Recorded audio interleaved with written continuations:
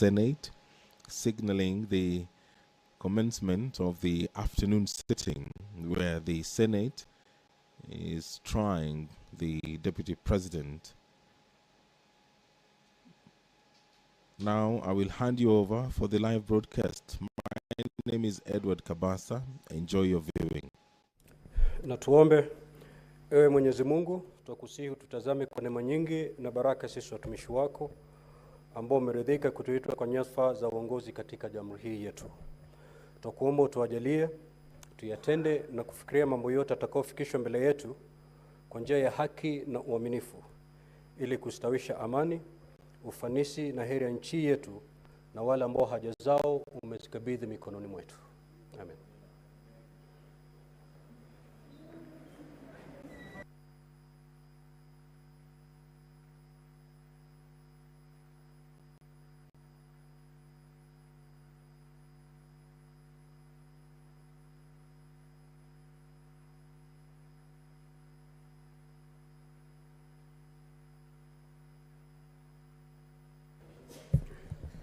Clerk, do we have quorum?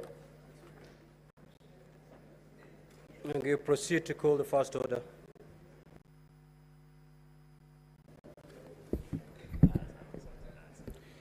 Order number 1, communication from the chair.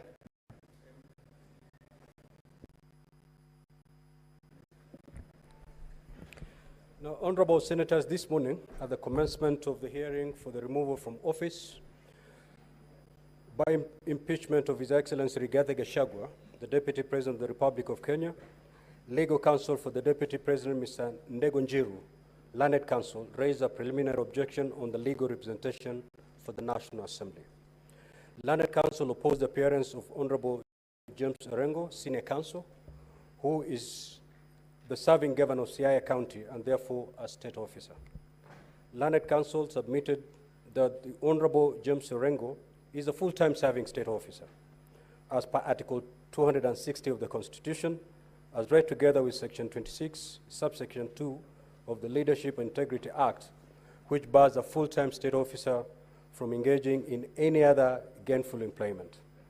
Counsel further submitted that it would be prejudicial to the Deputy President if the Senate allowed Honorable James Orengo to represent the National Assembly in these proceedings. Counsel drew the attention of the Senate to the precedent set in the matter of the proposed impeachment of the Deputy Governor of Kisii County, Honorable Richard Monda, in which a decision was taken to bar Honorable Sylvanus Osoro, Majority Whip of the National Assembly and Member of Assembly for South Mugirango in Kisii County, from appearing as counsel for the Kisii County Assembly. In his submission, Counsel cited Article 77 of the Constitution and Section 26 of the Leadership and Integrity Act, as well as the decision of the High Court in Office of the Director of Public Prosecutions versus Orengo, Manduka, and two others, interested parties, Constitutional Petition 204 of 2019-2021, KHC 456 KLR 27 April of 2021, where Honorable Justice Ogola found and ruled that the continued representation of the first interested party, Mr. Manduku, by the respondent, Honorable James Orengo, as then was, or any other state officer is against the spirit of Chapter 6 of the Constitution for failing to conform to the mandatory provisions of the Leadership and Integrity Act. The judge ruled that in that case, there was an inescapable conclusion of conflict of interests in Senator Orengo representing the petitioner, highlighted by the fact that the interested party, Mr. Manduku, the managing director of KPA, may at one time be summoned to appear before a committee of the Senate to answer to some of the matters that the petitioner was being investigated on.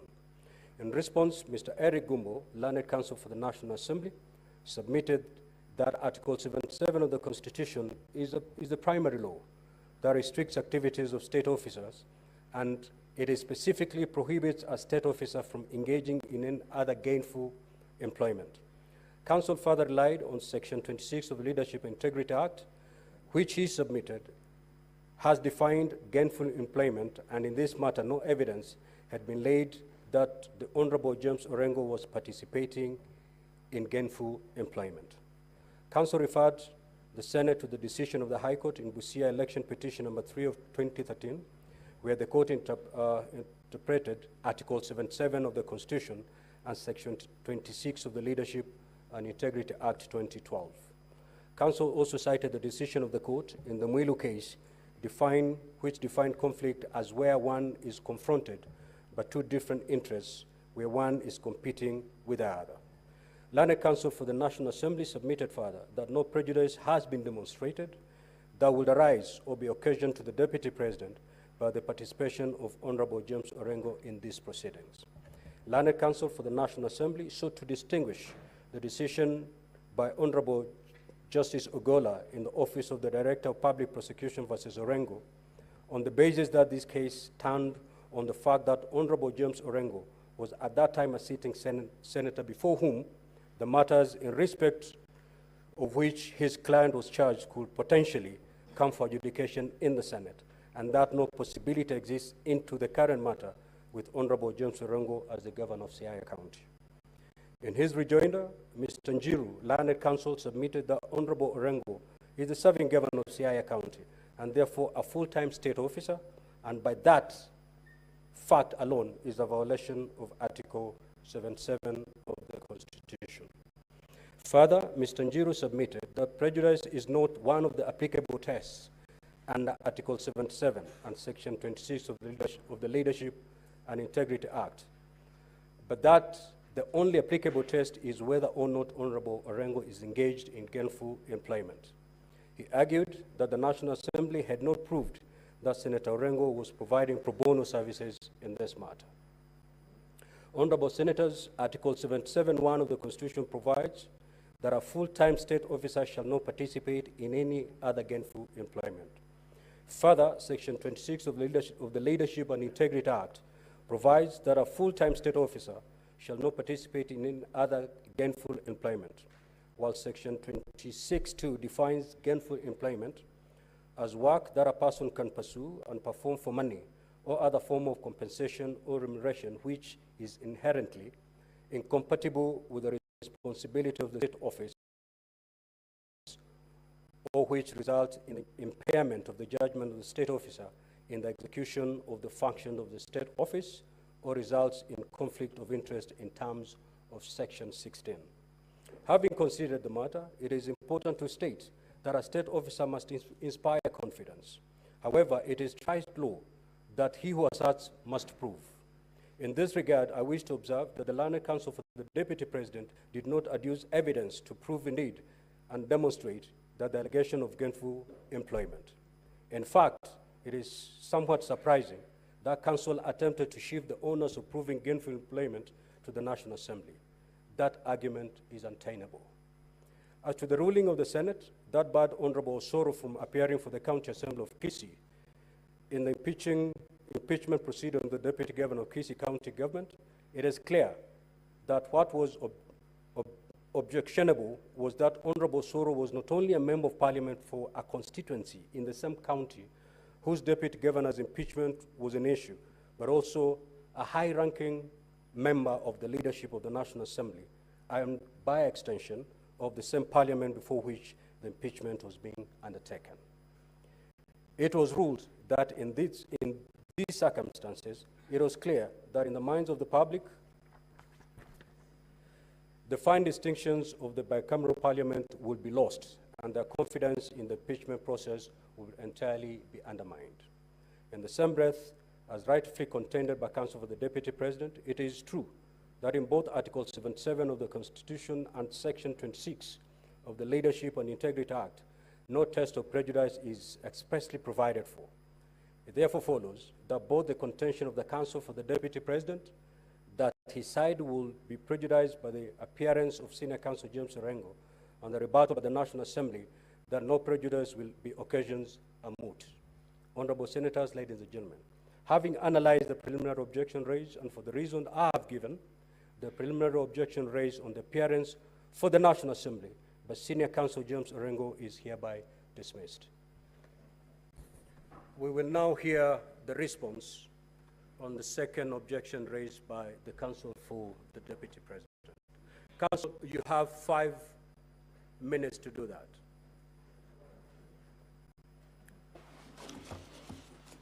Thank you very much, Mr. Speaker, sir.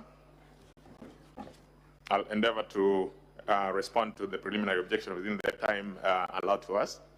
Mr. Speaker, sir, the objection was premised on Rule 20 governing the proceedings that are currently before this House.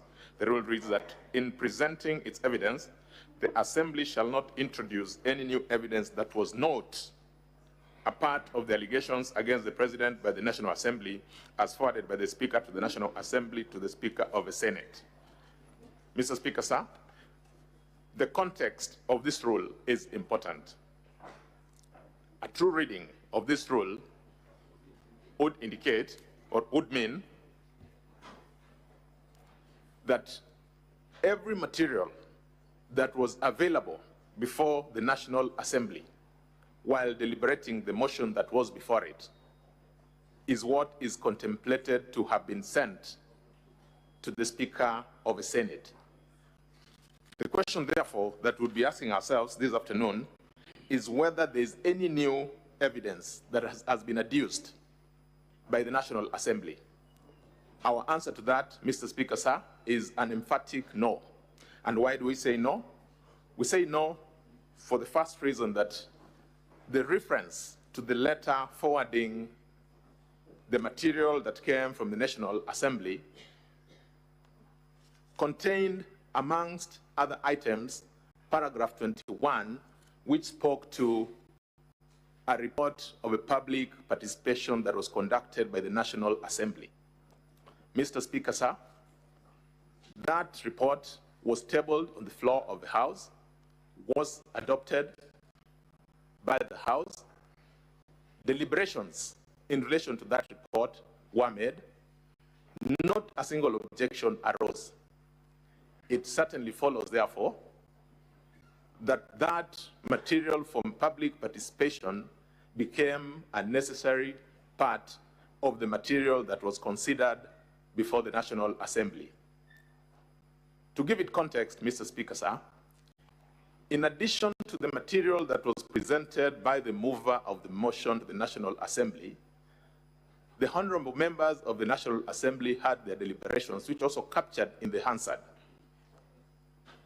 In that Hansard, material was introduced by way of questions, by way of contribution from the floor of the House. That material, too, forms part of the evidence of the proceedings before the National Assembly. It therefore is our submission that just in the same manner in which the Hansard from the National Assembly forms part of the report that was presented before you, the report on the public participation too is an important component of that report. There must have been a reason why that public participation was conducted. In our humble submission, Mr. Speaker, sir, the appropriate test that one would want to apply on whether or not to allow that material to be before this honorable House is the all-celebrated test of relevance. Mr. Speaker, sir, it should not be lost that sitting as this House is sitting this afternoon, it is a quasi-judicial proceeding. It is a proceeding that is also inquisitorial.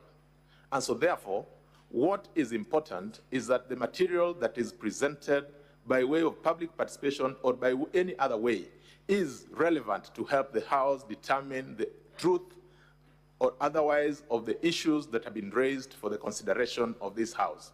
How then, Mr. Speaker, sir, do we get to answer that question? Mr. Speaker, sir, I've had a look at the specific document that my learned friend, Mr. Njiru, objected to. And Mr. Speaker, sir, it is an affidavit by one Mr. Peterson Njomo Mushira. Mr. Speaker, sir, Mr. Njomo Mushira says that he followed the proceedings before the National Assembly.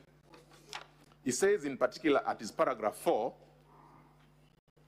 that he has also had occasion to look at the response filed by His Excellency, the Deputy President of the Republic of Kenya, at part 1.1 of his response.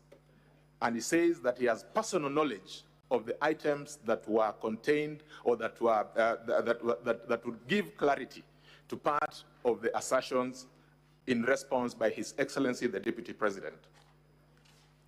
Mr. Speaker, sir, for context, that part 1.1 is contained in volume 6 of one of the volumes that were presented before you.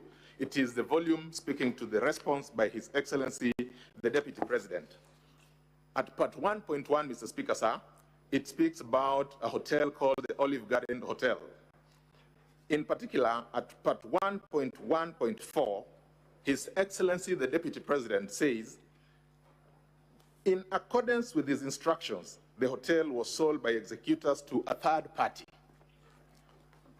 Mr. Peterson Njomo Mushira, on the other hand, says, I have information that could Counsel help. for the National Assembly, 1 minute. Thank you very much, Mr. Speaker. Mr. Peterson Njomo, Mr. Speaker, sir, then says that he has information which indicates that number one is a shareholder to the company which bought that hotel, and that according to him, Mr. Speaker, sir, he got into a secret transaction with His Excellency the Deputy President to buy that hotel. Mr. Speaker, sir, it is our submission that that is material that is relevant for purposes of consideration of the matter that is before this House. Mr. Speaker, sir, I urge that that objection be dismissed. I'm most obliged. Thank you. Honorable Senators, ladies and gentlemen, we need not take a break to allow me prepare my ruling. Just give me a minute. I put my thoughts together so that we make progress.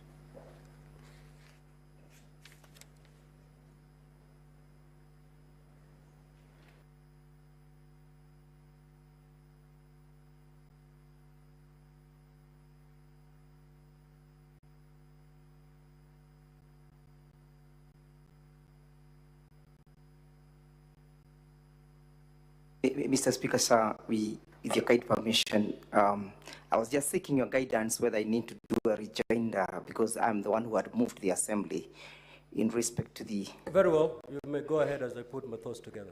Thank you very kindly, Mr. Speaker, sir.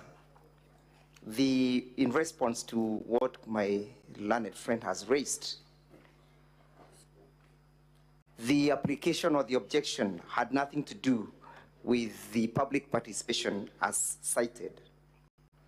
We simply raised an objection that goes to the roots of the ability to enjoy proceedings that will appear fair to all parties. My objection was premised on the non-derogable right to a fair hearing. Council has addressed you that the deponent of that affidavit, one Jomo, was responding to the Deputy President's response. There's nothing that can be far from the truth. And this is a witness who is being brought to panel beat or to attempt to panel beat the case for the National Assembly. The question and the test, Mr. Speaker, sir, is, shall we suffer prejudice? Shall our rights be deemed to have been held? And that is the non-derogable right to a fair hearing. This is not a witness who was before the National Assembly.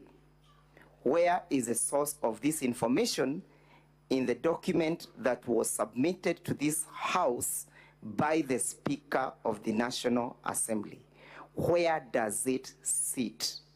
Who sits to suffer prejudice if the same is admitted? Is it a state organ or an individual in the name of the Deputy President of the Republic of Kenya?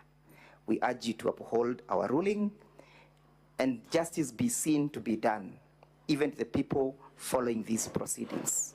I am most obliged.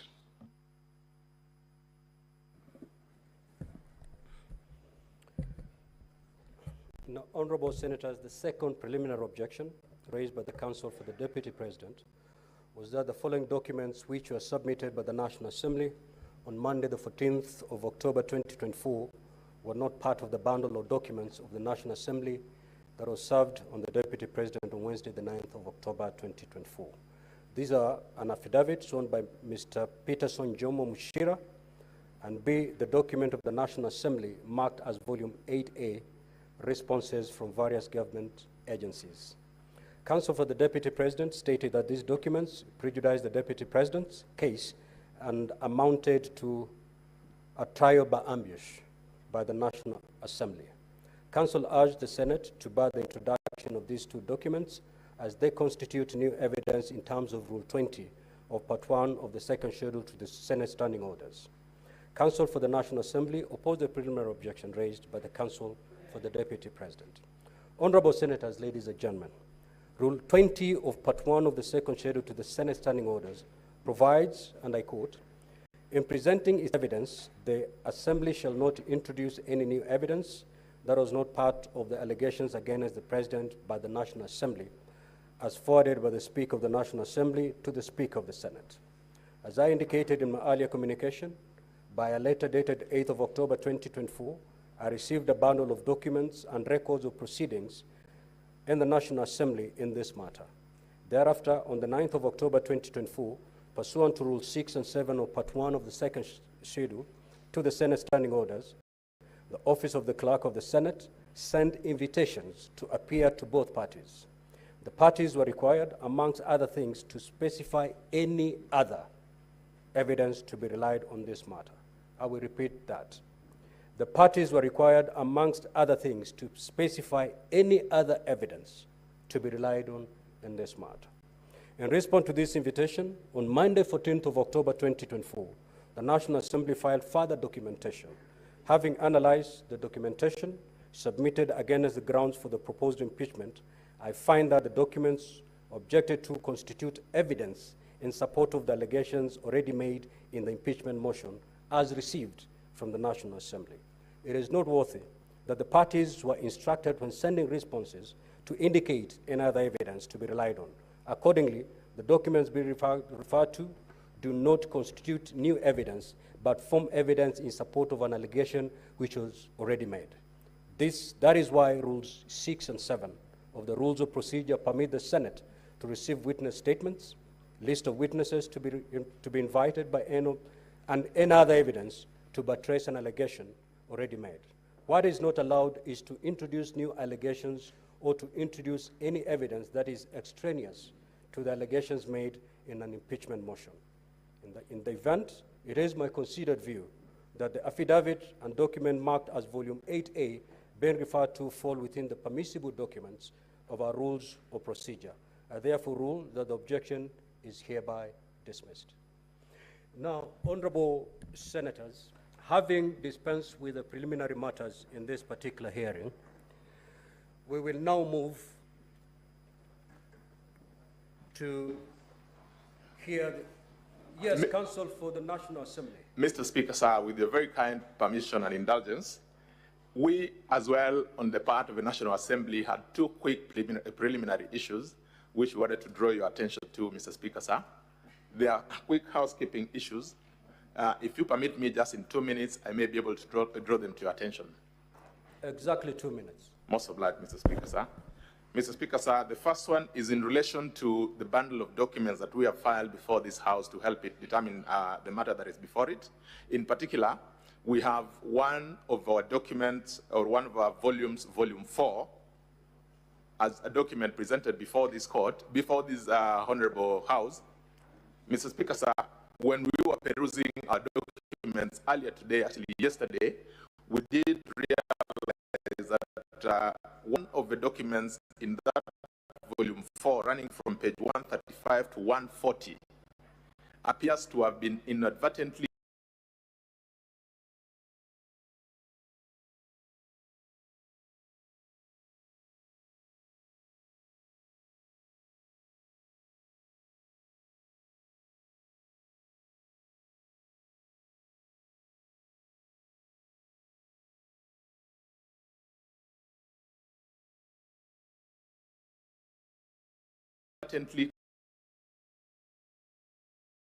copied just on one.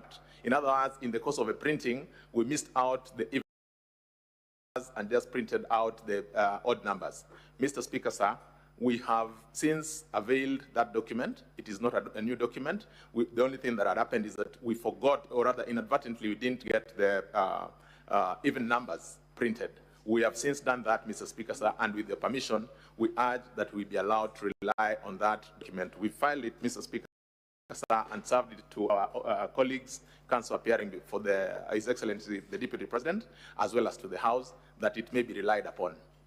That is the first preliminary intervention that we seek.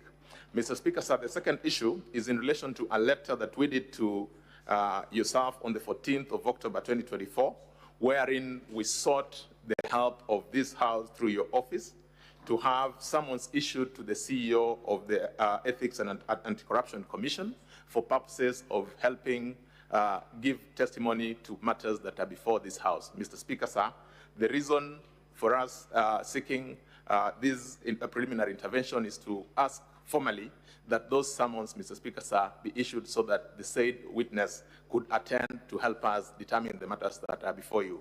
We, in our letter, did indicate the specific item that is to testify to, and it is equally our humble plea that an order be made that summons do issue to have the CEO of the Ethics and Anti-Corruption Commission attend as a witness. I am most obliged, Mr. Speaker, sir. Counsel for the Deputy President, what say you?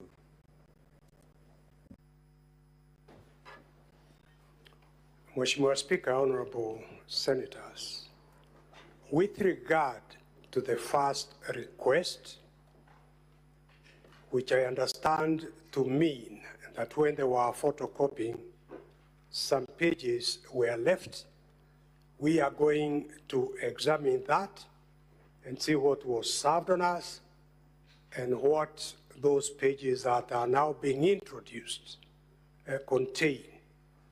With regard to summons to ask individuals from the Anti-Corruption Commission to come and give evidence, Mheshimiwa Speaker, honorable members, we draw your attention to Article 50 of the Constitution, which is a fulcrum of a fair trial.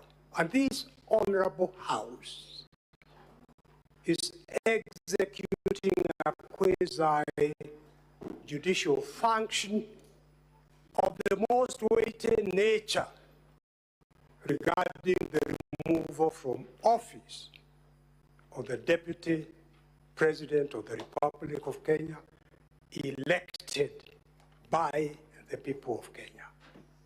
Nothing would be more prejudicial than to call witnesses whose statements or affidavits we have not seen. The whole purpose of affidavits and witness statements is to enable the other side, in this case, the Deputy President, to seek legal advice, to give instructions on how best to respond to it. And this Honorable House has fixed 2 days for this trial. And one of the issues we'll be raising is these allegations, and you are going to go through them, against the Deputy President, suspicions, conclusions, on matters that were never referred to DCI in Kiambu Road, who are trained to investigate these matters. Nothing was referred to the Anti-Corruption Commission or any of the other investigative agencies, including money laundering. We strongly object and ask that the record of this Honorable House reflects that if this is permitted for the National Assembly to witnesses at this stage without first furnishing us with their witness statement and affidavit, the case of the Deputy President will be irretrievably prejudiced. So we object very strongly to that application. Counsel for National Assembly.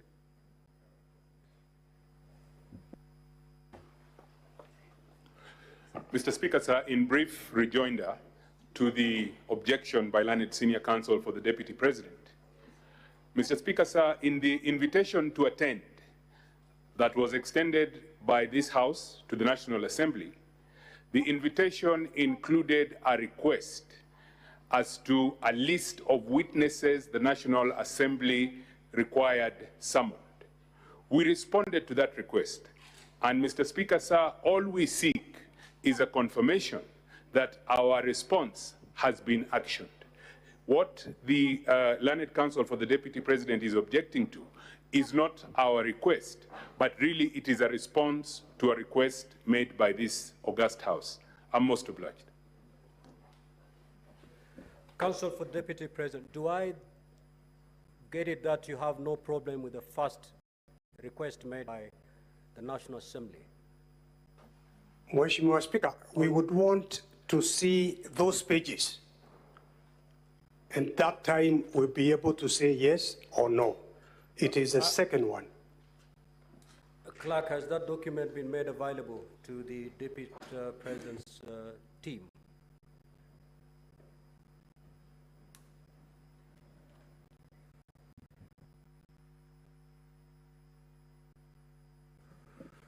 Kindly, in the next few seconds, make it available so that we make progress.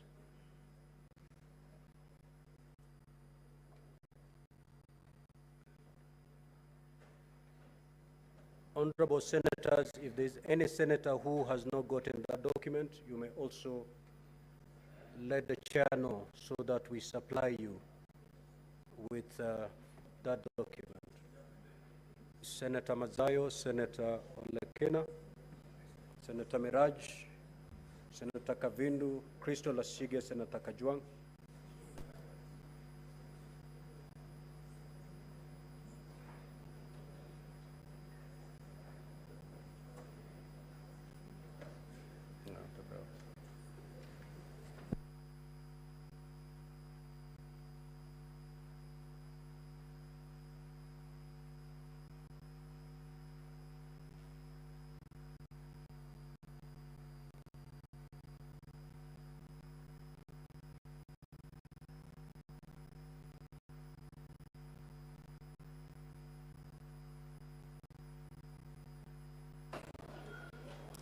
Honorable Speaker, if I may, with your permission, just to highlight one point based on what my learned friends for the National Assembly have said. The letter they refer to is a letter dated the 14th of October 2024. It is addressed to the Honorable Speaker of the Senate by the Clerk of the National Assembly. The letter does not contain any information about any other witnesses being sought. It does not indicate that the Ethics and Anti-Corruption Commission will be asked to produce any other witness, affidavits, or documents. Thank you very much.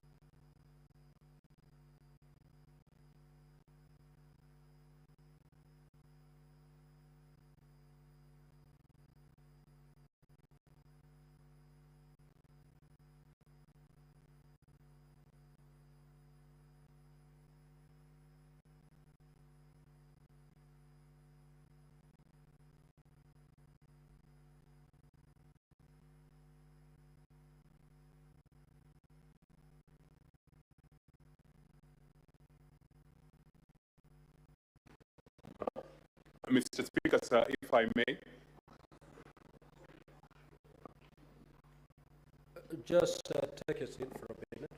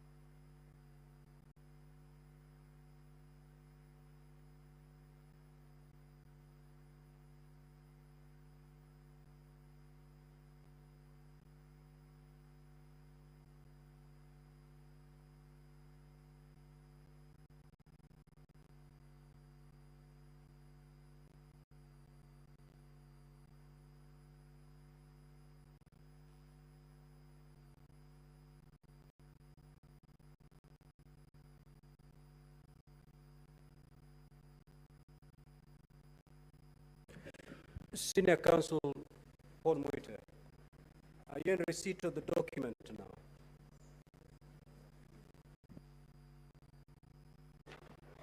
Mheshimiwa Speaker, this document, we are seeing it for the first time now, 3-4 minutes ago. And it has got many, many pages, so we were quickly going through it, and in order to save the time of this honorable House, perhaps you can give us an opportunity to go through these documents, because we need to go through them. Inaonekana kama hii ni ukarabati. But let's go through it. Perhaps if you agree, Mheshimiwa Speaker, perhaps we can get on with the first prosecution witness giving evidence, and as soon as we've gone through this, then we shall come back to you, Mheshimiwa Speaker. Thank you for your wisdom, Senior Counsel. Now, the other limb that has been raised is on the issue of summons to witnesses. Now, if you look at our rules of procedure, more particularly rule number 10, which provide as follows, that the Senate may, at the request of the National Assembly or the President, and in this particular matter, the Deputy President, invite or summon any person to appear and give evidence before the Senate. So the summons that have been sought are in line with the spirit of Rule 10 of our Rules of Procedure. You may attack the evidence from these particular witnesses who have been summoned if their evidence introduces other allegations. Then at that particular juncture, the legal team from the Deputy President, you may raise an issue, and I'll certainly hear you at that juncture.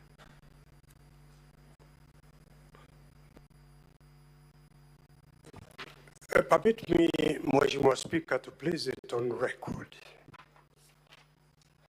that the rules of this Honorable Senate must and have to be respected.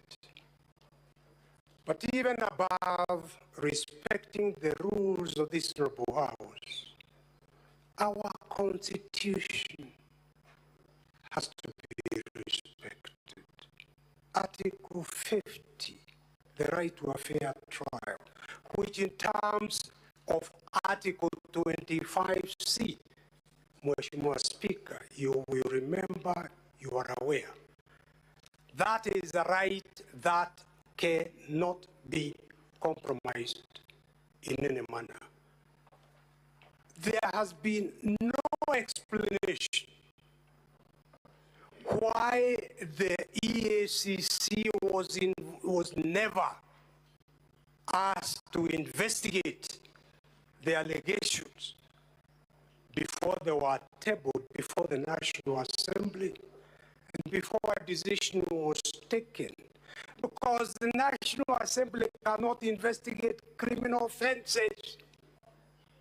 In fact, in implementing Chapter 6 of the Constitution, the Act of Parliament said a conviction is necessary.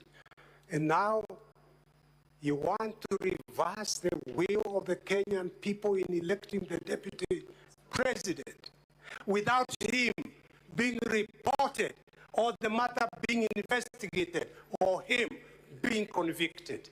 Mheshimiwa Speaker, I plead that you reconsider your exercise of that discretion in permitting witnesses from the EACC to be called in order for the Deputy President to have a fair trial before this Senate.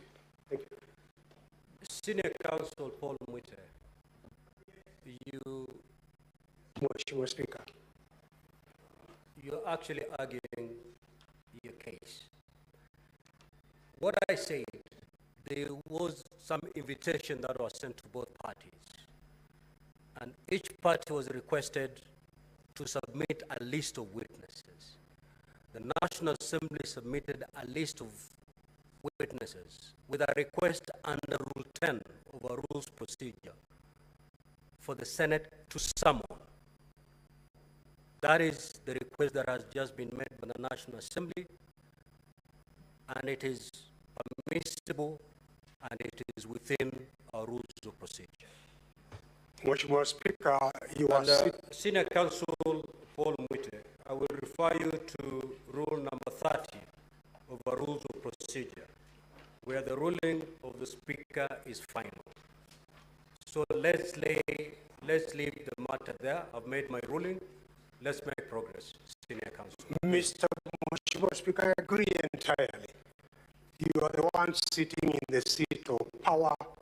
Your word is final. I have said what I have said. Your rules are subject to the Constitution. I accept your ruling. Now we'll move to the second limb of this hearing. Honorable Clerk, you may now proceed to call the next order. Summons to issue to those witnesses. Order number 2, hearing and determination on the proposed removal from office by impeachment of His Excellency Rigathi Gachagua, EGH, Deputy President of the Republic of Kenya.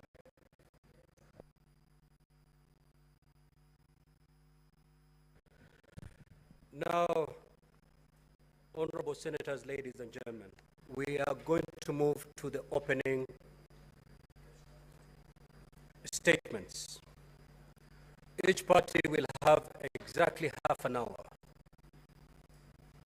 to make their opening statement, starting with the Counsel for the National Assembly. Your time starts running from now.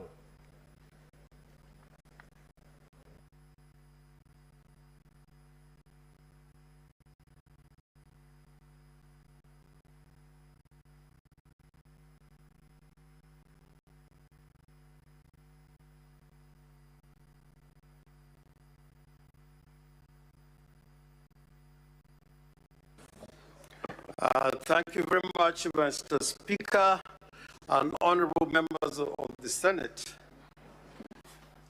Indeed, speaking for us, this is a very momentous occasion in our history and must be recorded as such.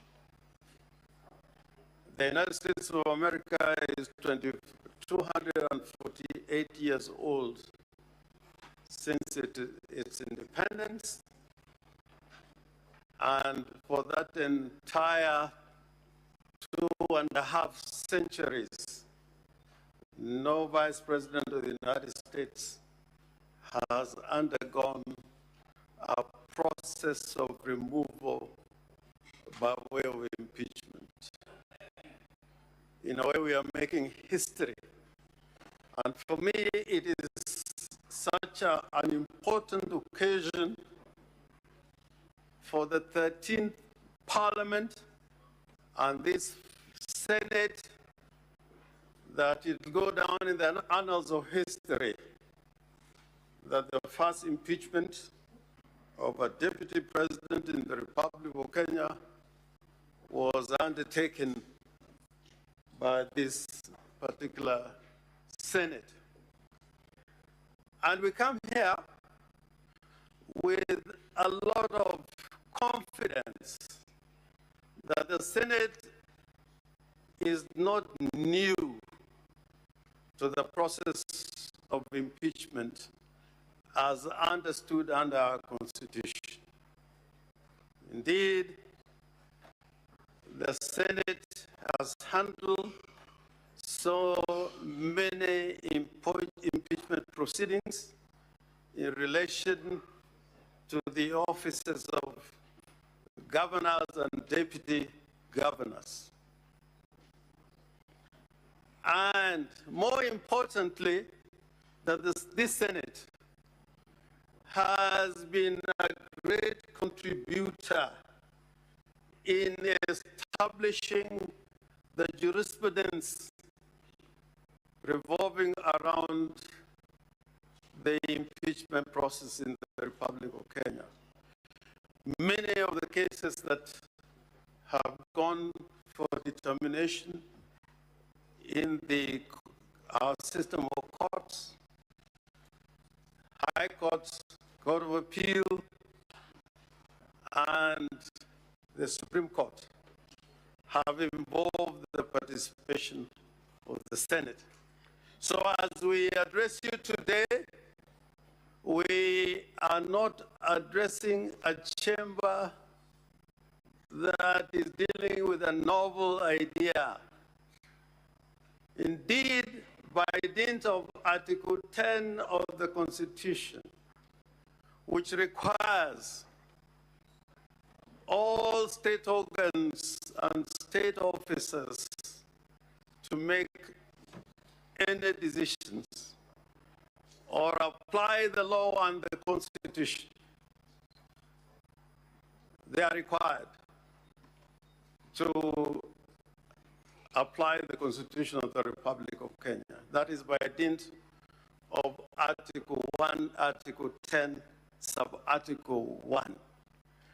So it should not be lost to anybody that the application of the Constitution in decision-making is entirely in the province of the courts. This Senate, on this particular issue, you are seized of this matter. It is an exclusive jurisdiction that is granted to the Senate to undertake a trial for the impeachment and removal of a deputy governor or governor or deputy president or president.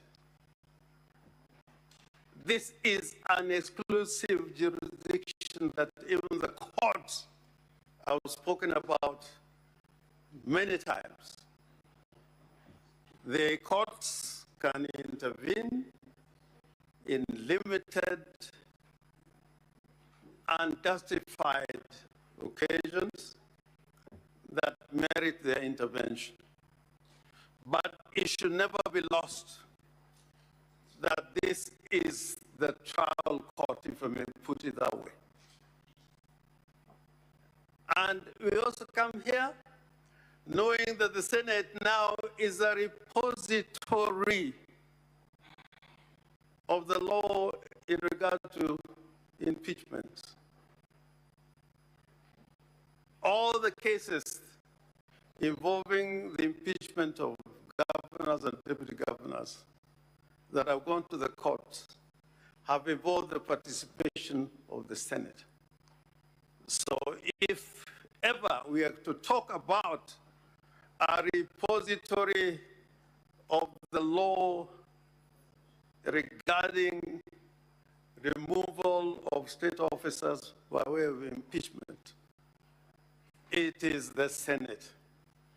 And it should not be lost historically from comparative studies of various jurisdictions why this role in our constitutional design was left to the Senate. It was a decision by the framers of our Constitution that this should be an exclusive matter to be dealt by the Senate. Having said that, I was advised by the leadership of our National Assembly, who are clients, to read a certain passage from the Bible. I think I have a copy here.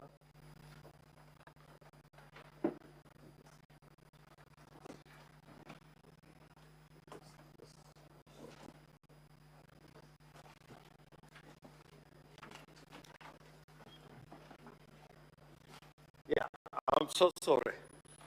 I had to carry this particular Bible, I was so advised. And this is, I read the Bible a lot to myself, but never in this kind of occasion. And this is the book of Exodus, 22, verse 22 and 23. And I read both the St. James Version, which is the one I prefer because of the language, and from the Living Bible, which is in English is more appropriate. And I read, that is from the King James Version.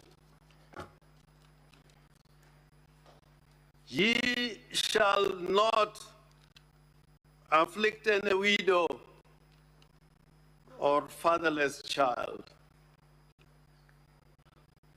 and my wrath shall wax hot, and I will kill you with the sword, and your wives shall be widows, and your children fatherless.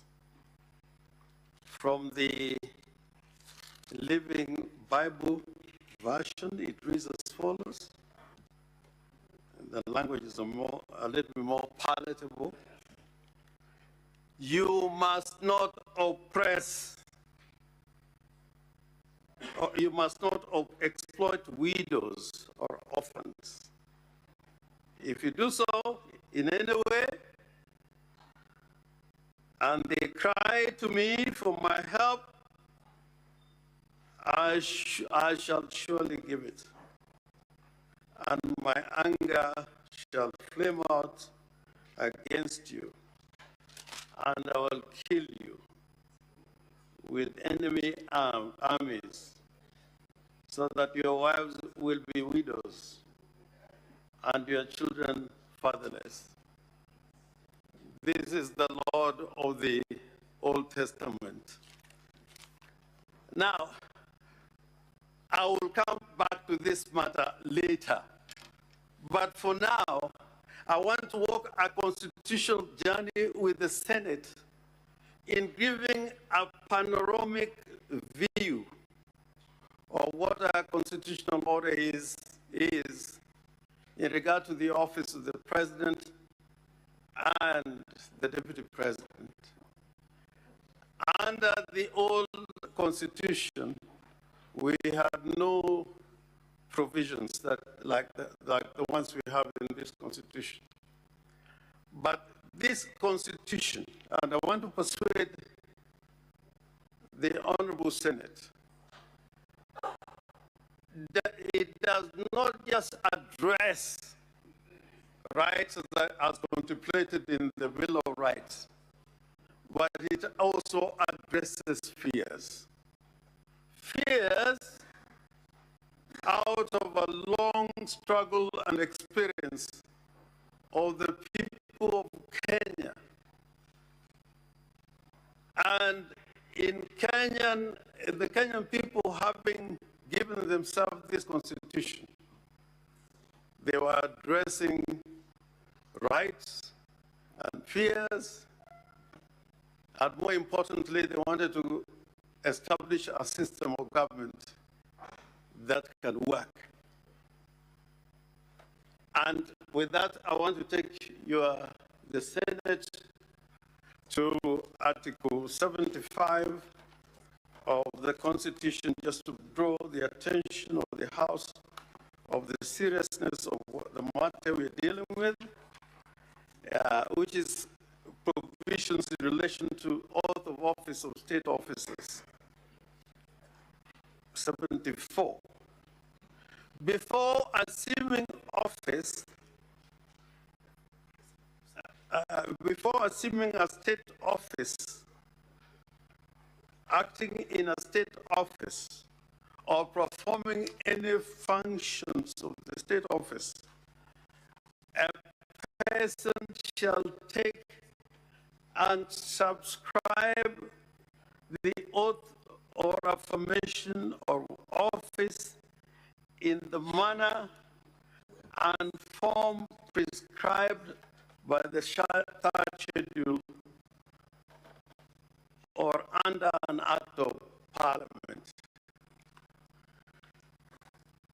Mr. Speaker, I want to take you to that schedule, and I want to draw a difference, a distinction between the oath of office that is administered to the president and the deputy president, as opposed to the other oaths that are taken by other state officers, including members of parliament.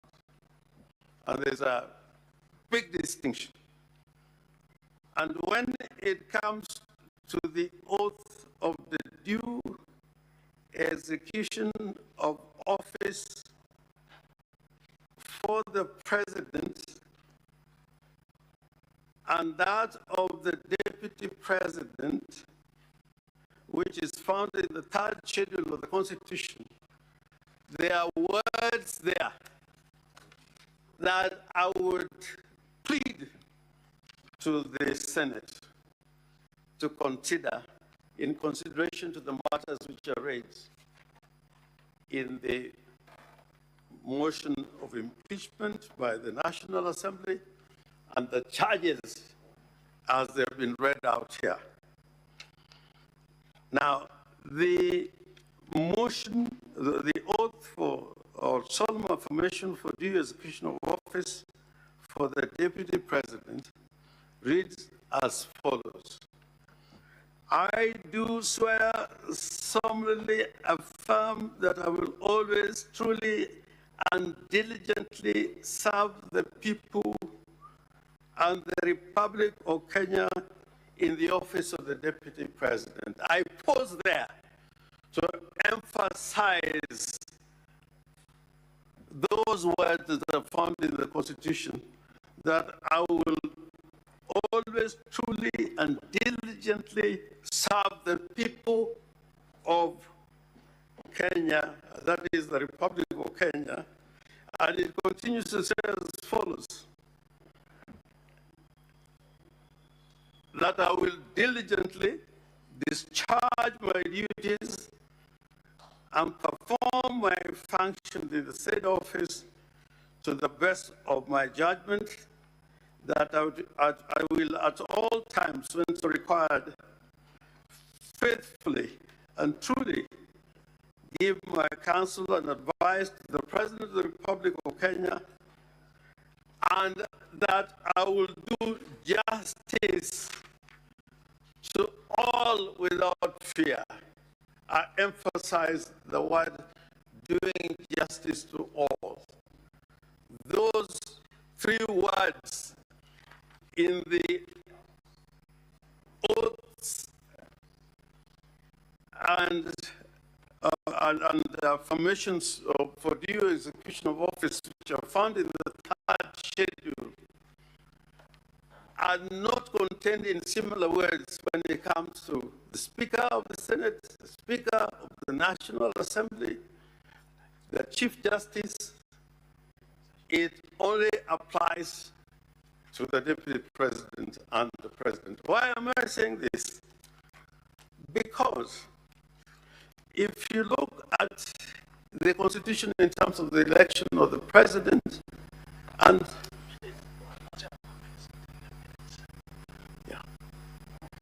and the Deputy President, you'll find that, Mr. Speaker, sir, that the President and the Deputy President are elected at constituencies.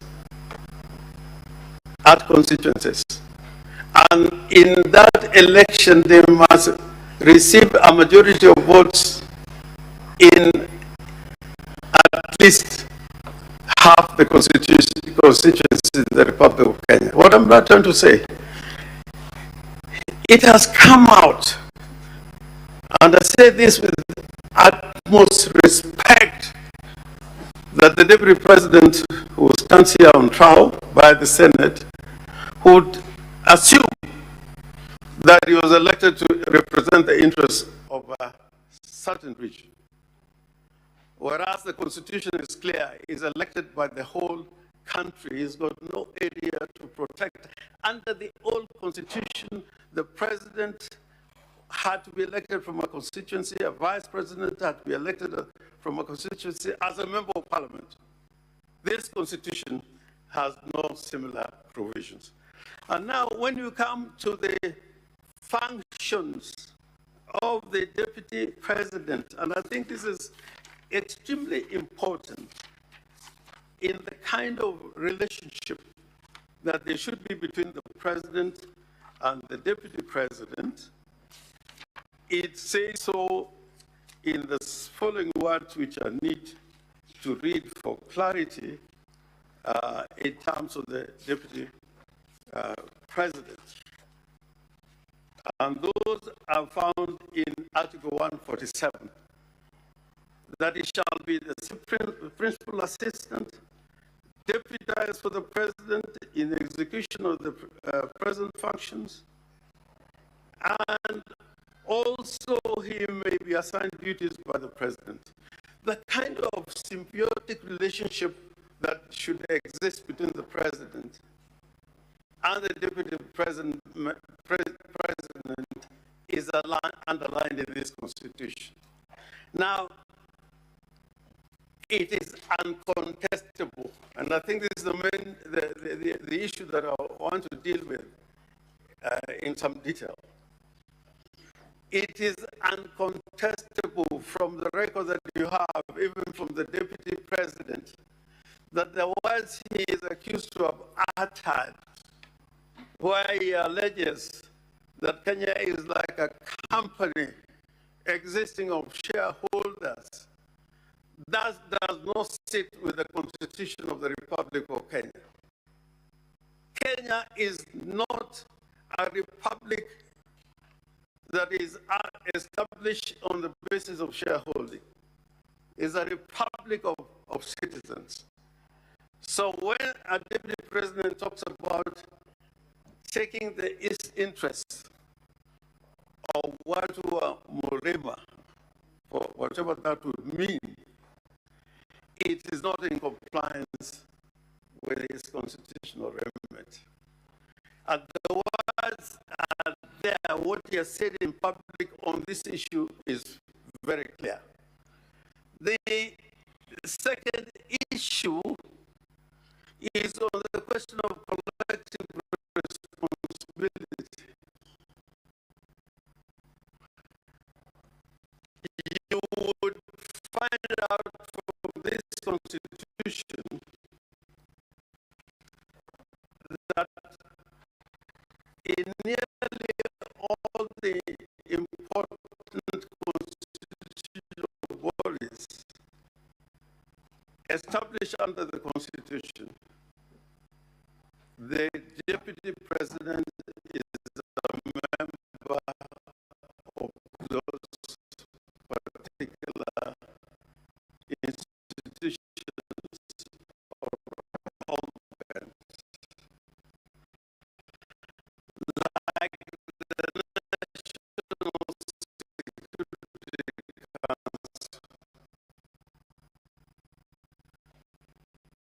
So one would wonder where even the issue of the Director of Intelligence would be discussed in a public forum by the Deputy President when he is the second in command in the National Security Intelligence as established under the Constitution. So I would want and plead with the Senate. Because it was given to us later for purposes of our consideration. That's number one. Number two, Mr. Speaker, you remember that my learned colleague talked about how my client traveled to London, how without talking to any doctor. These are factual claims, Mr. Speaker, that are just coming from the bar. Mr. Speaker, number three, the opening statement speaks to the motion and the grounds in the motion.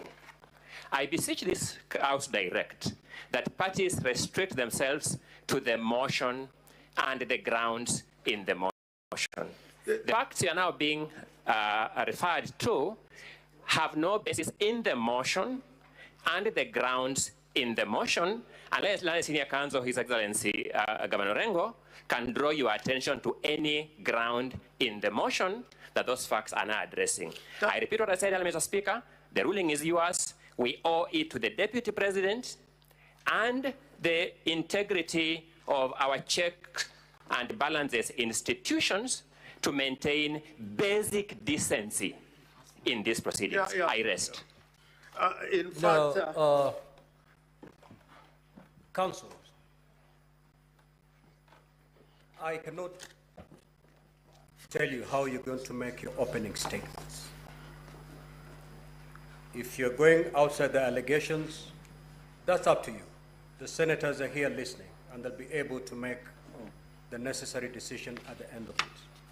Now, Senior Counsel Orengo, there's an environment that you've made that the Deputy President of the Republic of Kenya, on a certain date that you indicated, traveled to London. Yes. The evidence is his sick brother. Yes. And on the side of the sick bed, he made his brother sign a will.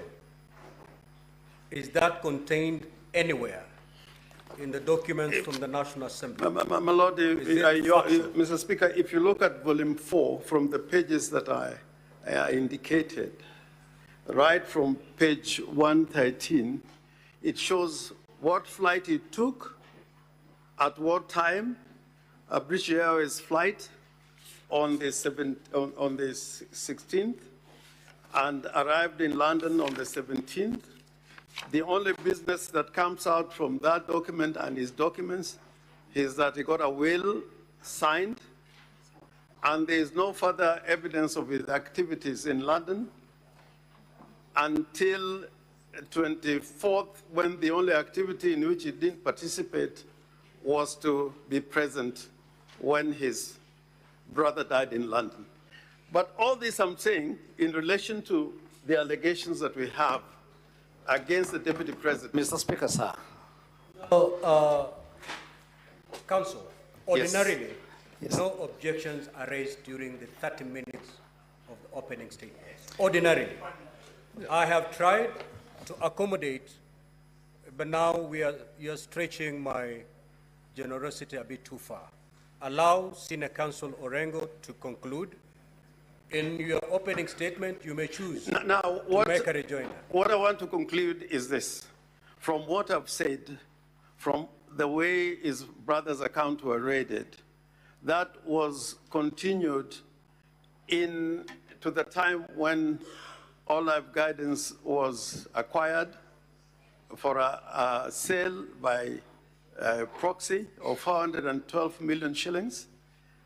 He bought property in Nyeri, the Outspan and Treetops for an amount exceeding 800 million shillings. And we're saying part of that money was not money coming from him, and evidence will show that he was raiding monies that truly belonged to the estate of his late brother to acquire property.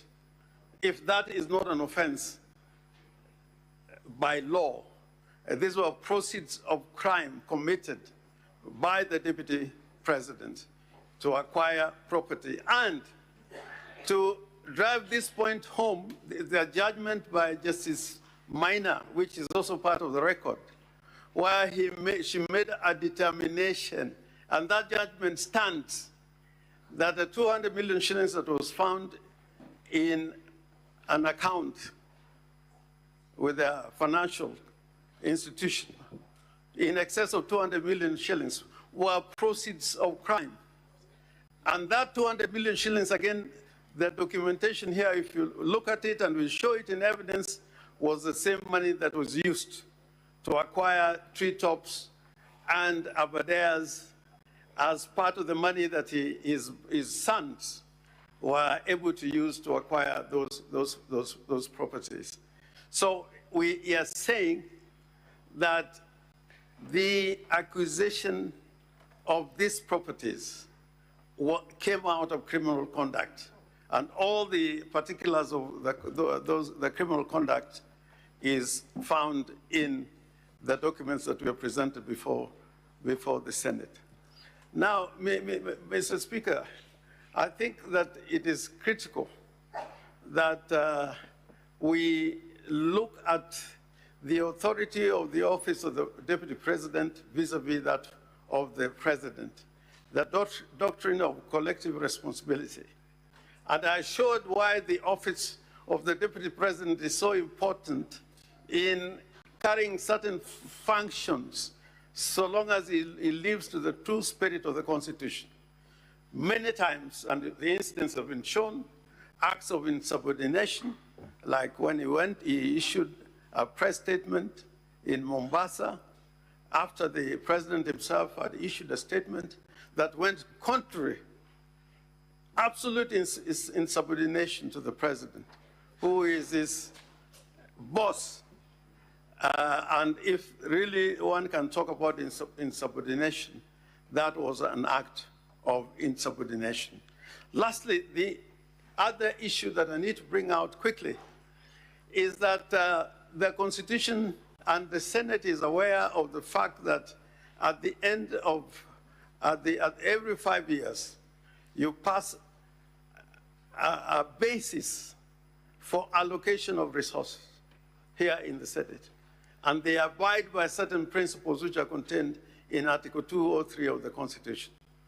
This issue about certain areas being preferred because they're shareholders goes against the very spirit of the Constitution.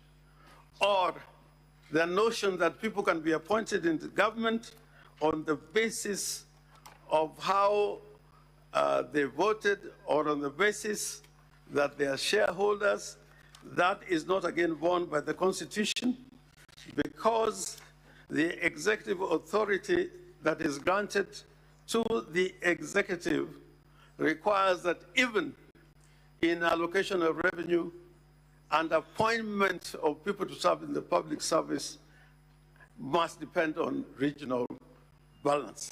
So to talk about shareholders, to talk about some people being able to reap on the basis of shareholding, that is repugnant and in conflict with the provisions in our Constitution. Now, Mr. Speaker, I would want to say this with all the seriousness it deserves. This Constitution is supposed to work. It's supposed to work. And it can only work if state officers are compliant with the provisions of the Constitution. 2 minutes to wind up. Yeah. Well, if they're compliant with the provisions of the Constitution.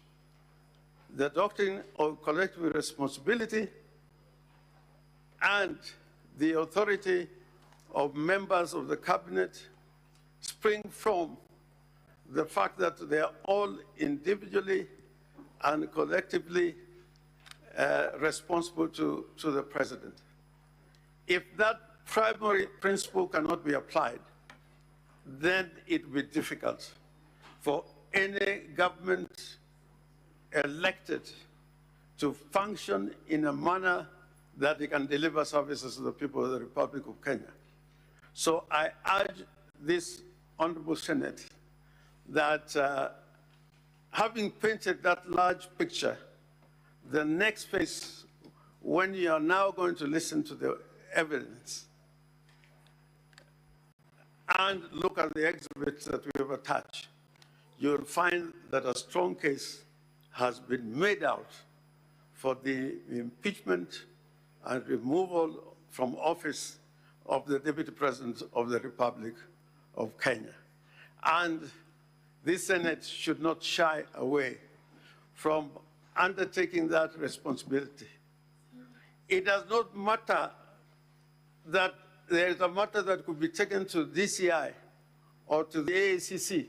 The role of Senate is different to undertake oversight over those who are given a responsibility to manage the affairs of the country. And that does not depend on the role of any other agency or body created by the Constitution.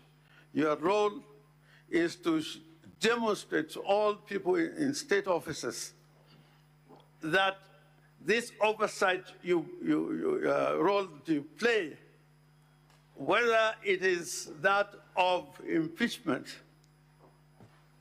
to demonstrate to the people of Kenya that it is not cosmetic. And where there's evidence, like the evidence that we are showing and adducing before you, that person I'm afraid, Senior Counsel, your time is up. should suffer the consequence. I thank you. I thank you. Counsel for the Deputy President. The floor is yours.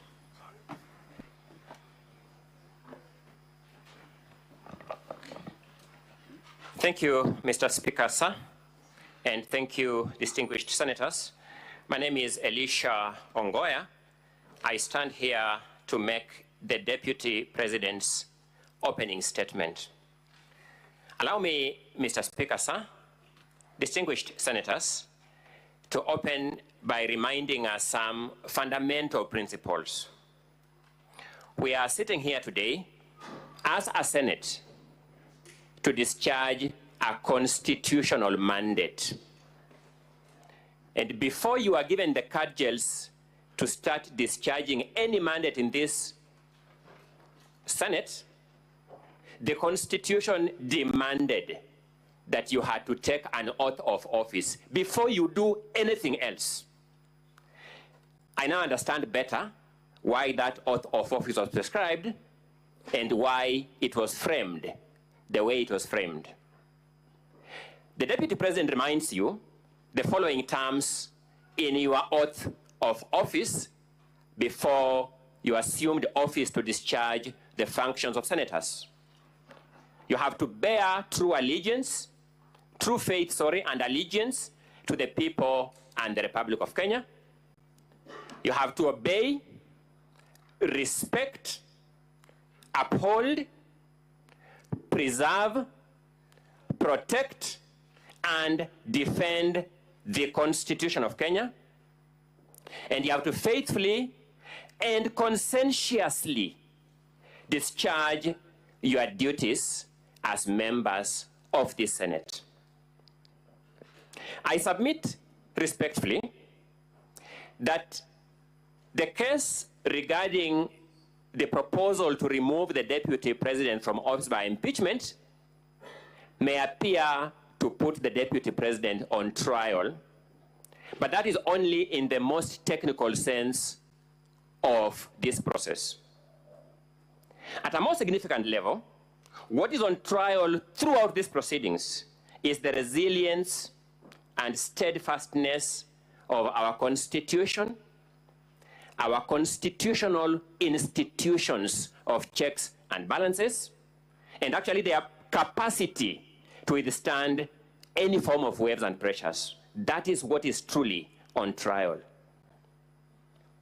His Excellency Rigathi Gachagua beseeches this House to keep in mind that we have a constitution, a constitutional order, and a constitutional democracy to protect as we conduct these proceedings and as we make decisions in these proceedings.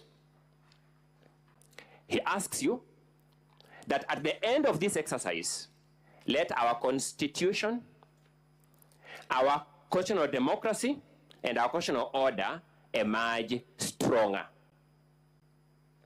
Allow me to address this House on the defined standard for impeachment of the Deputy President. In a comparable decision by the Supreme Court of Kenya, the case of Honorable Mike Mbuvi Sonko versus the Clark County Assembly of Nairobi and others, the Supreme Court observed as follows, and I quote, "It must, however, be stressed for the avoidance of doubt that the power of impeachment, removal, or recall is not one expected to be in constant or frequent exercise.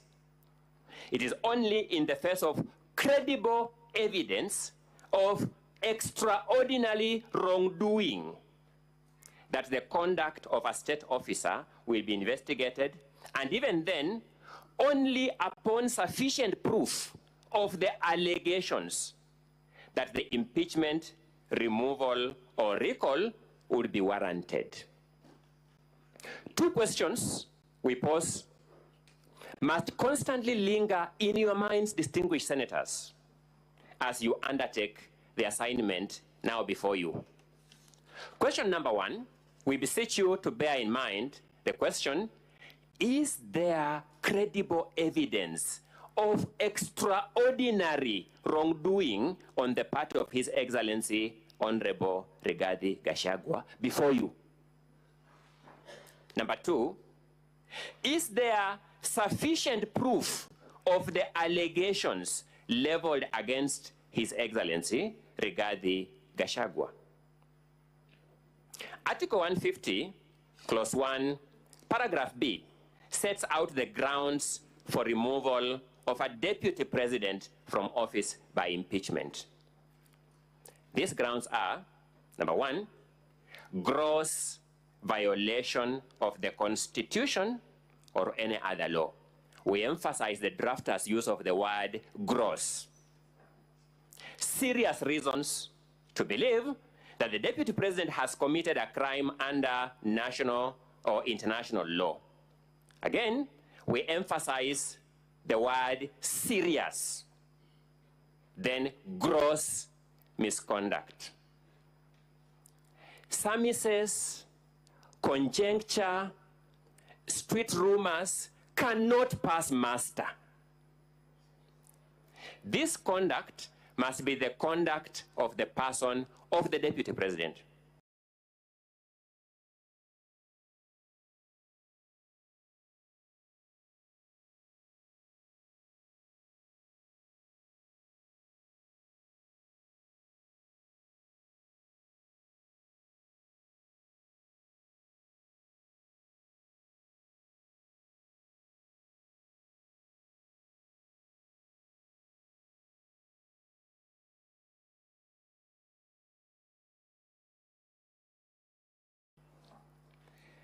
It is sufficiently notorious for this court to take judicial notice of when the late Nderitu Gachagua, whose will is now referred to here, died.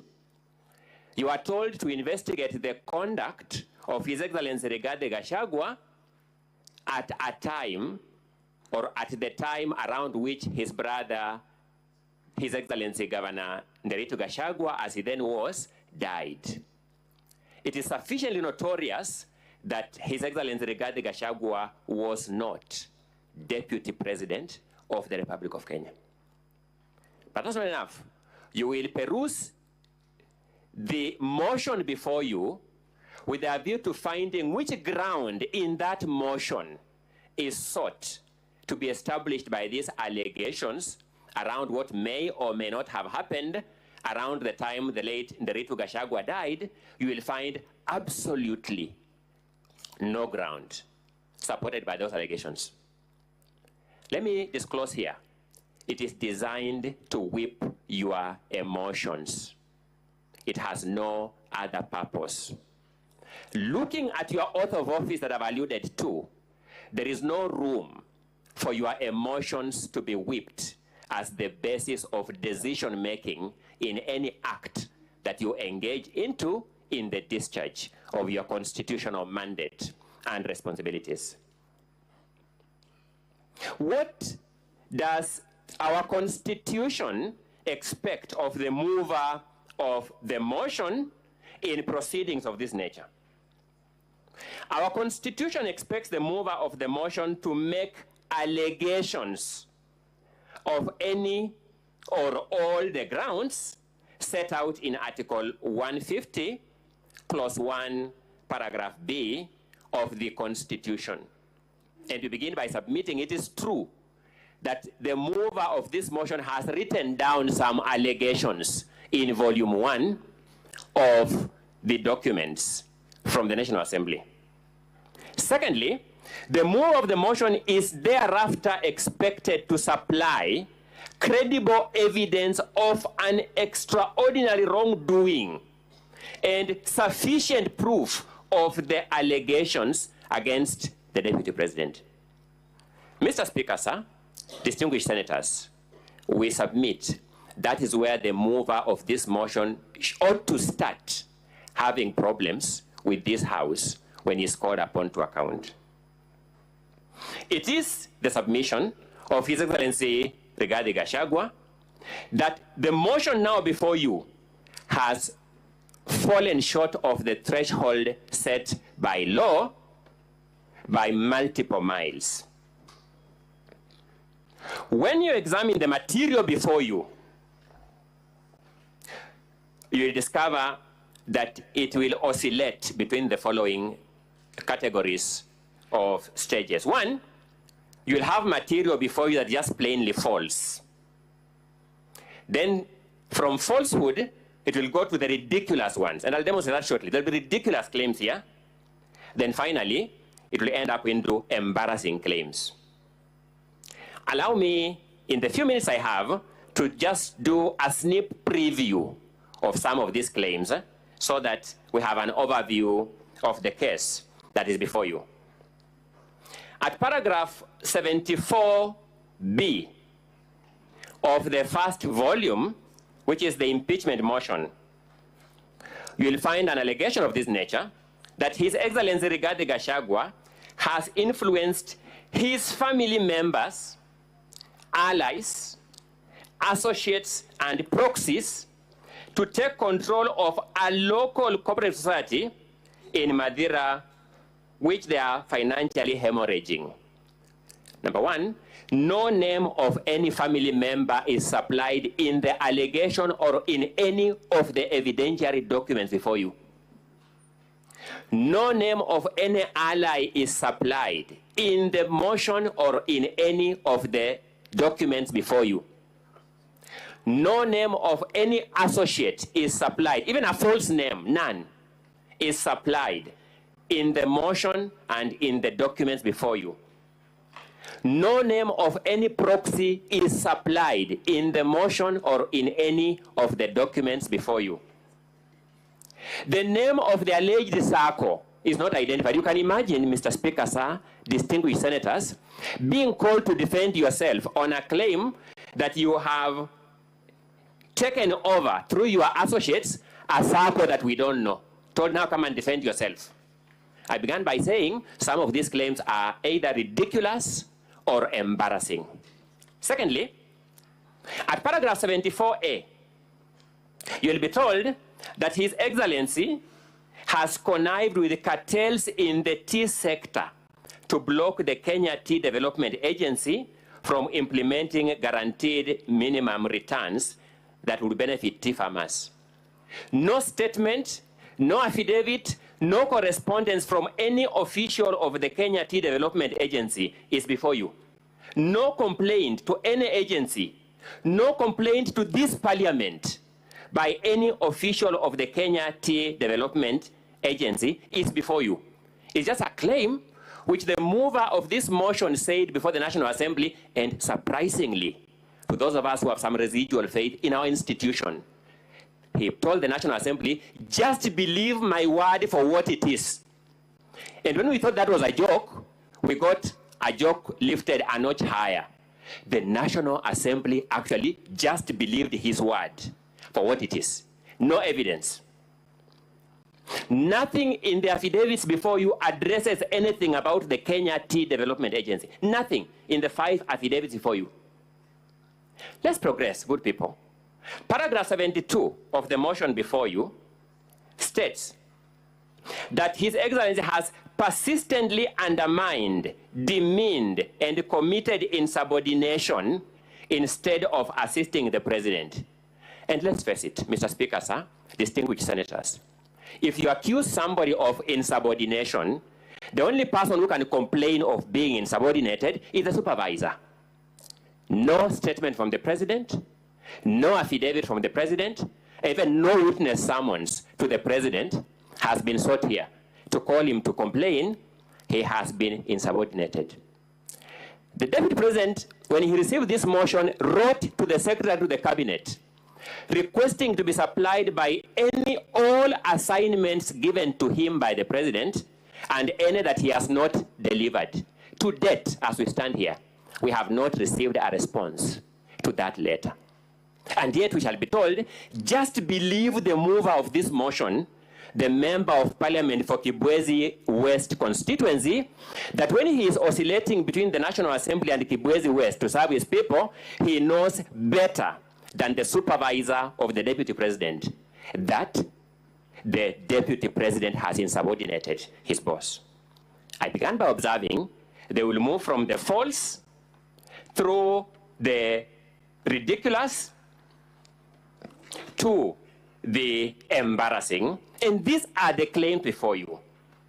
At paragraph 64, paragraph A of the impeachment motion, you will be told that His Excellency, the Deputy President, said that he would present a petition for the removal of Justice Esther Maina from office, which he has not done to date. Mr. Speaker, sir, my eyes are normally problematic, so I will not know the time allocation. 15 minutes. Thank you so much, Mr. Speaker, sir. The claim is that His Excellency publicly said that he would present a petition for the removal of Justice Esther Maina from office, which he has not done to date. That's the complaint. Evidence is before you that there is a pending complaint by His Excellency, the Deputy President, before the Judicial Service Commission. So the mover of this motion first has perjured himself in his affidavit by saying that each of these facts are correct, when this fact is false, by evidence available.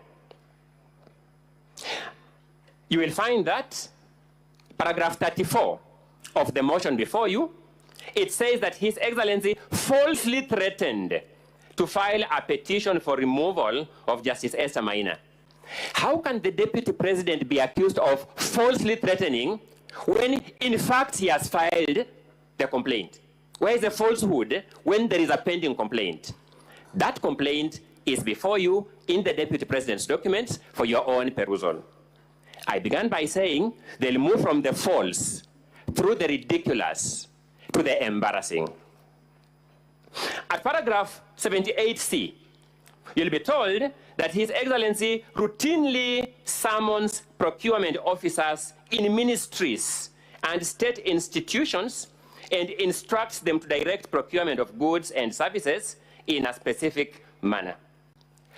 No officer from any ministry will swear an affidavit claiming to have been summoned to award any procurement for any goods or any services in a particular manner. In fact, what you'll have before you is actually very ridiculous. You will be told that there was a tender for supply of mosquito nets that was cancelled in May 2023. Then a local company that was an agent of the supplier was following for the return of its bid bond in July, 2 months after the cancellation of the tender. How can you influence a tender that was cancelled 2 months ago? I told you it will move from the false through the ridiculous to the embarrassing. Now, the more interesting one is at paragraph 78A.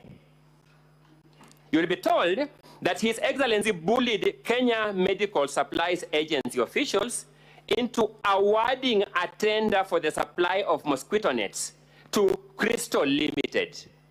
Good people, Crystal Limited was not even a bidder for that tender.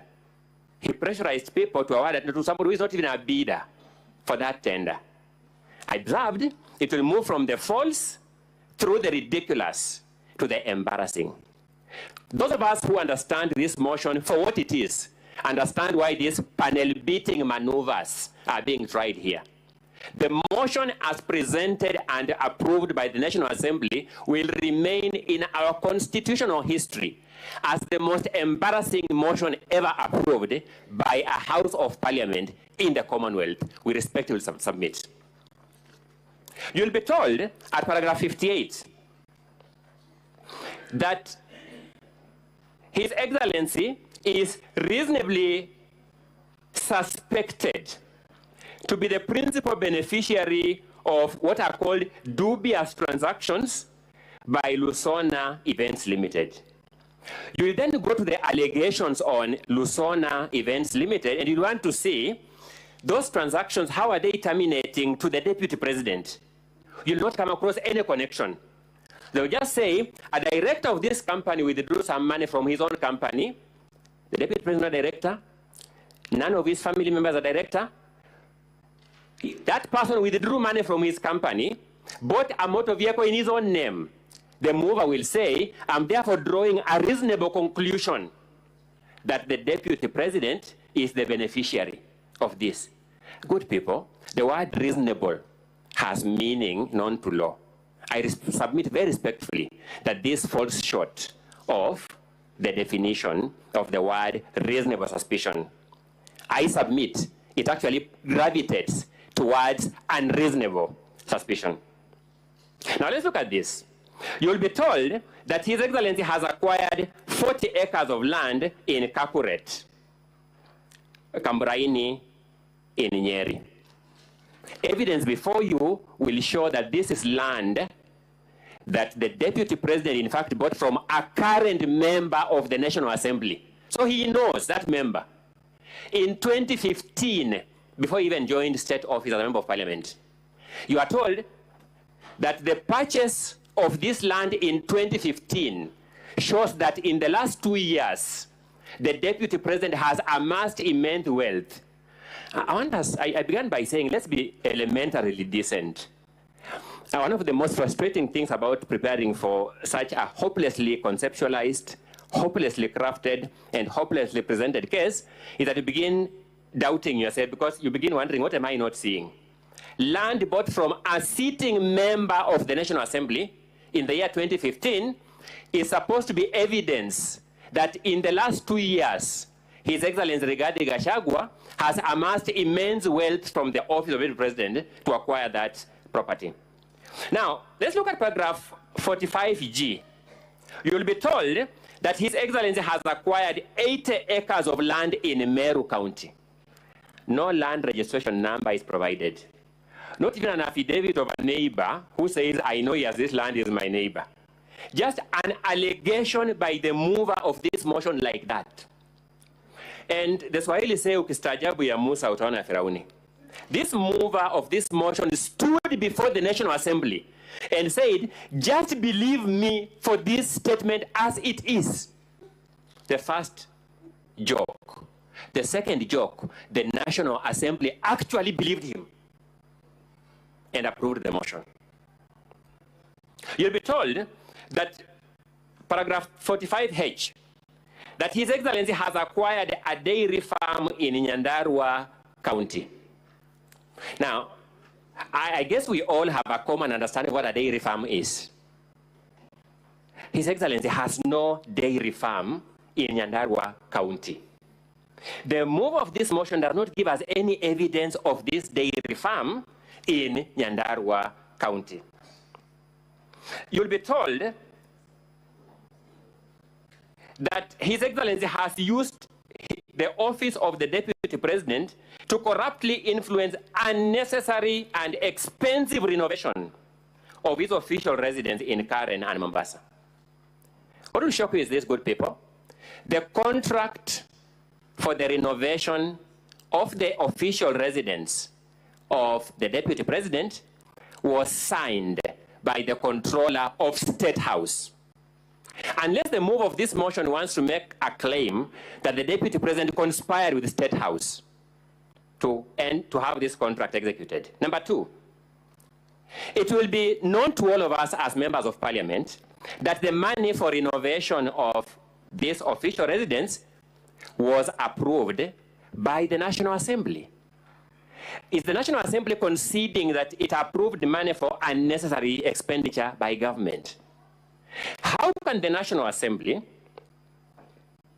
approve money for use for renovation of the residence of the Deputy President, then after that money is used for the intended purpose, the renovation of the official residence of the President, now drag the Deputy President for impeachment for the reason of that renovation? I said it will move through the ridiculous to the embarrassing. You'll be told that the Deputy President has a helicopter landing facility at his land, Ruguru, Kiamariga, 1223 in Madeira. The Deputy President simply has no helicopter landing pad on that farm, a small parcel of land with napier grass, unless the mover of this motion can now convince us that new technology has emerged, that napier grass is the constructing material for landing pads for aircraft.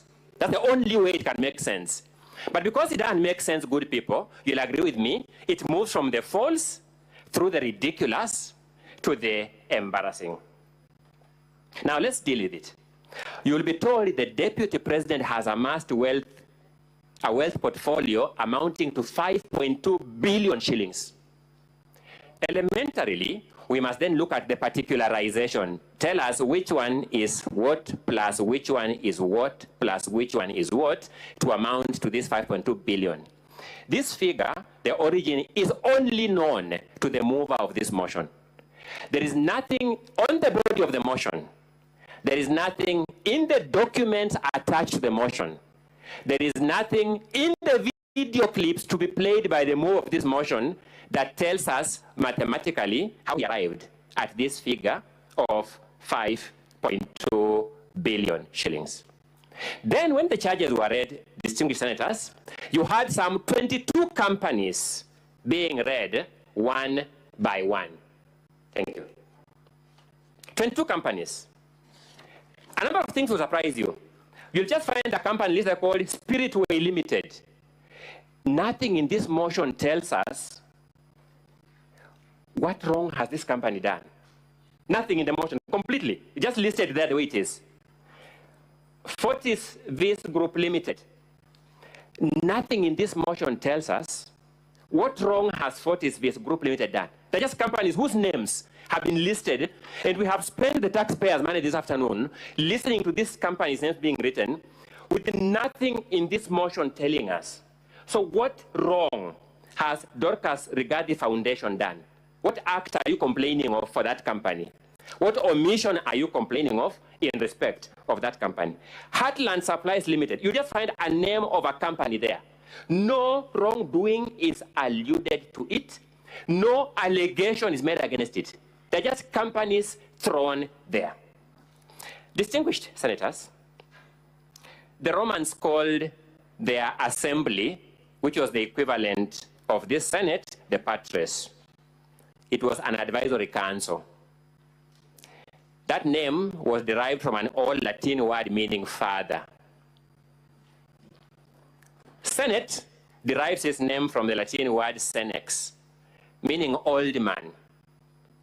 All these words are supposed to address the sagacious, the state of wisdom of the Senate. If this Senate lives true to its historical origin as the patres, if this Senate lives true to its Latin origins as the senex, the old man, the wise man, it will see through these lies, it will see through this ridiculousness, it will see through these embarrassing statements. If time were to permit, I will take you through other allegations that meet the same test of falsehood, ridiculousness, and embarrassment. Fortunately for us, the rules of procedure permit us to cross-examine the move of this motion and the respective witnesses as a way of bringing forth these lies much more clearly. We shall do that when the time presents itself. At the end of it all, we shall beseech you to do two things: to be true to your oath of office as senators, to be true to your oath of office as senators, to pour through this evidence, to listen keenly to this evidence, to make a decision premised on the evidence as tested here in cross-examination. And if you do that, we have no doubt in our mind, you will reach the same conclusion that what has been presented before you as a most consequential motion, perhaps in our lifetime, is false, is ridiculous, is embarrassing. I rest the governor's opening statement. That is the Deputy President Council. It's not the governor. My apologies, Mr. Speaker. I have been here multiple times on governance, and I think that is what was reigning in my mind. I rest the Deputy President's opening statement. My apologies for that. Very well.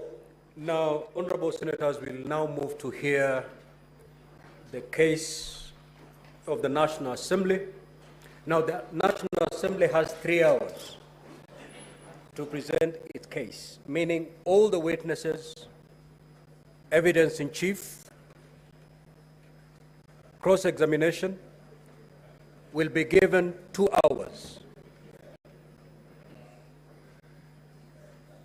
The legal team for the Deputy President, you'll have 2 hours to cross-examine the witnesses as presented by the National Assembly. Clerk, you may now usher in the first witness of the National Assembly.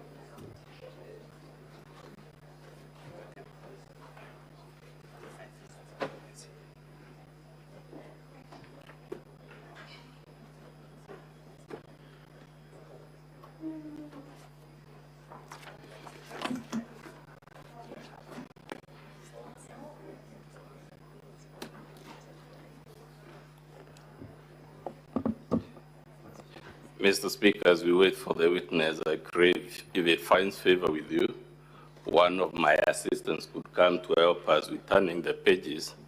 I reckon that way we would move much faster. He's called Boniface Mawira. He should be perhaps in the gallery. That's a valid request. You may proceed.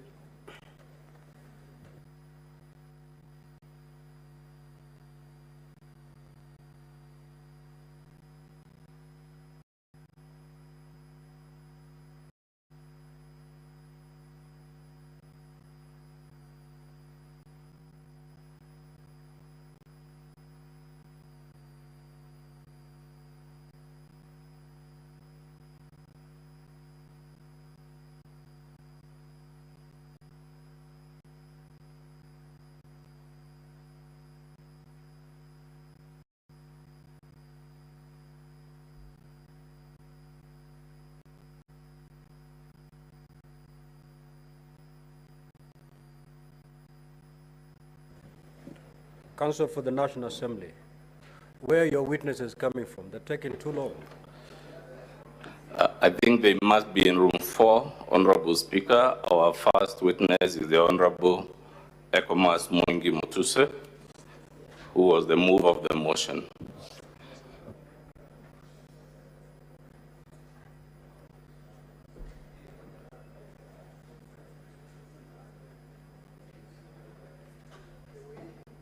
Are you sure he's not deserted you?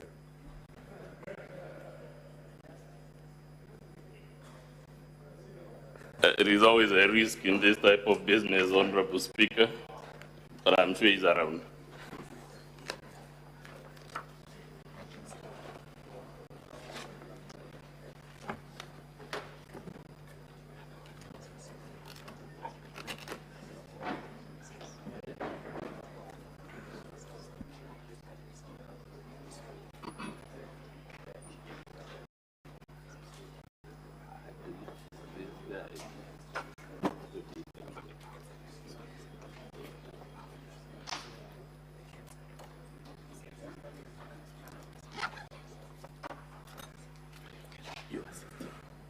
So, Council, before you proceed, you first introduce yourself and the team.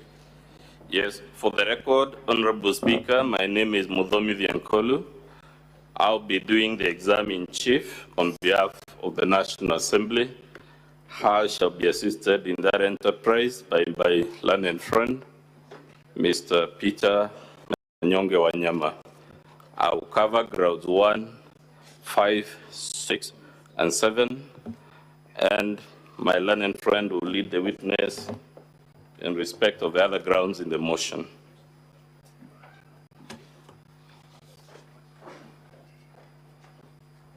May the witness take the oath. I, Mwengi Mutuse, do solemnly swear that the evidence that I shall give before the Senate in respect of the matters before the Senate shall be the truth, the whole truth, and nothing but the truth. So help me God. Your 3 hours starts running from now. So, good afternoon, sir. Again, just for the record, confirm your name and what you do for a living. Mr. Speaker, Honorable Senators, my name is Mwengi Mutuse. I'm the Member of Parliament for Kibwezi West constituency, and I was the mover of the instant motion that is before your consideration in the National Assembly. I am also an advocate of the High Court of Kenya by profession. So, great. Let's go straight to the motion due to the constraints of time. Honorable Speaker, the motion is in volume 1 of the Assembly's bundle of documents. And allegation number 1 runs from pages 3 to 10 of volume 1.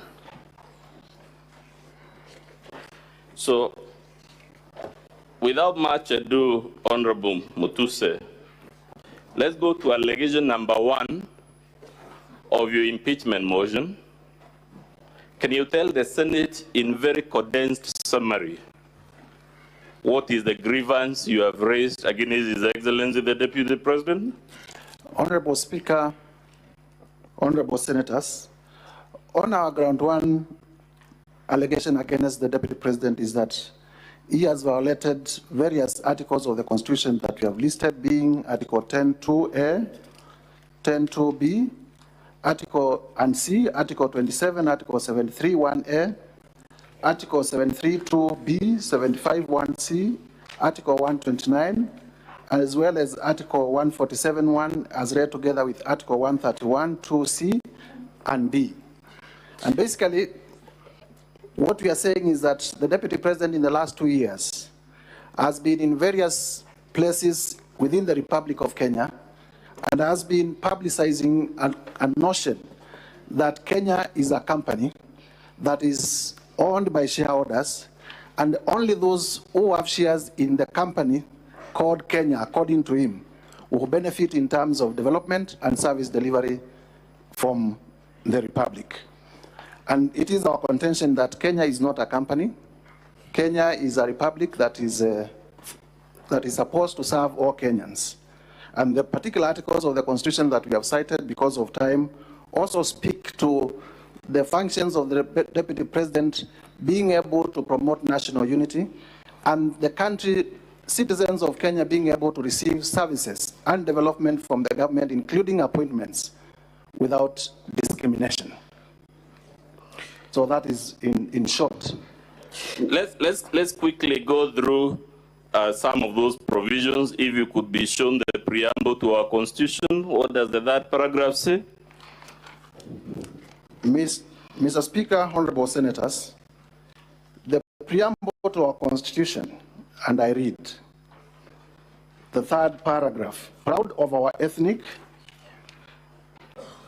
cultural, and religious diversity. Underline ethnic, cultural, and religious diversity, and determined to live in peace and unity as one indivisible sovereign nation. One indivisible sovereign nation.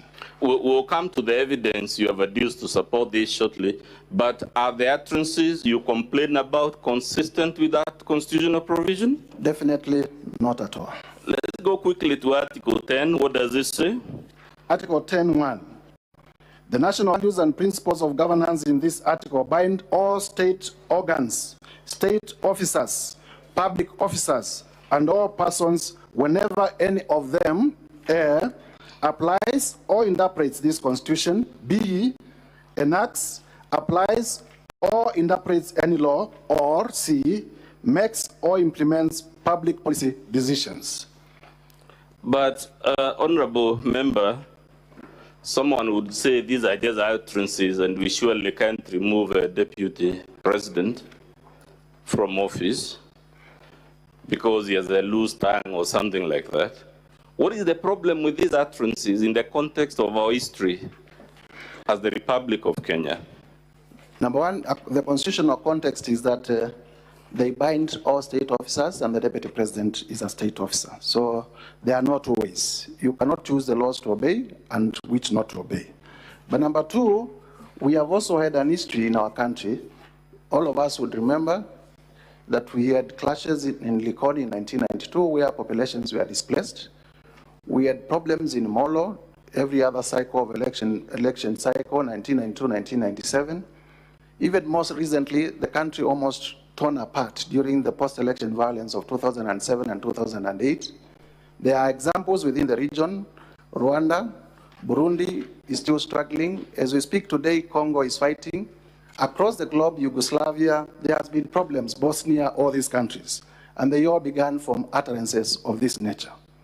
So is it your testimony, therefore, that utterances of the type we're about to see are a threat to the very existence of Kenya as a republic? Indeed, that is my testimony. Is our lived history consistent with the submission that those are not utterances that should emanate from the Deputy President of the Republic?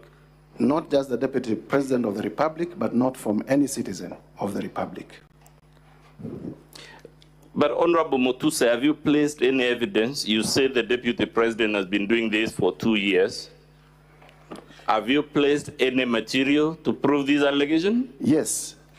We have placed videos, evidence in the form of videos that have been recorded in meetings where the Deputy President has been attending, being video 1, video 2, video 3, video 4, video 8, and video 11, which contain utterances of the Deputy President in that regard. Mr. Speaker, I request we play video number 1 from the National Assembly set of videos.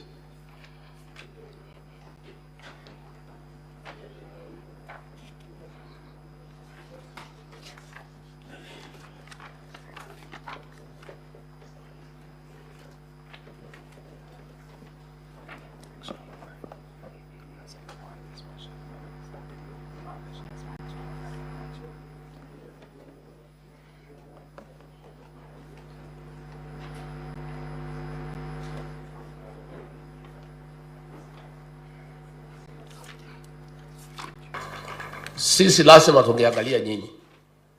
Hii serikali ni kampuni na ni ya shares. Si ndio? Ni ya shares. Kuna wenye kampuni, wale wako na shares mingi, kuna wale wako na chache, kuna wale hawana. Sasa nyinyi mliinvest kwa hii kampuni ya William Ruto na Rigathi Gachagua. Sasa lazima mvune. Yule ambaye alipanda atafanya nini? Simulipanda? Simuliamuka mapema? Mukasema mutaki kusikia mambo ya ile system na nini? Muka invest, mukapanda, mukapalilia, mukaweka mbolea, mukamwagilia maji, wakati ya kuvuna ndio huu. Na itakuwa namna hiyo. Najua wengine wananikashifu ati mimi nasema ati wale walipanda wavune kwanza. Iko makosa? Iko makosa? Hata hao watavuna lakini wangoje. Si wale walipanda na wavune kwanza? Wakishavuna wavune ile tabaki kidogo, wale wakupanda waingie watafute huko nini ile itapatikana wachukue wakwende. Si iko namna hiyo? Na itakuwa namna hiyo. Ndio watu wakipiga kura waelewe hii kura ni kusema nini. Hii kura iko na maana. Nyinyi hamwezi piga kelele huko, mpige kelele. Unasema William Ruto ni bure, hawezi, mnaita yeye majina, alafu akipata, akikawa, mnapiga laini ati mko pale mbele. Ati mnataka mpite wale walisema anafaa ati mkue pale mbele. Inawezekana? Mimi kazi yangu pale kwa ikulu ni hiyo. Ni kupanga hiyo laini. Hapo ni kazi mimi napanga hapo. Mimi naangalia kwa laini, nikiona wewe ulipanda, natoa wewe nyuma, napeleka wewe mbele. Because of the constraint of time, Honorable Mutuse, what did these utterances mean and what were they understood by any fair-minded Kenyan to mean? The ordinary meaning is that there are Kenyans who are supposed to benefit from the Kenyan government, and there are other Kenyans who are not supposed to benefit from the Kenyan government. And His Excellency the Deputy President will make sure only those who voted for the present government benefit from the government. And those who did not vote for the government will not get any benefits because they are not shareholders. Are those utterances consistent with the national value of human dignity in Article 10B? Not at all. Are they consistent with the value of national unity in Article 10A? Not at all. Are they consistent with social justice in Article 10(2)B? Not at all. What about inclusiveness? Indeed, they are divisive. What about equality? Not at all. What about non-discrimination? They are very discriminative. What about protection of the marginalized? They do not protect the marginalized, they marginalize them further. We could go on and on, sir. Are those utterances consistent with any of the articles you claim in ground one have been violated? Not at all. Let's play video number 2, Honorable Speaker.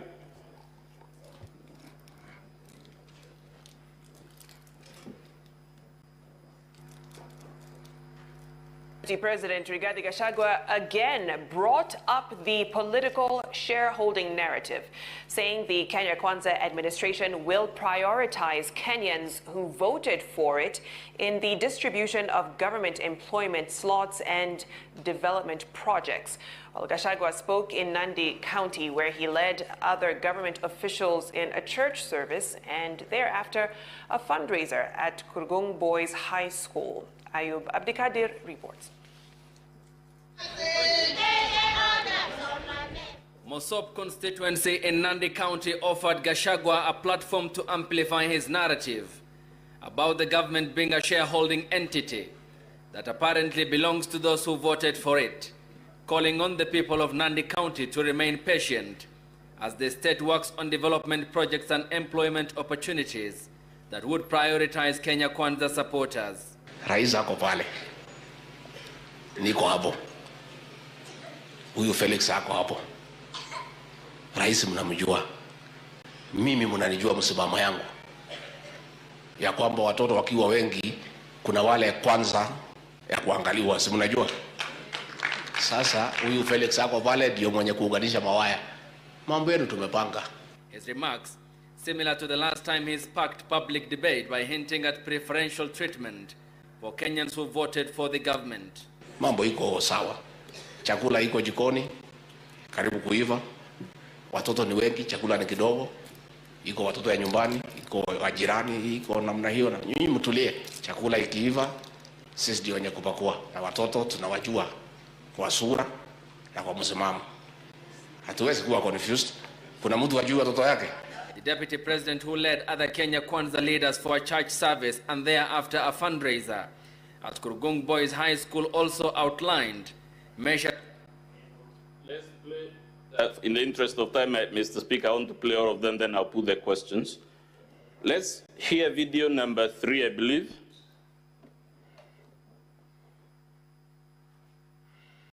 Gachagua says he has no apologies to make over his shareholders' narratives, saying those who voted in the Kenya Kwanza government should reap big from the government. Well, Gachagua, who was speaking in Nandi County, where he led a fundraiser towards the construction of the ACK Plaza in Kapsabet town, also dismissed claims that there are differences between himself and President William Ruto. Martin Munene has the details. Deputy President Rigathi Gachagua was in President William Ruto's Rift Valley backyard on Sunday, where he presided over a fundraiser in aid of Kapsabet ACK Church. And here the DP made it clear that he was not backing down on his shareholders' gospel that has left a bad taste in many people's mouths. I am unapologetic to demand and to insist that those who believed in William Ruto and supported him to a man have every right to benefit immensely from his government. I have no apology. Let's play video number 4, 8, and 11 in that sequence. Serikali, a government is like a company. There is shareholding. Kuna wale who have invested a lot of shares. Kuna wale wameweka kidogo. Kuna wale wamekataa. Lakini wote ni wa Kenya. So ndio tukasema kama wewe umeenda kupanda mahindi, ama wacha nipeane example ya ng'ombe kwa sababu niko Kajiado. Wewe uko na ng'ombe yako ya maziwa. Hiyo ng'ombe imezaliwa ikiwa njao, umeichunga vizuri, umepatia majani, umenunulia dairy meal, umepatia chumvi, umepeleka kwa malisho, umepatia maji, imezaa, imeanza kukamuliwa. Wewe unatakiwa kwanza ukuwe mtu ya kwanza kukamua hiyo ng'ombe na kukunywa maziwa. Serikali, a government is like a company. There is shareholding. Kuna wale who have invested a lot of shares. Kuna wale wameweka kidogo. Kuna wale wamekataa. Lakini wote ni wa Kenya. So ndio tukasema kama wewe umeenda kupanda mahindi, ama wacha nipeane example ya ng'ombe kwa sababu niko Kajiado. Wewe uko na ng'ombe yako ya maziwa. Hiyo ng'ombe imezaliwa ikiwa njao. We can go to the next because we see an element of repetition. Let's go to the next video.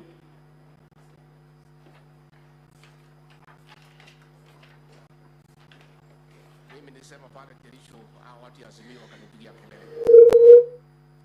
Nikasema Kenya hii kila mtu afanyiwe kazi. Kwa sababu kila mtu analipa kodi. Na hao wabunge wakiongozwa na Kimani Ichung'wa wako pale bunge.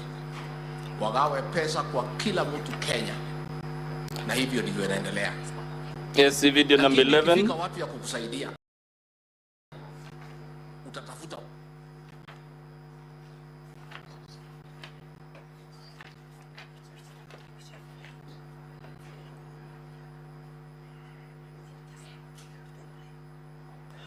The good people of Homa Bay, that I am going to work with your leaders, the ones you have elected, so that we can develop our country together.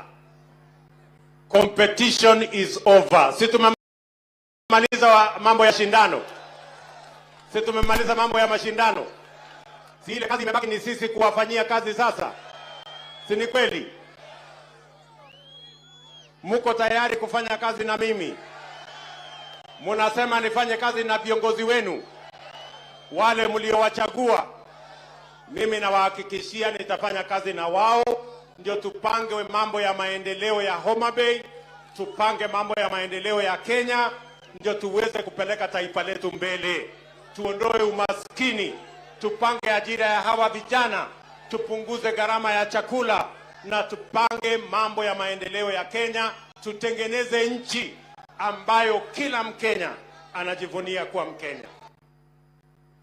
So, Mutuse, you know we could play these videos on and on. Unfortunately, time is not with us. But please confirm that you have presented before Senate utterances made by the Deputy President on this theme in Kitui. Is that correct? That is correct. In Nandi, is that correct? That is correct. In Kericho, is that correct? That is correct. In Kajiado? That is correct. Please confirm it is in public domain. These utterances have been made in very many other places. These were just illustrations. Indeed, I suspect they have been made even in the counties represented by the senators seated here. Have these been isolated aberrations, or has it been a consistent campaign and mantra by the Deputy President across the Republic? It has been consistent, and as the Deputy President says, unapologetic. But he also played for us a video where the President is speaking. How does it compare with the utterances and the campaign by his deputy? The President is preaching national unity, and I believe that is a function assigned to the President under Article 131 of the Constitution, to be a symbol of national unity. And the Deputy President is also required to deputize the President in performance of his functions. And therefore, it will be expected that the Deputy President will take cue. Instead, the Deputy President is contradicting the President. We have seen these events covered by a major television station, right? Indeed. Does that television, to the best of your knowledge, have national or is it local coverage? National and sometimes, and some of them regional coverage. Should the Deputy President of the Republic have the wisdom to know his utterances will be conveyed to the country and the world? Indeed, yes. We saw him talking about children that belong to the family, and although we don't use the language these days, some illegitimate children. Who was he calling children from outside the home, or the illegitimate ones? Looking in totality for Moi's videos, he must have made those who voted for Kenya Kwanza as the legitimate children, and those who did not vote for Kenya Kwanza as the legitimate children. We have seen him saying he has no apologies to make, notwithstanding that these utterances, to quote the media house, were leaving a bad taste in the mouths of many people. Is that correct or incorrect?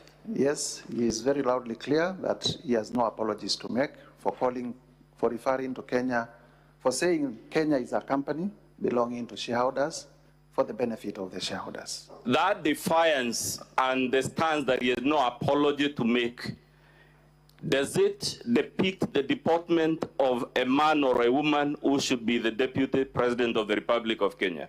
Not at all. But you heard his counsel say that there must be some extraordinary wrongdoing before we can impeach for mere utterances or for the things you have alleged. To the best of your knowledge, sir, how many vice presidents or deputy presidents has Kenya had since 1963? In your estimate, how many? 11. 11. 11 or thereabout? Let's say a dozen, 12, right? Yes. Do we have in our history since 1963 experience of a deputy president who traverses the country preaching ethnic exclusion? I don't remember any. The only incident I remember, two incidences, when Jaramogi differed with Kenyatta and he did the moral thing, resigned from government. I also remember an incident, I think it was Vice President Murumbi, who also differed with the then president and did the honorable thing and resigned from government. Those were the first two vice presidents. Daniel Arap Moi was at that. Do you know of any incident where Daniel Arap Moi was moving around this country as vice president, committing this type of wrongdoing? No, not at all. How about Mwai Kibaki? In fact, even when he was demoted, he continued working in cabinet. How about Josephat Karanja? Not at all. How about George Saitoti? Even when he was sacked, he continued being loyal to the government of the day. How about Musalia Mudavadi? In his short stint, nothing is heard about him undermining his boss. How about dividing the country? Mudi Awori? Not at all. Kalonzo Musyoka? Not at all. So when we are told there is nothing extraordinary about this wrongdoing, is that consistent with the lived reality of Kenya? There is everything extraordinary when a country of 46 tribes, someone advocates for the servicing of less than 2 of those communities.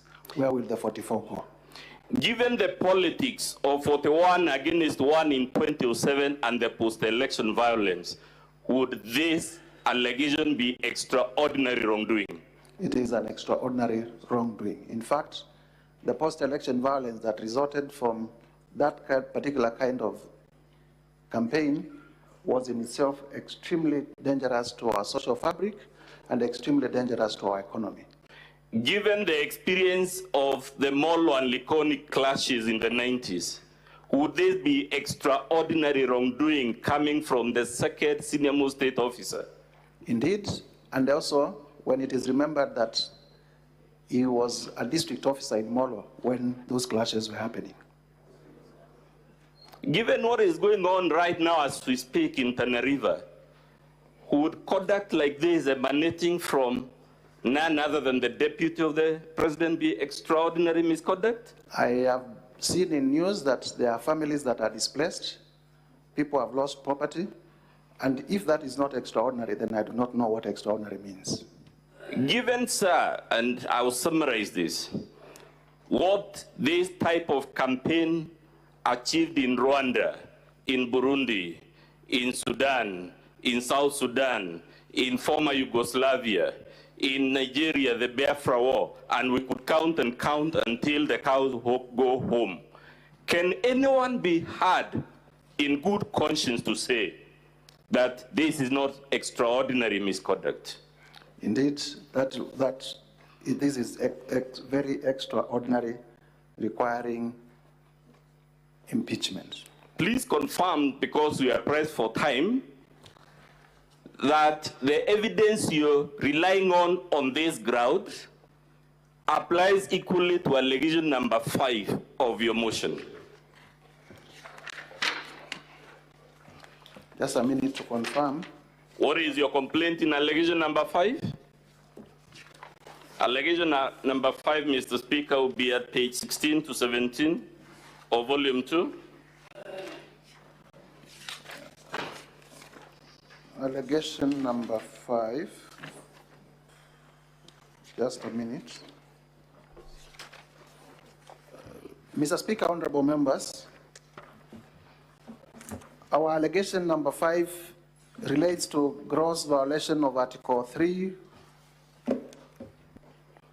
of the Constitution and Article 148(5)(a) of the Constitution, which specifically is in relation to the breach of the oath of office and allegiance.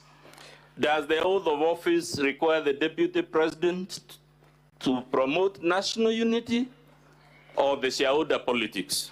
The oath of office demands of the Deputy President to promote national unity. And what is your complaint in ground number 6, sir? In ground number 6, that again is on page 16 to 17, Mr. Speaker. Ground number 6 is about serious reasons to believe that the Deputy President has committed a crime under national law pursuant to Article 151(b) and 2 of the Constitution. And what is the specific complaint? The specific complaint is that there are serious reasons to believe that His Excellency Rigathi Gachagua has committed crimes under Section 13(1)(a) and 62 of the National Cohesion and Integration Act. Can you please read for us those sections of the law? Section 13 of the National Cohesion and Integration Act provides that it is an offense. Honorable Speaker, that section will be in volume 7 of the Assembly's documents. That it is an offense for any person to use threatening, abusive, or insulting words or behavior where the person intends to stir up feelings of ethnic contempt, hatred, hostility, violence, or discrimination. The section also makes it an offense to use words or engage in such behavior when, having regard to all the circumstances, ethnic hatred is likely to be stirred up. Is ethnic hatred likely to be stirred up by this campaign of shareholding? Obviously. Is it likely to stir up ethnic contempt? Obviously. What does Section 62 say? Section 62 of the National Cohesion and Integration Act states that a person commits an offense when the person makes statements that are intended or are likely to stir up feelings of ethnic contempt, hatred, hostility, violence, or discrimination. Are the utterances by the Deputy President likely to trigger any of those things? Yes, indeed.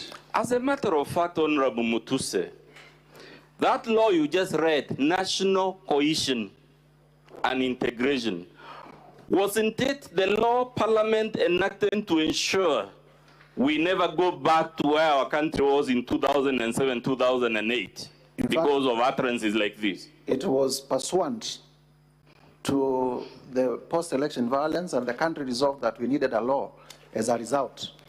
And therefore, it is a law that is supposed to ensure that we in office live to promote national unity and not the opposite. Given that history and why that law exists, sir, we repeat the question. Has the Deputy President committed ordinary or extraordinary wrongdoing?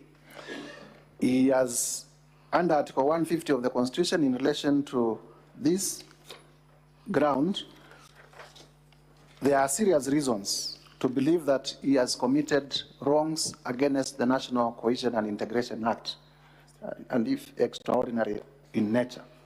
And if you allow me, these are not my words. I have been accused of urging the National Assembly to believe me. These are not my words, they are words of the Constitution under Article 150. Thank you. I want us, Mr. Speaker, we are urging the Senate, if you consider the evidence so far adduced, then that evidence applies to ground 1, 5, and 6. So we are prosecuting them together to save on time. Let's go to allegation number 7, sir. Mr. Speaker, that allegation runs from pages 17 to 31.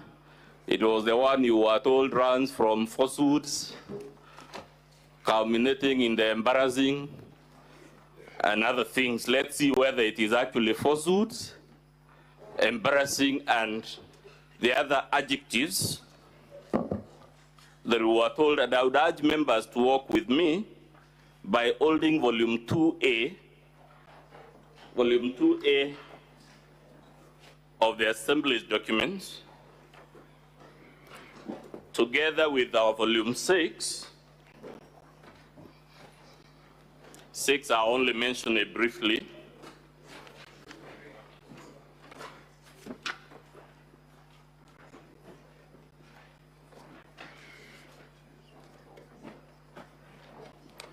Please confirm, sir, at page 2 of volume 6, who, as between you and the Deputy President, as passions were cast, that you're referring to irrelevant material about the estate of the late Ritu Gachagua.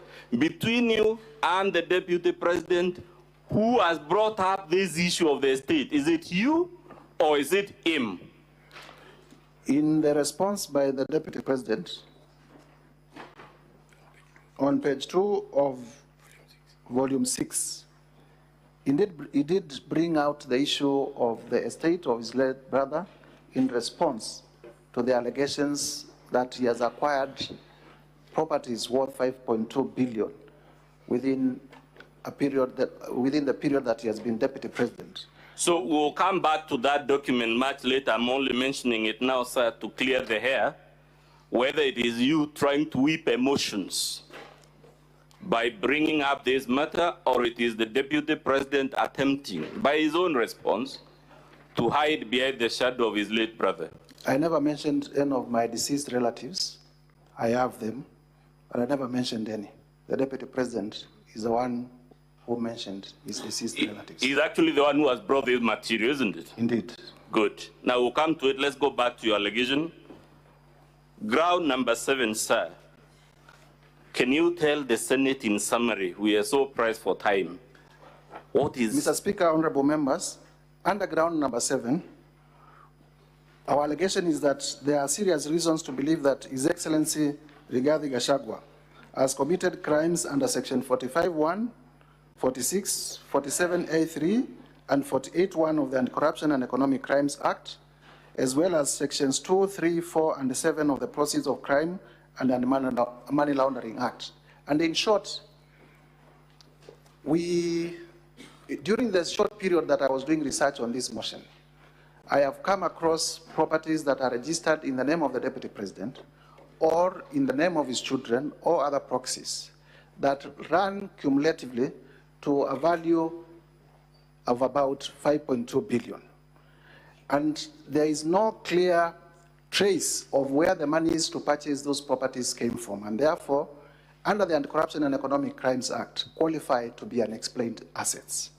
Number two, I have also listed companies that are associated with the Deputy President, 22 of them. And these companies, you look at the objects and purposes, they are all the same. And it is our theory and our evidence that these companies have been used for money laundering. Similarly, I have also listed companies that have been transacting with the office of the Deputy President. The office held by the Deputy President, His Excellency Rigathi Gachagua, with tremendous respect.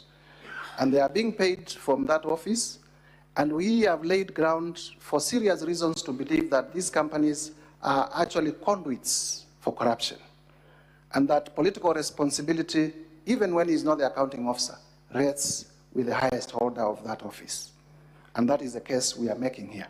And we shall be showing the connection between the properties and His Excellency Rigathi Gachagua. And in a case of unexplained assets, it is upon the person to show where they actually got the money to buy the assets. We have evidence that the assets belong to him. Let's begin with the companies, Honorable Mutuze. You said you have attached Form CR12 to your motion. Indeed, I have attached Form CR12 being evidence of ownership of those companies. Would that be the Form CR12 on pages 8 all the way to 32 of Volume 2A? Indeed, yes. Honorable Speaker, it's Volume 2A, pages 8 to 32.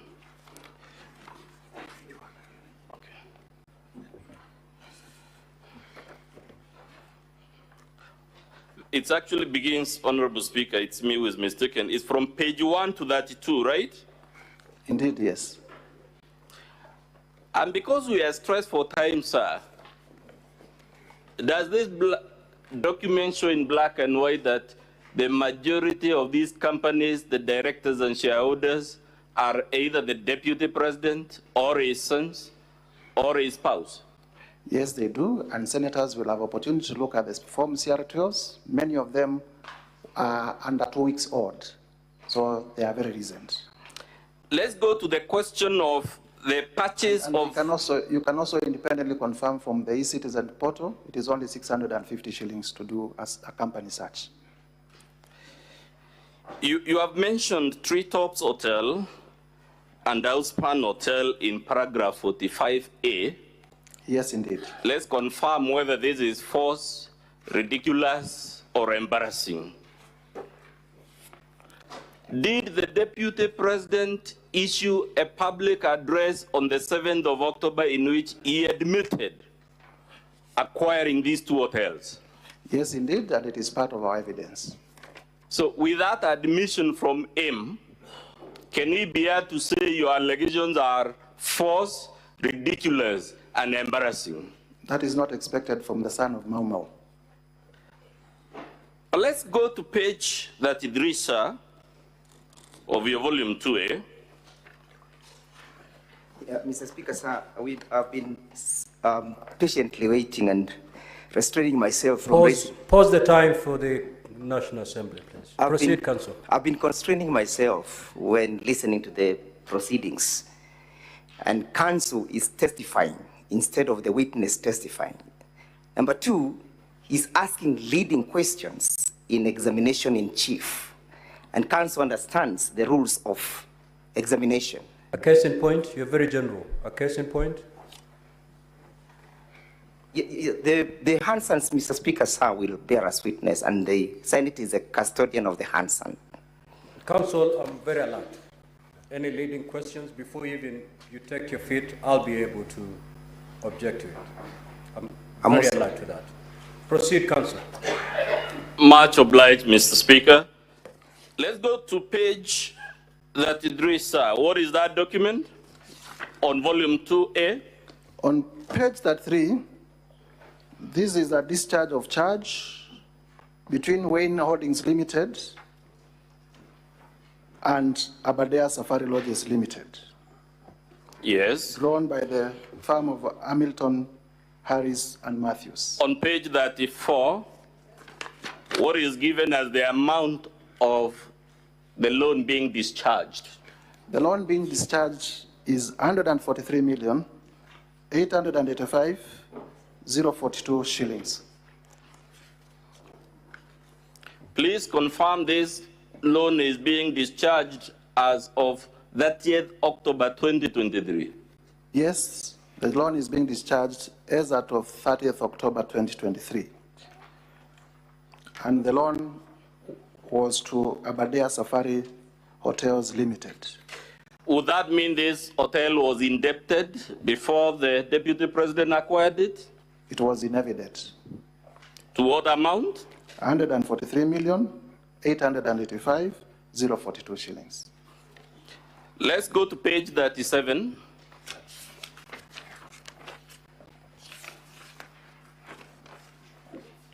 What is that document you have annexed, sir?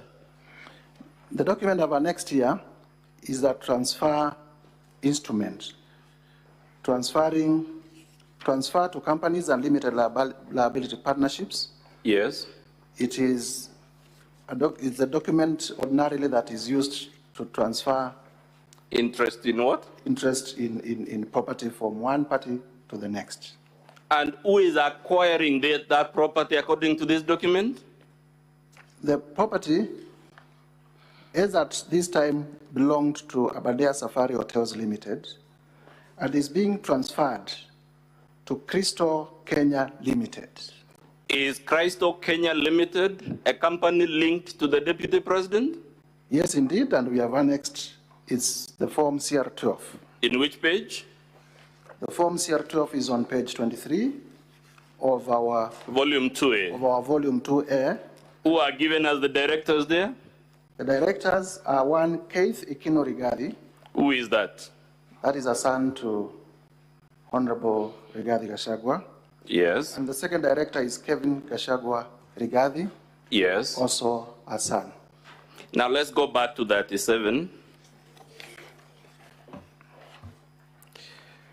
As the Deputy President in his response explained, where he got more than $500 million shillings, and to be precise, 535 million to acquire this hotel.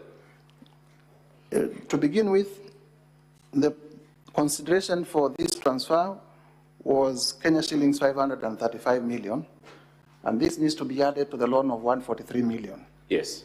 Cumulatively. Yes. So that you get the value, because the value of in terms of what was the purchase. Yes.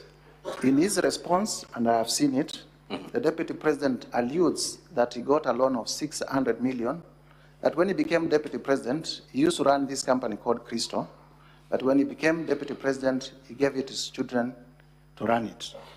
And he goes further to say that he got a loan of 600 million from the Credit Bank of Kenya. Has he actually placed before this Senate evidence of the disbursement of any such loan? I have seen a letter of offer for that loan, but I have not seen any evidence of disbursement nor any charge in respect of that loan. Is a letter of offer loan evidence that a loan has actually been given? A letter of offer is just that, an offer. That letter is annexed of offer, says that as security for the supposed loan, there will be directors' guarantees. Has he annexed those directors' guarantees? To the best of my recollection, I have not seen them. It says the loan will be secured by personal guarantees. Has he also annexed those personal guarantees? I have not seen them. Has he annexed any security known in the banking world for acquiring a loan of this amount? What I have seen is, what I've seen in the letter of offer is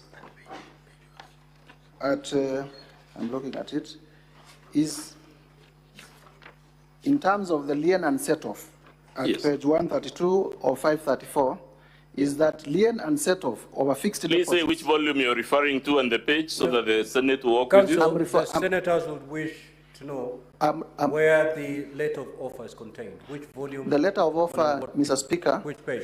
What page? It's in volume 6. volume 6, starting from page 98.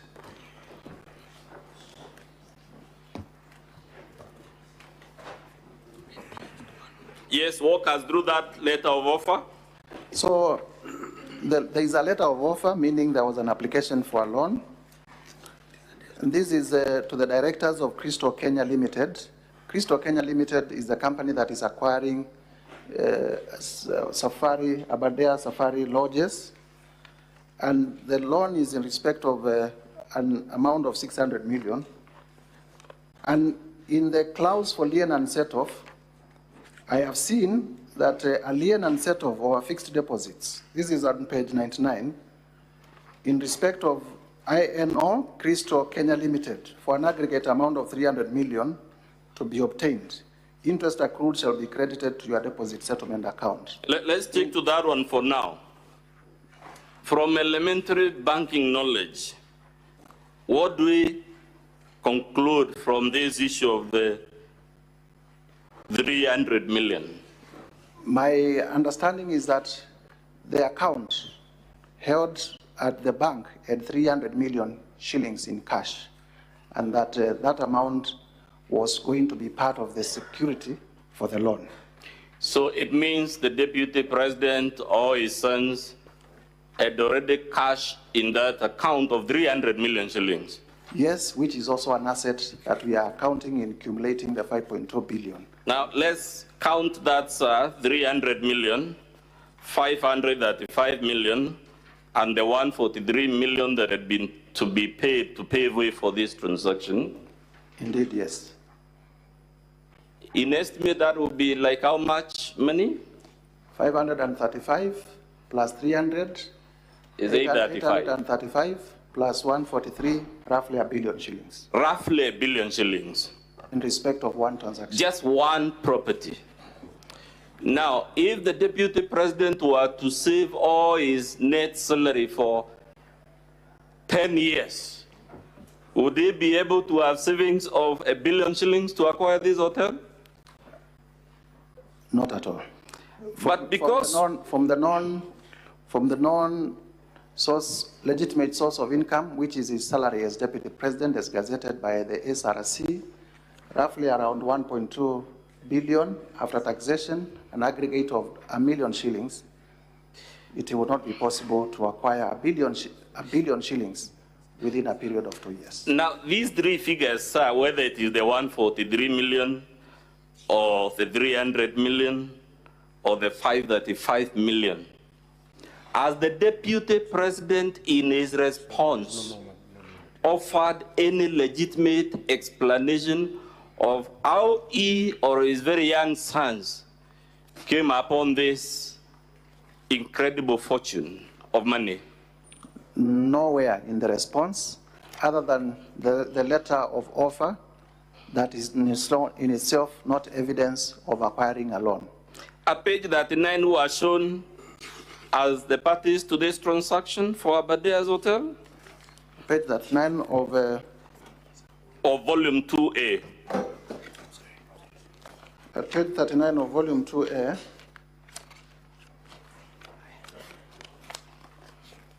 The parties to this transaction for Crystal Kenya Limited, Kevin Gachagua Rigathi and Keith Ikino Rigathi. For Aberdare Safari Hotels, there is Robert Gadenji, yes, and Kenneth Waiboshi. Are those two gentlemen you mentioned first related to the deputy president? Indeed, they are his children. As a matter of fact, Honorable Mutusa, and we'll do it in the closing statement, does our Public Officer Ethics Act or the Leadership and Integrity Act, faced with facts like this, permit the deputy president to hide behind his sons? Not at all. Is he allowed to hide behind any of his relatives? Not at all. What about his spouse? Not at all. So even if the Senate were to accept, for argument's sake, that this company is run by the sons and whatnot, would that, based on our Public Officer Ethics Act or the other act, which is the leadership, and would that be a valid answer to this unexplained wealth? Section 35 of the Leadership and Integrity Act. Please say the volume you're reading. I'm reading from volume 7 in our bundle of documents at page 34. Acting through others. A state officer contravenes the code if the officer A causes anything to be done through another person that would constitute a contravention of the code if done by the state officer, or allows or directs a person under their supervision or control to do anything that is in contravention of the code.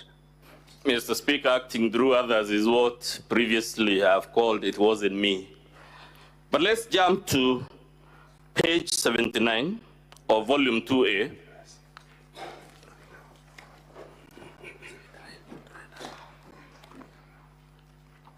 Yes, we are here. Again, this is documentation for that same property the Deputy President admits he acquired, right? Yes, through Aberdare, just for contextualization, Aberdare owned 2 hotels.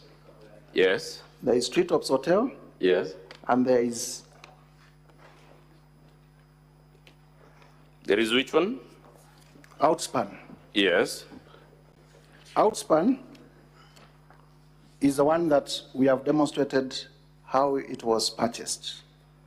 Treetops is a property developed by the Kenya Wildlife Service, but it was under the same management of Aberdare, so they were acquired together. So let's pause at it is owned by the Kenya Wildlife Service. Yes. Is the Kenya Wildlife Service a public or a private entity? A public entity funded by the taxpayers. Under our Chapter 6 laws, that is the Public Officer Ethics Act, the Leadership and the Integrity Act, if you want, you can even draw the Public Procurement and Disposal Act, whichever law. Is it consistent with all those laws for the Deputy President of the Republic to acquire without competitive bidding an interest in a resource owned by the Kenya Wildlife Service? It is not. And in fact, the Deputy President is on record in these proceedings as having said that he has advised his family not to transact with government. But we are going to demonstrate that he actually transacted with KWS. And KWS is a public entity? And KWS is a public entity. If this hotel were to be leased or sold, or whatever the language, would there be a requirement for open, competitive, and transparent bidding? Section 45, which we said we have reasonable grounds to believe that the Deputy President has breached of the Anti-Corruption and Economic Crimes Act. And I'm reading our volume 7 at page 23, states as follows: protection of public property and revenue.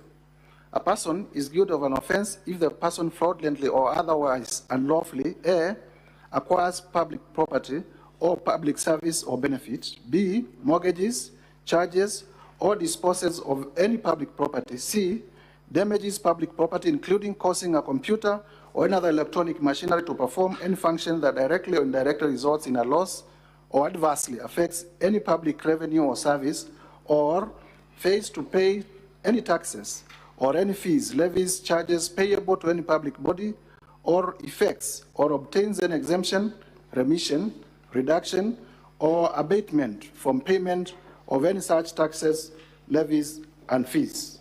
Section 46, about abuse of office. A person who uses his office to improperly confer a benefit on himself or anyone else is guilty of an offense. Now, let's go to page 81 of volume 2A, sir. It's still about Treetops Hotel. Page 81 of volume 2A. I'm there. Can you read for us the last sentence of the second paragraph? This is a letter. This is a letter from the Kenya Wildlife Service. Yes. To Mr. Amos Kisilo of Kisilo and Wandati Company Advocates. It's a letter dated when? The letter is dated At the top left, what is the date? 5th of June, 2023. Was His Excellency, the Honorable Rigathi Gachagua, the Deputy President of Kenya on that date? Yes. It is addressed to who? It is addressed to Kisilo Wandati and Company Advocates. In the Deputy President's own response, is that law firm indicated as one of the law firms he uses? Yes, indeed. Good. Now read for us the second paragraph of that letter, beginning with the word however. However, the tenant is in rent arrears of Kenya shillings 35,481,548, and lodge has not been operational since 2019, which has resulted to deterioration of the same in breach of the lease agreement. So we are being told this hotel a number of things. One, it has not been in operation for 4 years, correct? Indeed. And as a result, it has accumulated rent arrears, correct or incorrect? And deteriorated, which in effect means it requires renovation money. Now let's go to page 80 where the Deputy President develops interest in the hotel. I'm here. Can you read the opening line of that, the first paragraph of that letter? Mr. Speaker, honorable senators, this is a letter from Kisilo Wandati and Company Advocates to the Director General of the Kenya Wildlife Service. The opening sentence reads as follows. We act for a party, into brackets our client, who is interested in taking on an assignment of lease of the Treetops Hotel Lodge as defined in the lease agreement dated 31st December 1998 between yourselves and Aberdare Safari Lodges Limited, the lessee. Please confirm this is a letter by the Deputy President's lawyers. This indeed is a letter by the Deputy President lawyers, but funny enough, against any all professional knowledge in terms of how you write letters, they do not disclose their client. They just say, we act for a party. Who is our, does that letter disclose the identity of the client anywhere? No, it doesn't. And it is a requirement that you must disclose the client even as you move ahead. Is that how lawyers usually write letters in honest, genuine transactions? Not at all. Good. Now let's go. And I am one of them, so I know. Let's go to page 83 of volume 2A. What is written there? Page 83 is a letter to Dr. Kanga, Director General Acting, Kenya Wildlife Service from Aberdare Safari Hotels. So, Mr. It is about Treetops Lodge debt and lease. Please hold 83 together with 81. In 81, we are told the hotel has not been in operation for 4 years, and that's why it's in rent arrears, right? Yes, rent arrears of upwards of 35 million. And that is on which date? This is on 5th of June, 2023. And the letter at page 83 is on what date? It's 7th of July, 2023, a month later. How many days in between, roughly? Roughly a month, 30 days or so. Roughly a month. And what does this letter say? The letter says, I refer to Treetops rent arrears debt of Kenya shillings 35,481,548 and 14 cents, and I am pleased to inform you that the Aberdare Safari Hotels Limited has today paid via RTGS bank transfer amount of 34,869,797 to KWS main collection standard chartered bank account, and the amount of 611 to KRIF for 2% withholding tax. So, Honorable Mutuse, what do you have to tell the Senate of the fact a company that was in arrears for 4 years, 35 million, it is in distress, it's not in operation, the Deputy President shows interest, and suddenly it is able to pay these arrears of that 5 million? The Deputy President must be magical. Associating with the Deputy President must be very magical, because you have not operated for over 4 years, you are in debt, you have not been able to service that debt for 4 years, but you have just interacted with him for a month, and you pay your debt overnight. Now, when you see that, sir, is it consistent with the narrative that your allegations are false, ridiculous, and embarrassing? Not at all. Indeed, our allegations are backed up by cogent evidence, as we have demonstrated. What is the document at page 85 of volume 2A? At page 85, this is a letter by Kenya Wildlife Service to our one Ken Waiboshi, who is the managing director of Aberdare Safari Lodges, and it is acknowledgement of funds. How much money? We acknowledge, the letter reads as follows in paragraph 2, we acknowledge receipt of Kenya shillings 34,481. As the Deputy President in his response explained, the mysterious availability of these 35 million shillings when he comes to the picture? I have not seen anywhere where it explains where this money came from. Page 87, what is that document? At page 87. Oh, volume 2A, Mr. Speaker. This is a novation and assignment of lease agreement and addendum to lease dated 31st December 1998 and 27th July 2023, respectively, between Kenya Wildlife Service, Aberdare Safari Lodges Limited, and Crystal Kenya Limited, the company of interest. Does this confirm, just like the deputy admitted, that he actually acquired Treetops Hotel? Indeed, it confirms, and it is not. There is no. It has not been. It has not been contested. Is your allegation, therefore, Mr. Motuse, about Treetops, false, ridiculous, and embarrassing?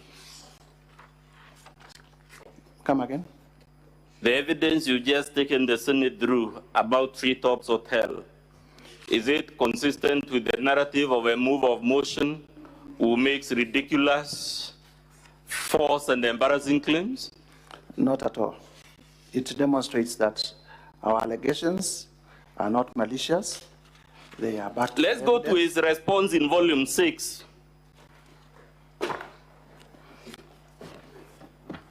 It should be page 8, if I'm not mistaken, Mr. Speaker.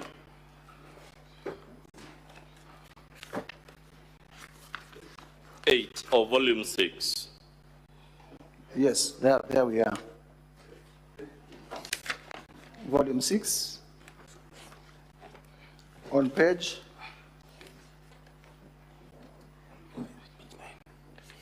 Okay. Is page 9? Yes. At the top of page 9, what does the Deputy President in his response to the National Assembly tell it? He says, in respect to Crystal Kenya Limited, this company was incorporated in 2009, way before I became Deputy President. Let's pause there. Is that a valid response to your motion, the date when the company was incorporated? I am interested in what the company did when Mr. Rigathi Gachagua is Deputy President, and not when the company was incorporated. Okay, read for us the next line. I transferred the company to my sons when I became Deputy President. Is that a valid answer given the things we've just seen about Treetops and Outspan? It confirms that the sons indeed are acting on his behalf. Read the next line, please. It acquired Outspan Hotel and Treetops Hotel following financing by a local bank. I also gave the company a personal loan from funds which were returned to me by the Asset Recovery Agency. I wish to clarify that Treetops Hotel was not bought. It is leased from KWS. The lease was assigned to Crystal Kenya Limited by a private company, Aberdare Safari Hotels Limited. I have annexed the facility letter dated 24th October, as well as the company resolution to borrow Kenya shillings 600 million and marked as Annex RG 14 and Annex RG 15, respectively. Let's go to page 44. This relates to the property called Rogoro Kiamariga 1223. This is in volume 2? 2A. Volume 2A, Mr. Speaker, page 44. Please confirm from the Deputy President's response whether he has admitted acquiring this property. Yes, he admits acquiring the property, but goes ahead to make some justifications. Page 44, Mr. Speaker, volume 2A. The justification he makes is to what effect? Is that the acreage is different. Yes. And also that he bought it for 3.5 million and not 5 million as alleged. Now, let's go to that page 44. What is that document? This is a document transferred by personal representative to person on intestacy. Basically.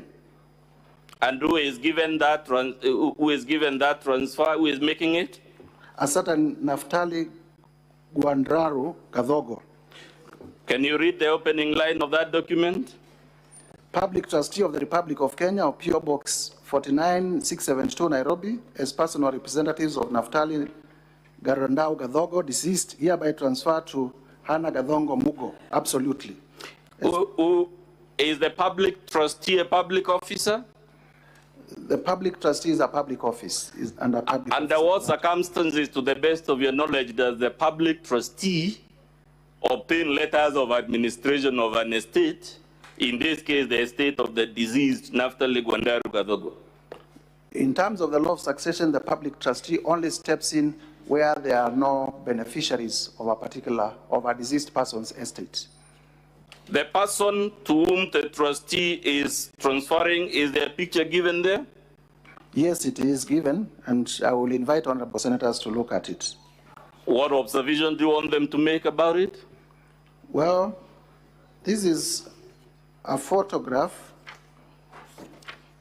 of, I do not want to say disheveled, old lady who signs by appending her thumb, signifying probably she was not even aware of the transaction. Has she signed or affixed a thumbprint? A thumbprint. On the face of it, does that look like a privileged or vulnerable and marginalized Kenyan? The very vulnerable.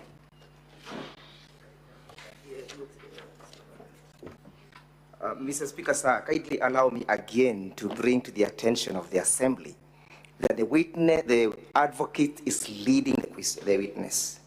He has put a question. Does that, in your own imagination, look like a vulnerable person? Objection sustained. Counsel for National Assembly, stop leading the witness. I'm much guided, Mr. Speaker, so we'll proceed. We're on page? We are on page 44. 44. Did the Deputy President, in his response, disclose that this property initially belonged to a deceased person? No. Did he, in his response, disclose that this property was initially vested on the public trustee? No, he didn't. Let's go to his response at paragraph 1.4.2, which is on volume 6, Mr. Speaker. Page 4 of volume 6.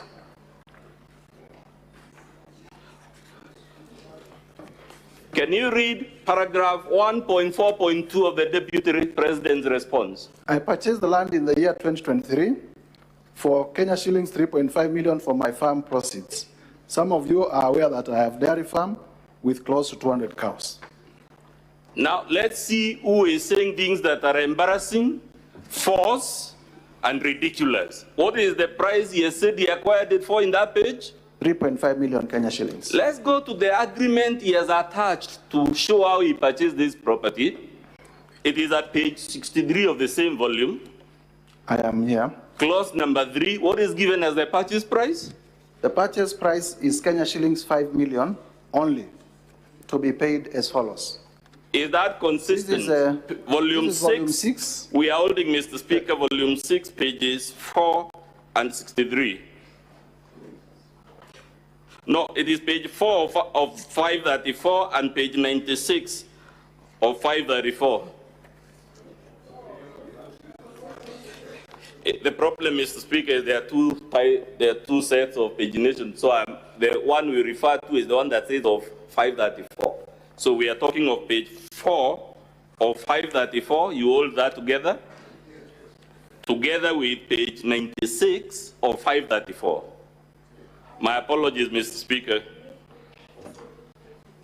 In other words, go to page 4 and page 96 of 534. Of volume 6. Yes. We'll shortly take you to the paragraphs. Mr. Speaker, you know, I'm under a lot of pressure because of the time. That's why sometimes. So, are we all there, honorable senators? Good. Can you read again for the Senate on page 4 of 534 what the Deputy President says was the purchase price for this property? This is land parcel number Guru, Kiamariga, 1223 in Madeira East constituency. That is on page 3. And on page 4, the Deputy President says, I purchased the land in 2023 for Kenya shillings 3.5 million for my farm proceeds. Let's pause it there. He bought it for 3.5 million. Let's go to the document he has annexed to prove that he acquired this property for 3.5 million. It is at page 96 of 534. Indeed, this is agreement for sale of the whole of LR number title Ruguru Kiamariga 1223, measuring approximately 2.5 acres. And under clause 3, the purchase price is Kenya shillings 5 million to be paid as follows. Given this inconsistency, sir, is it fair for the Deputy President, when he is lying on his own document, to accuse you of presenting material that is false, ridiculous, and embarrassing? It is not fair, and also, especially when one of our allegations against the Deputy President is that he consistently misleads the public. He says that he bought it in the year, back to page 4 of 534, in the year 2023. Was that during his tenure as Deputy President? Indeed. He says he has a dairy farm there with 200 cows. Indeed, he says so. In his presser on the 7th of October 2024, what did he tell the country was the source of these 200 cows? If I remember correctly, in the televised address by the Deputy President on that fateful night, he did say that the Kalenjin people of the Rift Valley have gifted him the cows that he keeps in his farm. Can you now read for us Article 76(1) of the Constitution, what it says about gifts given to public officers?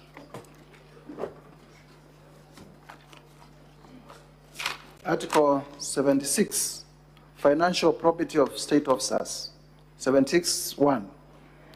A gift or donation to a state officer or a public or official on a public or official occasion is a gift or donation to the Republic and shall be delivered to the state unless exempted under an act of Parliament. Has the Deputy President presented any evidence that he surrendered these gifts to the state? He says that he has kept them in his farm.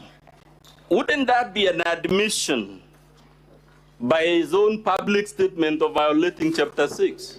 Indeed, it is an admission and should be treated as such.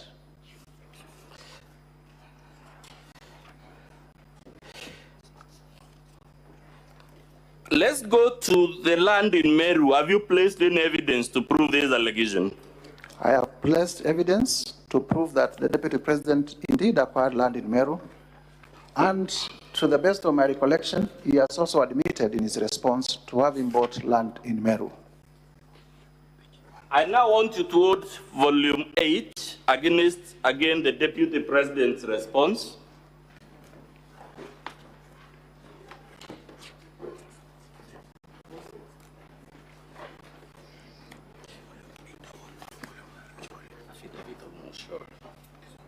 Yes.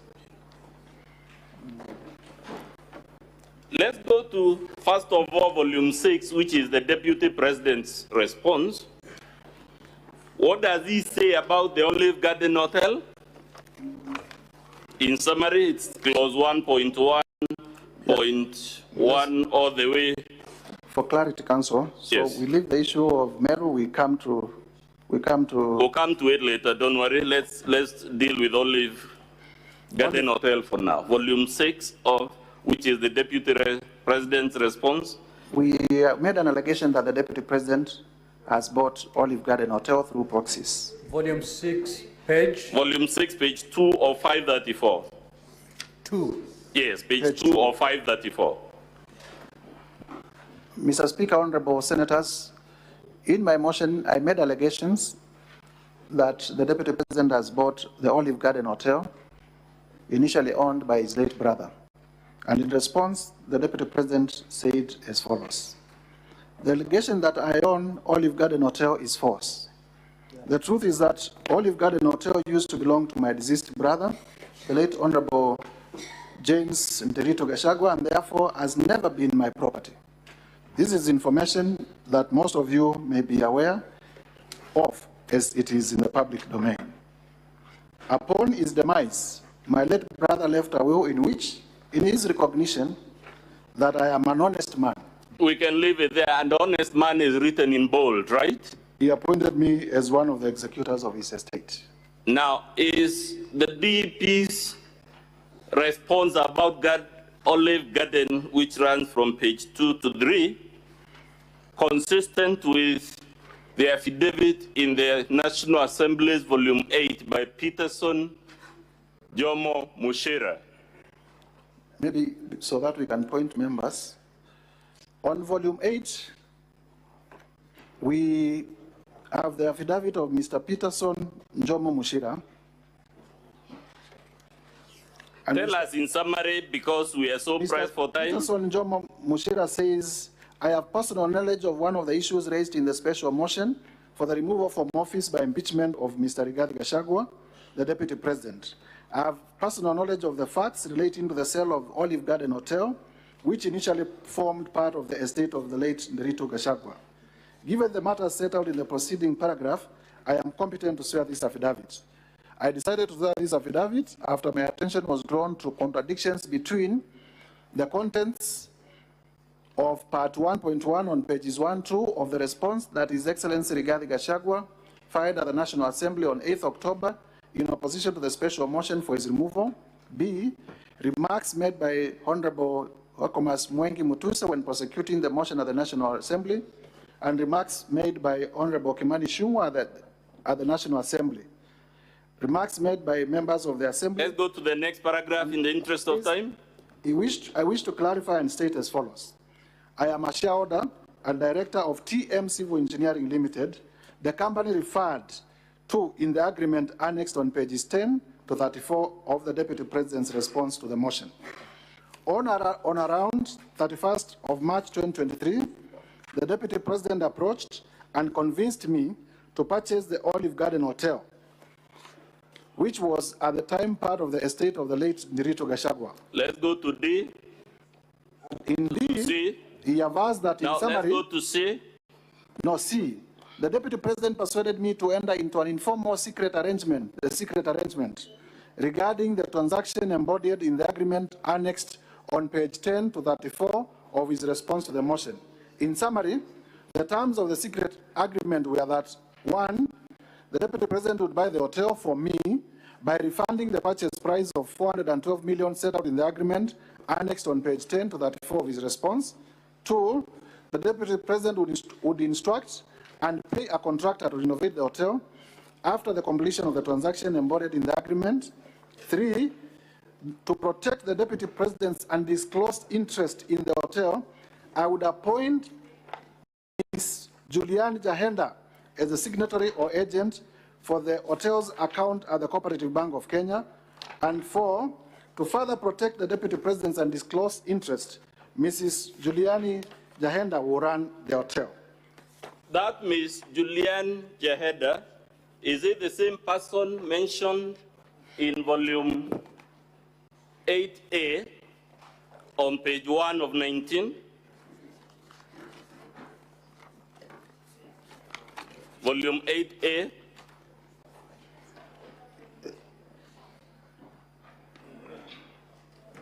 Yes, this is a letter from the Public Service Commission. So does that mean we have two sources, one being Jomo Mushira? It is. We are on volume 8A, page 1 of 19. And there is an entry there, the third name in that table. If you look at the names, you have the first one, the second one, and the third one is Maka Juliani Jahenda. Is that the same? Who is a deputy director in charge of coordination in the presidency at the office of the deputy president, working on a local contract. Who is the author of this document? The author of this document is the Public Service Commission of Kenya. Does this document, is it consistent with what Johnson Mushira said in his affidavit about Julian Jahenda? It shows that Julian Jahenda is a staff and a close associate of the deputy president, and she's the same person who was seconded to manage his interest at the Olive Garden Hotel. The acquisition of this hotel through a secret arrangement from the estate of his brother, is it consistent with a honest man as written in bold font in his response? It is indeed consistent with our allegation that His Excellency the Deputy President raided the estate of his late brother and acquired properties directly and through proxy. Lastly, from me, so that Mr. Wanyama will wrap up, let's go to the Vipingo property that also belonged to the estate of his brother. And for senators to note, this is another 535 million, 412 million in terms of the purchase and renovations, another extra millions of money, and there is no disclosure as to where the money was coming from. Now let's go to Vipingo Beach Resort, which again the Deputy President wants to hide under the shadow of his late brother, who is given on page 18 of volume 2A as the directors of Vipingo Beach Resort Limited. Volume 2A, page 18 of 123. Volume 2A, on page 18, we have annexed Form CR12, dated 27th September 2024, for Vipingo Beach Resort Limited. And the directors are Keith Ikino Rigathi and Kevin Gachagua Rigathi, and the estate of deceased James Nderito Gachagua. So let's begin with Kevin, who is a son of the Deputy President. Was he an executor of the will that the Deputy President has annexed to his response? No, the will was to be executed by the Deputy President, Mr. Honorable Rigathi Gachagua, Advocate Njoroge Rogeru, and Mr. Maina. So the children of the Deputy President were not executors of the estate, and therefore cannot be said to be in the directorship of this company by virtue of the will of the late Rigathi Gachagua, because they were not named as executors of his estate. So is this document on its face consistent with his defense that this hotel belongs to his late brother? It flies on the face. But let's see whether he actually acquired it. Let's go to volume 4, page 107 of 484. I am at volume 4, page 107. What is that document, sir? This is a joint will executors report on the status of the estate as at 27th February 2024. This is the estate of the late Nderito Gachagua. And what does it tell us about Kuruwitu Home Resort in Roman 3 on that page? The broad headline is sale of estate's assets. And it lists number 1, Queensgate, Olive Garden Hotel, and then Kuruwitu Home Resort. Yes. And it says as follows. The resort was sold to Kuruwitu Properties Limited for Kenya shillings 250. What page is that volume? That's this volume is 4. Volume 4, Mr. Speaker, page 107 of 484.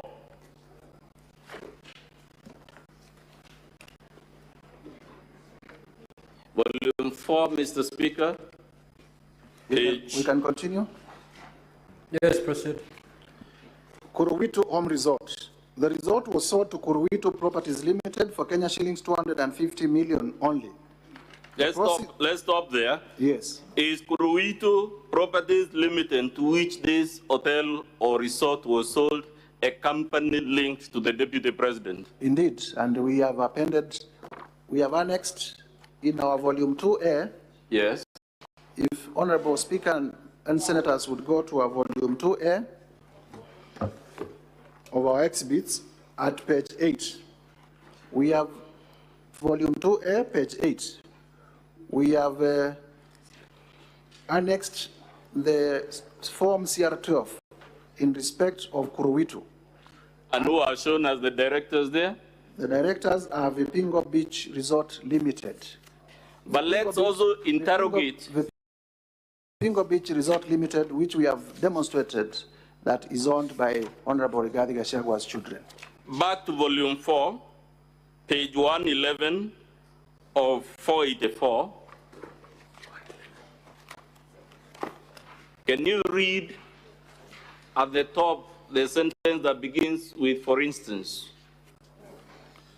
This is, we are at page 111, and this 484, Mr. Speaker, volume 4. This is still,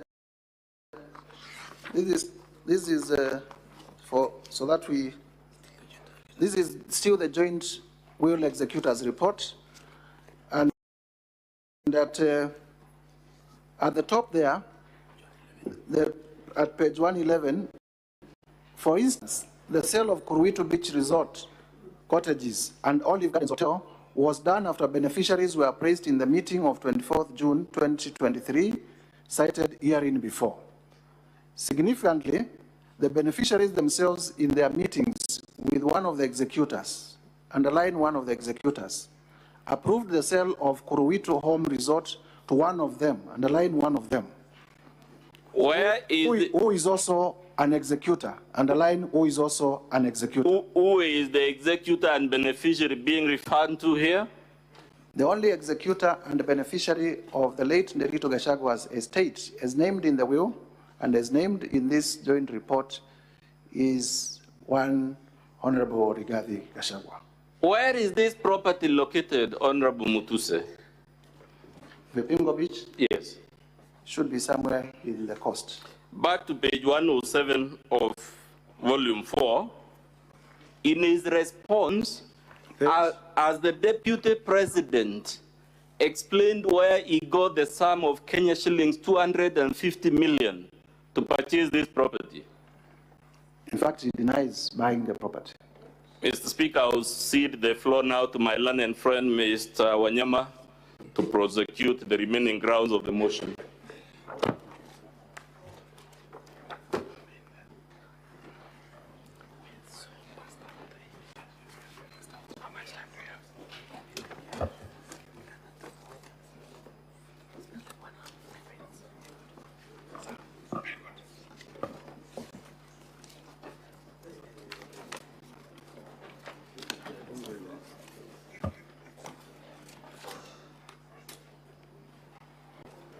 Mr. Speaker, with your permission, I'll proceed from where my colleague Mdomi has left.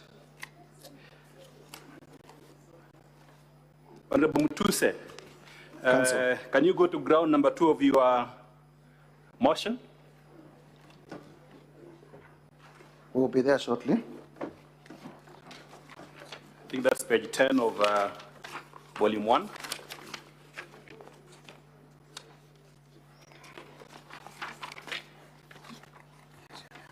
Here we are. Yes, what is the nature of this ground? What are you complaining about? We are complaining that the Deputy President has on numerous occasions violated Article 147(1), as read together with Article 152(1) of the Constitution of Kenya. And in particular, Article 147(1) provides that the Deputy President shall be the principal assistant of the President and shall deputize for the President in the execution of the President's functions, while Article 152(1) of the Constitution states that the Deputy President is a member of the Cabinet. And in particular, through cabinet communique, as you are aware, after every time there is a cabinet meeting, there is normally a press release that is released. And we were aware of a decision of the cabinet of the 30th April 2024, where the cabinet passed a resolution to evacuate members of the public for their own safety from the 30-meter riparian zone of the Nairobi River. Yes. And when that decision was made, insofar as I understand processing of business in the cabinet, the Deputy President sat in cabinet. The Deputy President is one who chairs cabinet subcommittees which process business before going to cabinet. And therefore, to my own understanding, he was fully involved in the making of that decision. However, to cut you short because of time, the allegation is that the Deputy President has been undermining the President. Yes. Do you have evidence in your motion that support this allegation? Yes, I have evidence. Which evidence is this? The evidence is in respect of the cabinet resolution regarding the evacuation of the riparian, of the settlers around the riparian area, in that area, and our evidence is contained in the affidavit of Ms. Mercy Wanjau. Where is this affidavit of Mercy Wanjau? The affidavit of Mercy Wanjau is to be found on page 78 to 80 of volume 1. Has the DP admitted these allegations? Yes, the DP has admitted the allegation to say there was a cabinet resolution, but he went against it. Where is the admission contained for purpose of the answer? The admission by the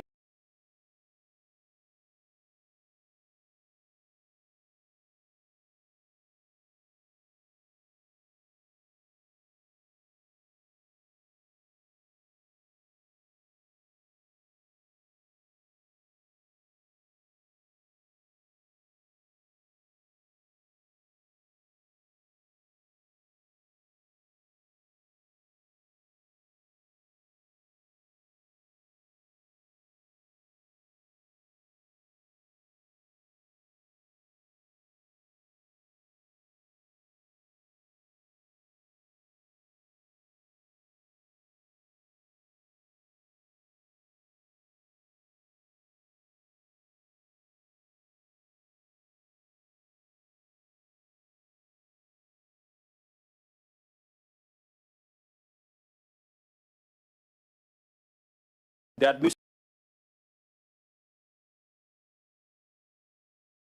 by the Deputy President. If you look at paragraphs 10.1.1 and 10.1.3 of the DP's response. Yeah. Volume and page. Volume 6, page 19 of 534. Paragraph 10.1.1, he says as follows. The Office of the Deputy President has undertaken extensive engagement with all parties in regard to the cabinet decision on eviction, which I fully support, including the Nairobi River, which is an entity under the ODP. Okay. I think we can hold. We can stop there. So, yes. In your opinion, as a move of the motion, can the government of Kenya function if the Deputy President and the President are not reading from the same page? It will be very difficult for the government to function and to deliver effectively to the people of Kenya when the two highest office holders are reading from different scripts, and especially when the Deputy President, for political expedience, would disown decisions of the cabinet in a meeting that he sat through to make a decision. Yeah, thank you very much. Now, have you annexed any videos to prove this allegation? Yes, indeed. Video number? We have annexed video number 10. Video number 10. Video number 10. And also video number 10. What does video number 10, what is it all about? Maybe they can play it for honorable senators to see for themselves. Can you play video number 10 briefly, Mr. Speaker? Watu ya Kayole, tangu tupatie nafasi ya uongozi. Sijapata nafasi ya kuja kusema asante. Nataka kutoka kwa roho yangu watu ya Kayole, asanteni sana. Mimi najua nimeona iko shida ya watu ambaye alibomolewa, si ndio? Maybe you can, na nimeona mumeandika vizuri Mr. Speaker, sir, because of time we are ya requesting you kwamba play uteue kamati ya watu wachache at ndio 1 mkuje minute niketi 25. na nyinyi. 1.25 Utakubaliana? because of time. Mimi ningetaka wale watu ambaye walipata shida hii ya ubomoaji, ambaye ni kitu tulikuwa tumeahidi wananchi haitafanyika kwa serikali yetu, mimi ningetaka niwasikize na nitapanga na Mheshimiwa Meja Dong wakuje ndio tukue na nafasi ya kuongea.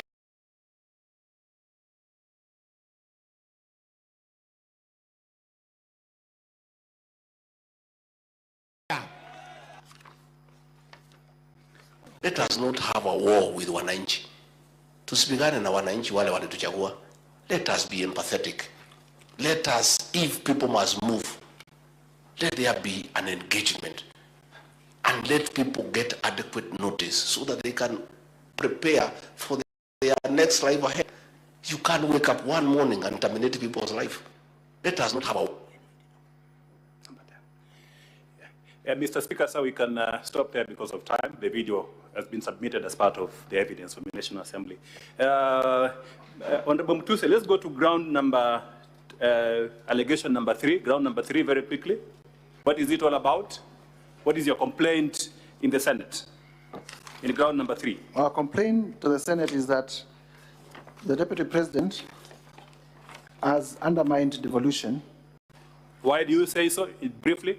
We say so because there was a lawful decision by the City County of Nairobi about... Which is this lawful decision? You can be specific.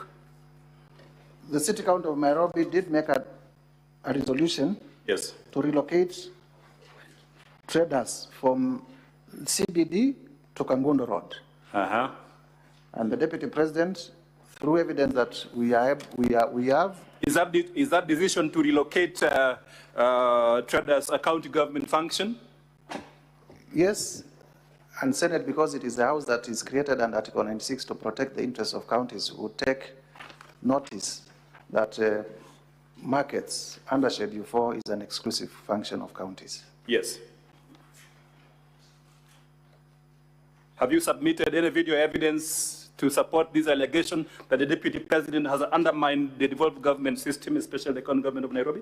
Yes, video 12 and video 13, where members of the Senate shortly will see that the Deputy President went to Wakulima Market and incited members of the public not to obey lawful directives of the City County of Nairobi. We have also, as part of our evidence, annexed the sworn affidavit of Mr. Johnson Sakaja, the governor of Nairobi, with averments to that effect. This is at page 81 to 85 of our volume 1.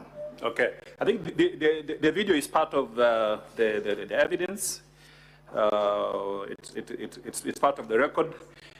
So why do you complain about this in the Senate? Why are you complaining? The senators want to see the video, want to hear, see and hear the video. Can we play video 12? Nairobi Governor Johnson Sakaja appear headed for yet another round of an influence contest of the capital city, with the Deputy President putting the governor on notice over the alleged mistreatment of traders in the city. And as Citizen TV's Melita Olatingas reports, the latest drama in the relations between the two have been compounded by the broader tribulations of Gachagua, who sees himself as being sidelined by the Kenya Kwanza State House.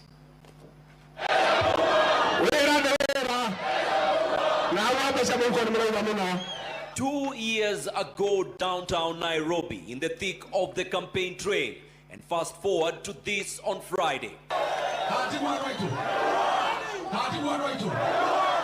In the same style and fashion, he returned to Marikiti, heightening the standoff with Sakaja over traders' relocation. Gachagua says he made a promise that he holds dear, but the governor seems to be having a different vision for the county. Mimi siwezi laumiwa ati watu ya mlima ni wengi hapa Mariti, kwa sababu hiyo ni Mwenyezi Mungu aliamua. Na hao watu ya mlima wanasema walikuwa wengi, ukikupigia kura kwa nini huko lalamika ni wengi? Nobody should imagine that they can micromanage the county of Nairobi from anywhere. No one should imagine that we will suspend devolution in Nairobi from anywhere. A stop. So Honorable Mutuse, is that act by the Deputy President impeachable? It is impeachable in the sense that the two levels of government have been assigned their roles and their functions under Schedule 4 of the Constitution. Yes. And the Constitution and Article 6 requires that the two levels of government, much as they are independent, they also respect their functional independence. And that if the county government makes a decision, it is upon them to implement that decision. You would realize, much as Nairobi is the capital city of Kenya, cosmopolitan, when the Deputy President went there, he addressed Kenyans in his native language. Is it compatible with the status of Deputy President to address these core issues at a marketplace like this? It is not consistent. The expectation was that through the intergovernmental relations framework that is already established in law, there would have been a formula to deal with that issue outside the rally. Which is this framework that you are talking about? The framework that you are talking about for intergovernmental relations, to be specific. Eh? Well, we have the Intergovernmental Relations Act. And it will be expected that the Deputy President, being the chair of the Intergovernmental Relations Committee and also IBEC, would have exercised his responsibility under the law and those responsibilities to call a meeting with the City County of Nairobi to deliberate on those issues if indeed there were complaints from the citizens of Nairobi in a manner that is consistent with the formal running of a government. Okay. I think because of time, we can move to allegation number 4. Are you there? Just go to your motion, allegation number 4. What is it all about? Explain briefly to the honorable senators. Allegation number 4, I believe it's at page 14 of your motion. 1 minute, 1 minute, 1 minute. Yes, here we are.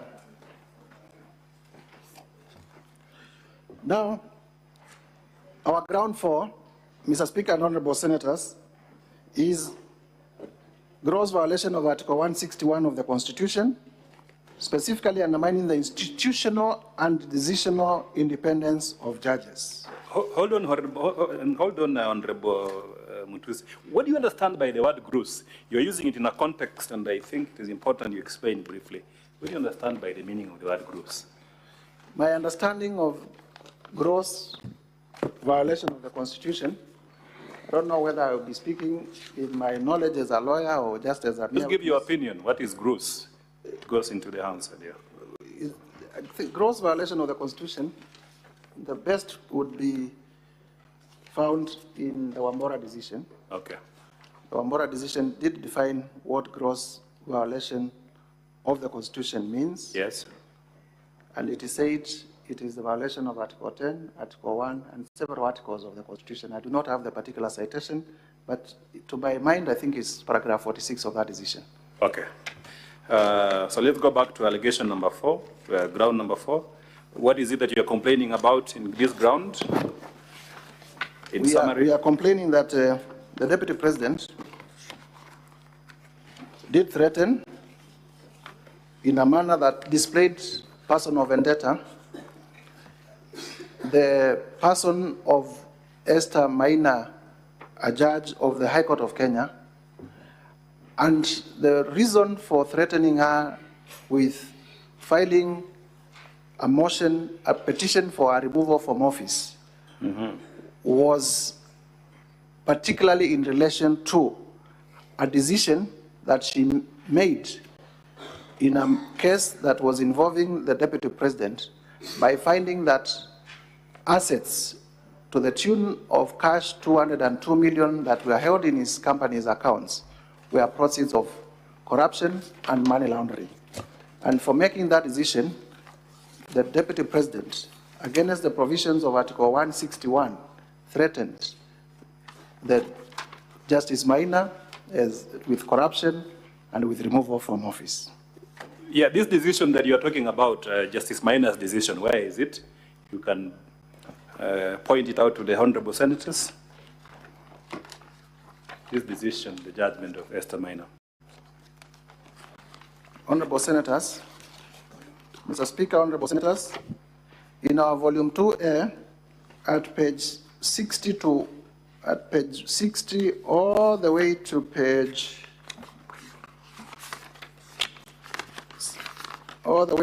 77, we have annexed the judgment of the Honorable Judge Esther Maina, where many of the companies that we have stated in the other allegations are listed here as companies that are conduits of corruption and money laundering. Which companies are these in the judgment? Just maybe you can name a few of them so that we are more specific for the answer. You have heard us talk about Crystal Kenya. Crystal Kenya is here. You're saying Crystal Kenya is mentioned in the judgment? Yes, this is on page 64. And many, many others. So that with Wamonyoro Investments, you have heard us mention Wamonyoro Investment. Wamonyoro is mentioned here several times. So what is the conclusion by the judge in that judgment, the decision that you are complaining about? The judge said that in the upshot, the originality motion is granted in terms of prayers 2. This is page 77 of 123 in our volume 2A. That a declaration is hereby issued that the following funds are proceeds of crime and therefore liable for forfeiture to the state. And they are listed there, 165 million held in a certain account at Rafiki Finance Bank, 35 million in the name of Rigathi Gachagua, 773,000. How much in total did the judge find to be money that Nderitu Gachagua at the time had obtained through proceeds of corruption? An order is hereby issued that the above funds be forfeited to the government of Kenya and transferred to the Assets Recovery Agency, and the amount is about 200 million shillings. So he finds Mr. Rigathi Gachagua to have obtained 200 million shillings, is that correct? To have been unable to explain 200 million how he obtained 200 million shillings. What did the judge do after that finding?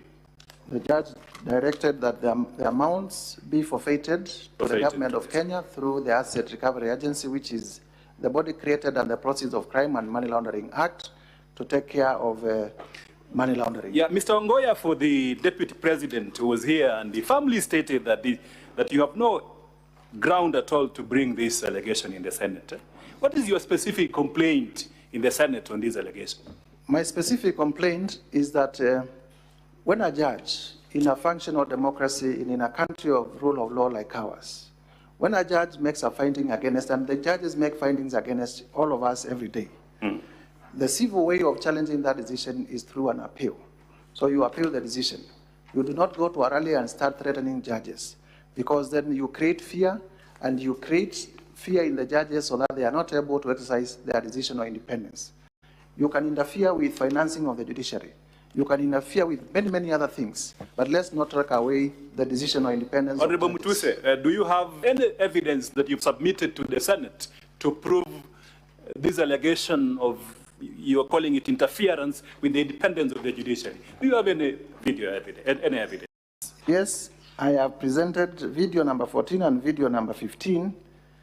I request the video, Mr. Speaker, to be clips of the begin the bulletin with the war on the judiciary, where Kenya Kwanza administration is making good on its threat, with the Deputy President Rigathi Gachagua now filing a petition to push for the removal of a judge from office. Gachagua says he will on Thursday file a petition with the Judicial Service Commission to push for the removal of Justice Esther Maina, who handled an economic crimes case against him in 2022 for alleged corruption and misconduct.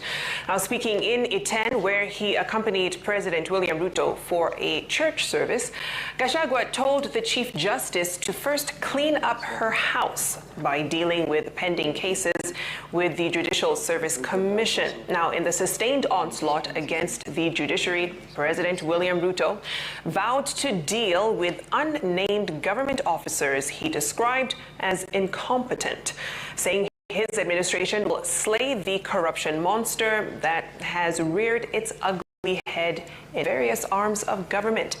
Chamatai Goin reports.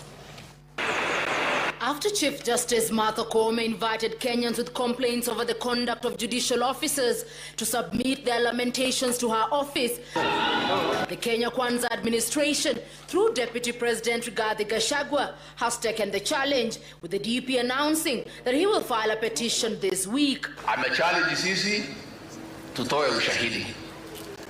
I will lead by example.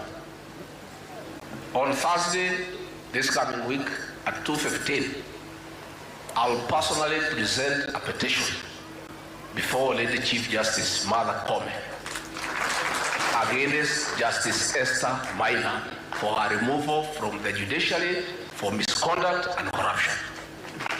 Mimi mwenyewe nitaongoza because sasa unajua sasa si ametuuliza.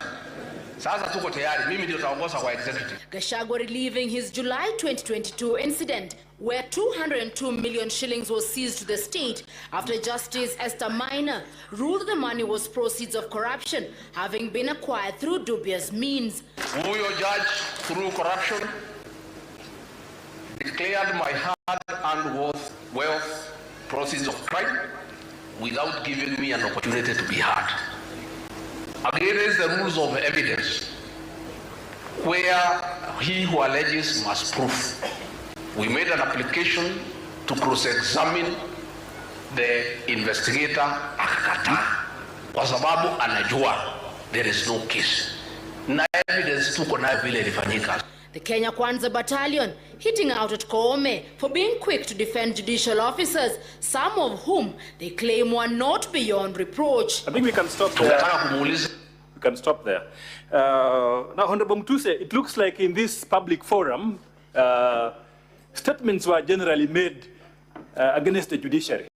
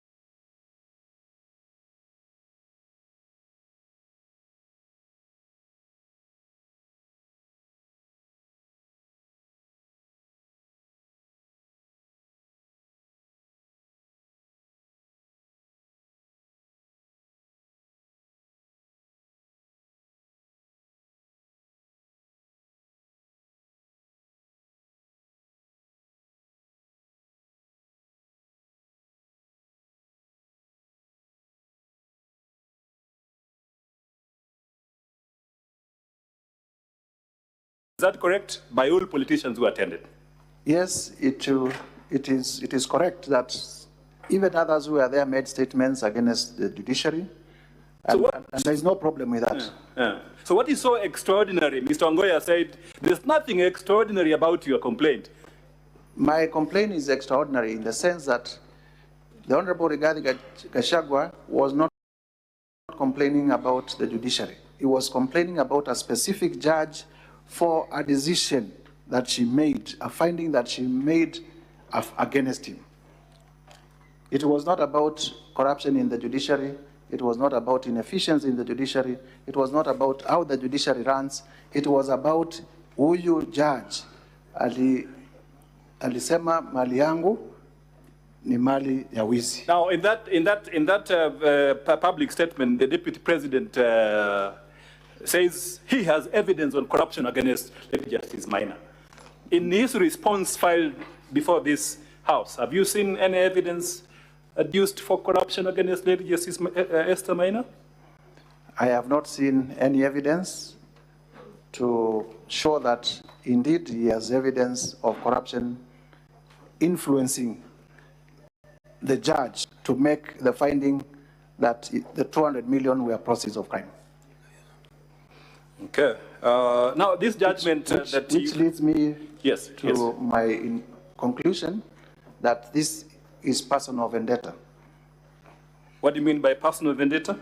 Personal vendetta is you are here in Senate representing your people, you make decisions in Senate, you make debate in Senate as part of your constitutional mandate. You mention people who are not doing things right, and when you get out there, they threaten you. They tell you, when you say that again in Senate, I'll kill you. Okay. I'll get you removed from Senate to create fear.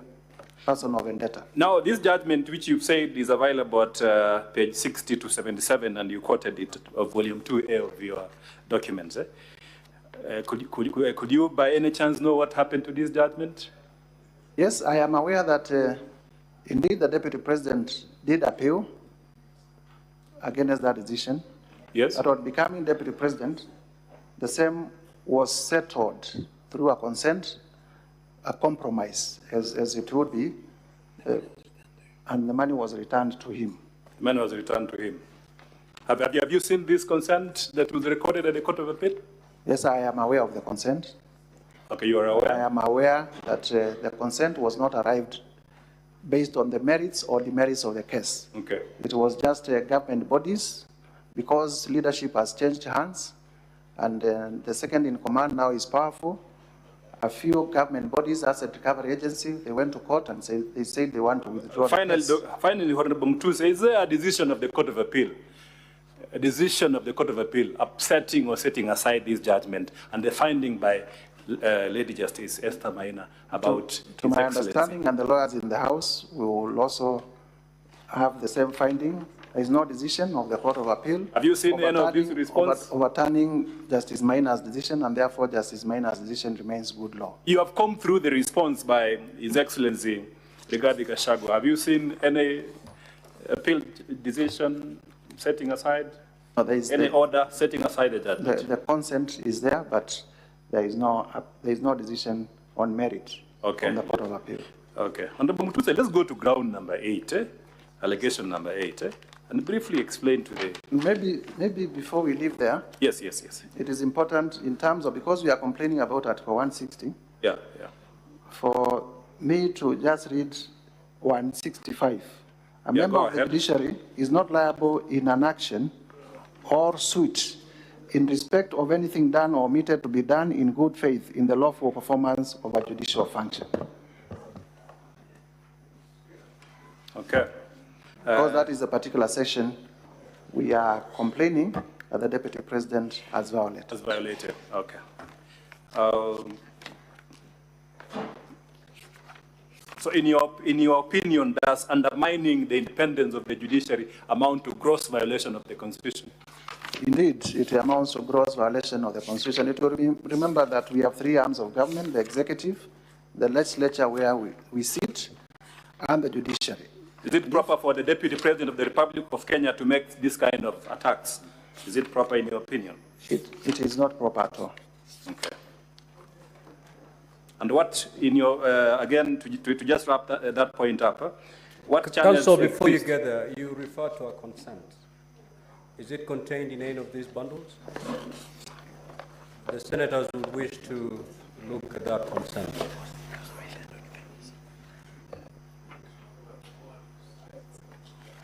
Honorable Mutuse, you said you have seen a consent. You are aware about it. Have you seen the consent? It is not filed in our documents, but in my ordinary course of business, I am aware of the consent. Okay. If it becomes necessary, the Senate has the powers to recall it. In fact, it is a public document because it is reported under Kenya law reports. Fair enough.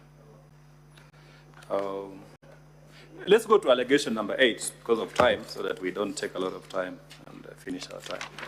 What is the substance of your allegation number 8? Briefly, ground number 8. Ground number 8 is that there are serious reasons to believe that His Excellency Rigathi Gachagua has committed crimes under Section 132 of the Penal Code and Section 129 of the Leadership and Integrity Act. And basically here, it is on two folds. There are two sections that we have cited, Section 132 of the Penal Code and Section 29 of the Leadership and Integrity Act speak to state officers misleading the public, spreading falsehoods. And on the issue of Justice Maina, as we have shown evidence, it was personal vendetta because the Deputy President was attacking the judge based on a decision the judge had made. On the second one, in terms of the particulars, His Excellency Rigathi Gachagua recklessly and unmindful of the high calling and dignified status of the office of the Deputy President of the Republic of Kenya, as well as his membership to the National Security Council and Article 240 of the Constitution, both being positions that require one to be discreet and tempered, especially during moments of national crisis, addressed Kenyans on live television in Mombasa County and publicly made sensational statements against the National Intelligence Service, an essential national security organ, its Director General and the officers. And also, you can hold on there. Do you have evidence to prove these allegations about a live television statement in Mombasa by the Deputy President? Do you have any evidence before this House? Yes. We have annexed our video number 15. May I request we play video number 15, please, Mr. Speaker.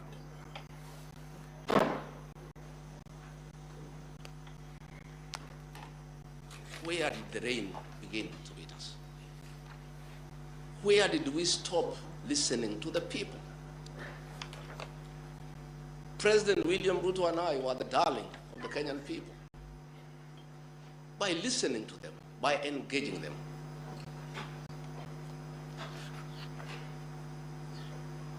And as a government, we have established institutions to ensure we not only listen to Kenyans, but also genuinely understand their concerns.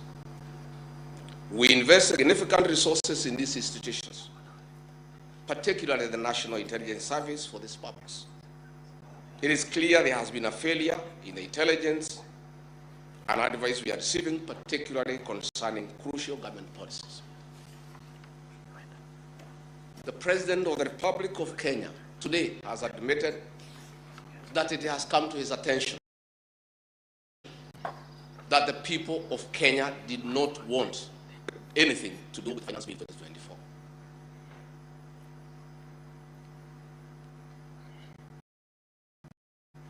Honorable Mutuse, President, maybe we can... You has now agreed that we need to listen to the people. Yeah. And I sympathize with my boss, President William Ruto, because this information was not available to him. I know President William Ruto. Had he known 2 months ago that the people of Kenya did not want anything to do with Finance Bill 2024, he would not have asked his parliamentary party to push it through. Yet, We have an organization paid by the public to give him and government such information. And that is where the problem is. We have a dysfunctional National Intelligence Service that has exposed the president, the government, and the people of Kenya. Had the National Intelligence Service briefed the president 2 months ago about how the people of Kenya feel about the Finance Bill 2024, so many Kenyans would not have died. Property would not have been destroyed. Offices would not have been touched. There would have been no mayhem. But they slept on the job. It had to take people to die, property to be destroyed, protests across the country for the president to know the truth of what the people of Kenya feel. Yet, there is an organization paid for by the public to brief the president and the government about the feeling of the Kenyan people. Officers of the National Intelligence Service, officers of the National Police Service have told me in confidence they did not get advance intelligence briefs about the magnitude of the protest in Eldoret, in Kericho, in Nairobi, in Githurai, in Embu, in Nyeri. Since independence, there has been protests around Parliament. Never have protesters invaded and gotten inside Parliament. Senior officers have told me in confidence they did not have an advance intelligence brief about the intensity of the protest so that they prepare in advance. The National Intelligence Service slept on the job. And the problem is simple. The Director General of the National Intelligence Service, Nuruddin Haji, was a junior officer in the National Intelligence Service before he was appointed as DVP. When he was appointed to the office of the Director General, because of inferiority complex, he chased away all the people who were senior to him when he was in the service, therefore crippling the capacity of that service and making it dysfunctional. 3 directors were chased away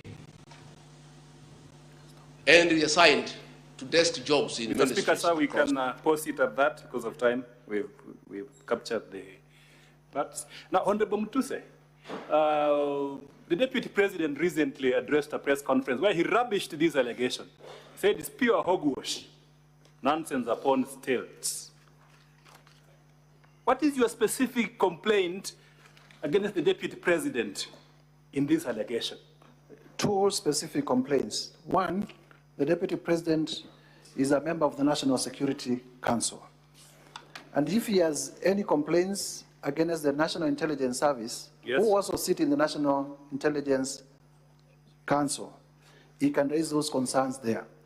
So that we promote institutional leadership. You mean the National Security Council? The National Security Council created under Article 240 of the Constitution. Yes. And the Deputy President as forum. And like all other ordinary citizens, senators included, as we can complain out there because we don't have an official institutional forum. The Deputy President as forum where he can raise his concerns. Number 2, this was a time of monumental crisis in the Republic of Kenya. And the statements were sensational and they would have made Kenyans to believe that our security organs are not functional and would have easily led to citizens running amok and the Republic getting torn apart and our national fabric getting destroyed completely. But even more importantly, I had learned Counsel Ongoya refer you to your oath of office. And I would wish that he also refers his client to the oath of due execution of office that he did swear. In the oath of due execution of office that the Deputy President took on ascension of office, it states as follows, that I will not directly or indirectly reveal such matters as shall come to my knowledge in the discharge of my duties and committed to my secrecy, emphasis, secrecy. He has said in the clip that we have played that officers of the National Police Service have told him in confidence that they had not received advance intelligence reports. That is what was contemplated by this oath of due execution of office. What Senior Counsel Orengo called addressing fears. That if a matter is committed to you as a state officer in secrecy, it must remain in secrecy. If you take it to a public press conference, then you have gone against your oath of office, and that is an impeachable offense. This oath of office that you say the Deputy President takes, is it anchored in any clause of the Constitution? Yes, the oath of office is in the 3rd schedule of our Constitution and therefore part of our Constitution. Can you read Article 148(5)(a) of the Constitution? Even to begin with, under Article 74 of the Constitution, before assuming a state office, acting in a state office, or performing any functions of a state office, a person shall unsubscribe the oath or affirmation of office in the manner and form prescribed by the 3rd schedule or under an act of parliament. Okay. And what about Article 148, paragraph 5A? What does it say? Article 148, paragraph 5A. Yes, yes. It says the Deputy President-elect assumes office by taking and subscribing A, the oath or affirmation of allegiance, and B, the oath or affirmation for the execution of the functions of office as prescribed in the 3rd schedule. So it is a constitutional issue. Finally, the Deputy President in his press statement the other day, he said, even in other countries, the US, stable democracies, it's not uncommon to see heads of intelligence institutions being attacked or criticized by public officers. What is your comment about that specific remark? Even in our country, it is not uncommon, but it depends on who is doing it. The Deputy President of the Republic of Kenya cannot behave in a manner that disparages the institutions of the state that he was elected to superintend, especially so when he has official institutional forum to raise those concerns. Is there a forum where the Deputy President can conveniently raise these issues without undermining public confidence in the security system and public trust in these institutions that are paid by the taxpayer? I have said earlier, under Article 240, the membership of the National Security Committee is number 1, the President, and number 2, the Deputy President. Okay. And the National Intelligence Service is a member, and therefore that can be canvassed behind closed doors in a formal way and a decision made so that we do not break down our institutions. Instead, we empower them. Which article of the institution are you referring to, where the National Security Council is established? Article 240, if my mind serves me right. Okay. And we can read it if we have time. The other explanation by the Deputy President is that these agencies are accountable to the civilian authority and therefore not immune to criticism. Article 240, establishment of the National Security Council. There is established the National Security Council. The council consists of the President, the Deputy President, so is a member by dint of Article 240.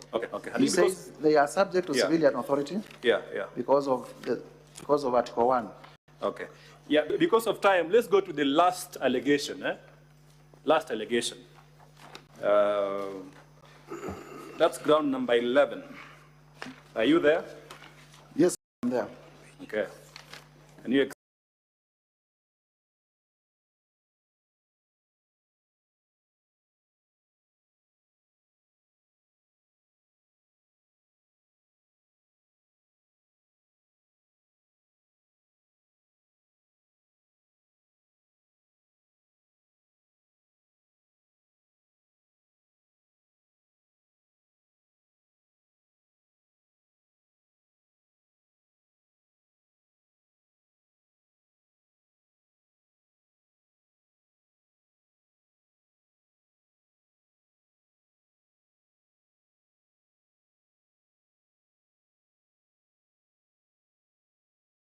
explain to the senators your specific grievance about this ground?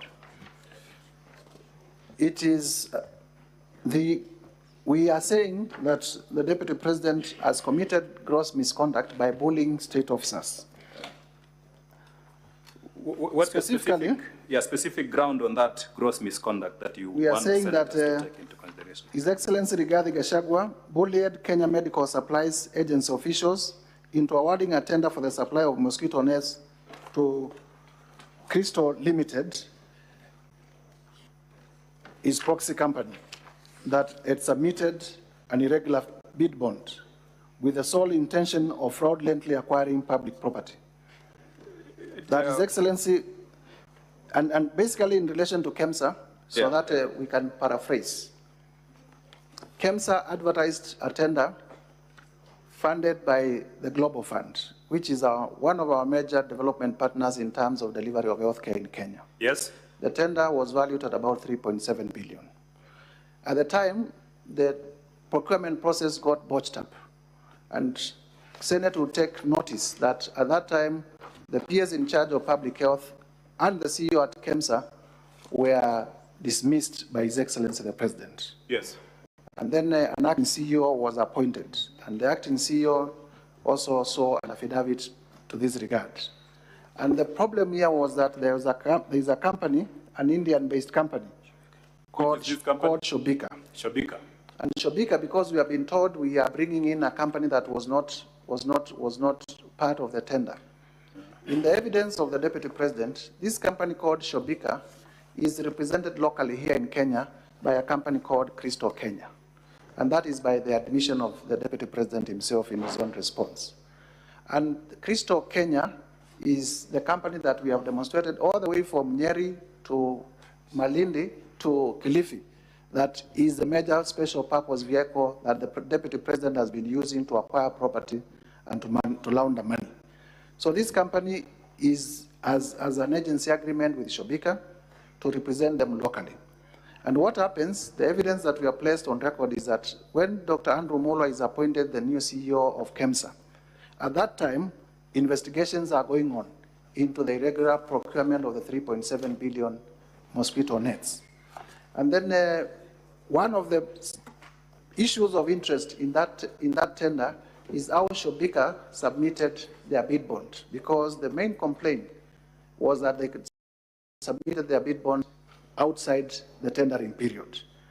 So when investigations are going on, the Deputy President, who admitted live on television, called Dr. Andrew Mulwa, the acting CEO of KEMSA, and told him, I have sent my people, please give them that bid bond. And he said he did it because the people were wondering. And then we have annexed messages, WhatsApp excerpts, in the affidavit of Dr. Andrew Mulwa that is contained on page 67 to, in the volume, if you go to volume 1, page 67 to page, all the way to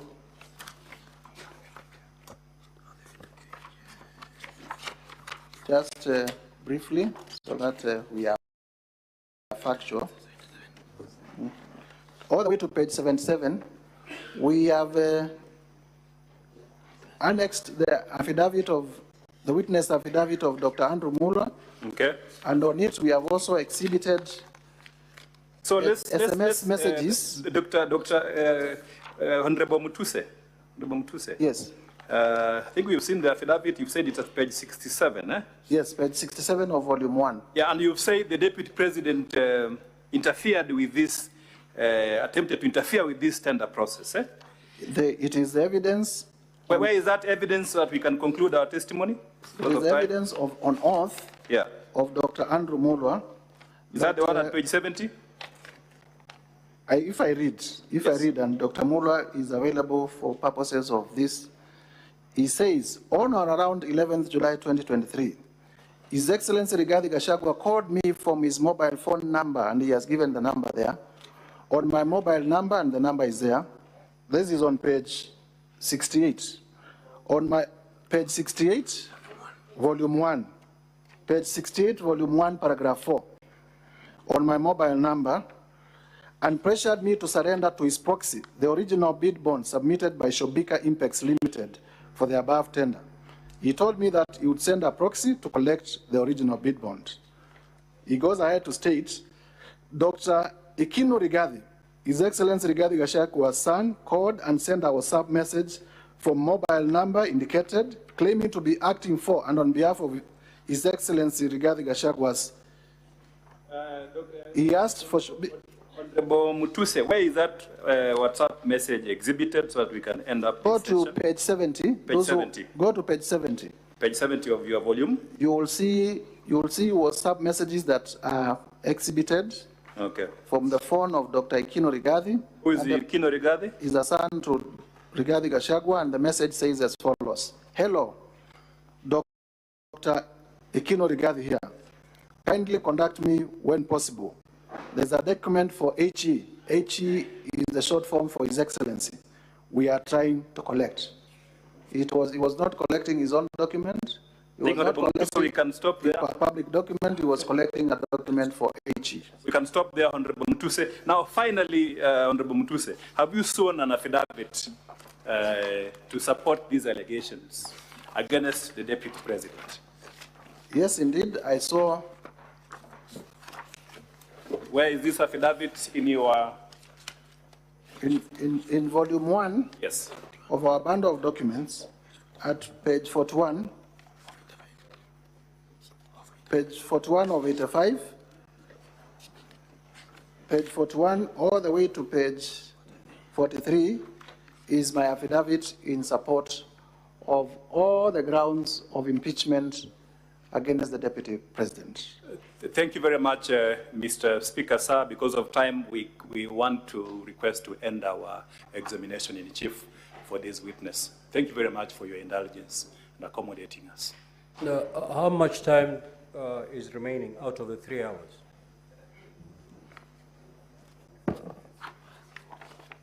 So, Counsel for the National Assembly, you have 45 minutes to conclude your case, do re-examination, and call the other witnesses and do examination in 45 minutes. That is the time remaining. Now, Counsel for the Deputy President, you have 2 hours in total for cross-examination of all witnesses that will be presented. So you may choose to use all that with this witness, or you may decide on how you're going to apportion it. You may now proceed to cross-examine the witness. Your time starts running from now. Our next witness is so-and-so. Yeah, that's a cross-examine first, yes. Let's call all the witnesses and do cross-examine. We have to do it once.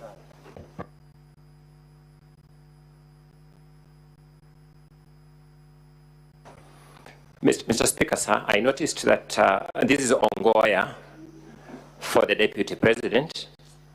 We have 2 hours. Sorry. Mr. Speaker, there is a request from our side which we hope will find favor with you.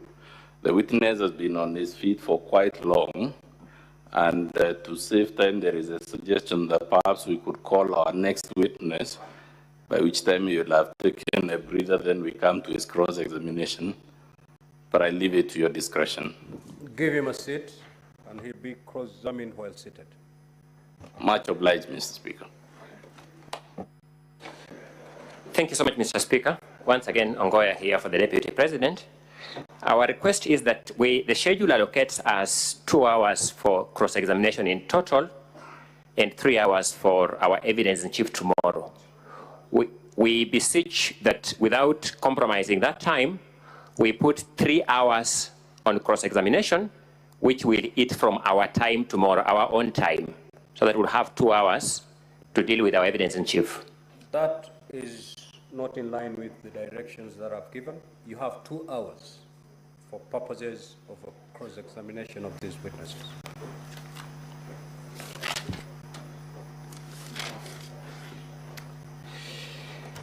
Thank you, Mr. Speaker. We will proceed. Honorable Mutuse, I will refer to you as Honorable Mutuse throughout, and for the benefit of the senators, we were actually contemporaries at the university many years ago.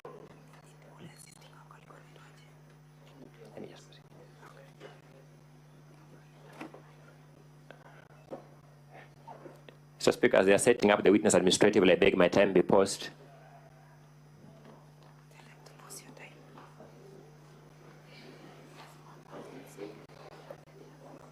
Proceed, Counsel. Thank you. Honorable Mutuse, before being a member of parliament, what is your professional background? I am a lawyer. You're a lawyer by profession. You therefore understand the substantive laws and the procedural laws of this country. Is that a fair assessment? Yes, it is. I will take a few minutes examining you, then I will release you to my learned colleagues, Mr. Swanya and Mr. Masharia, to take you on a number of issues. But allow me to start with the issue of Justice Esther Maina. You are aware, being a lawyer, that by law, you are bound by the allegations you presented to the National Assembly. Are you aware of that? Yes, we are bound by the allegations in the context of the rules of the Senate and the other laws. To deal with the issue of Justice Maina, allow me to take you to paragraph 64A of your allegations, and that would be volume 1 of the National Assembly documents, page 32. I have it.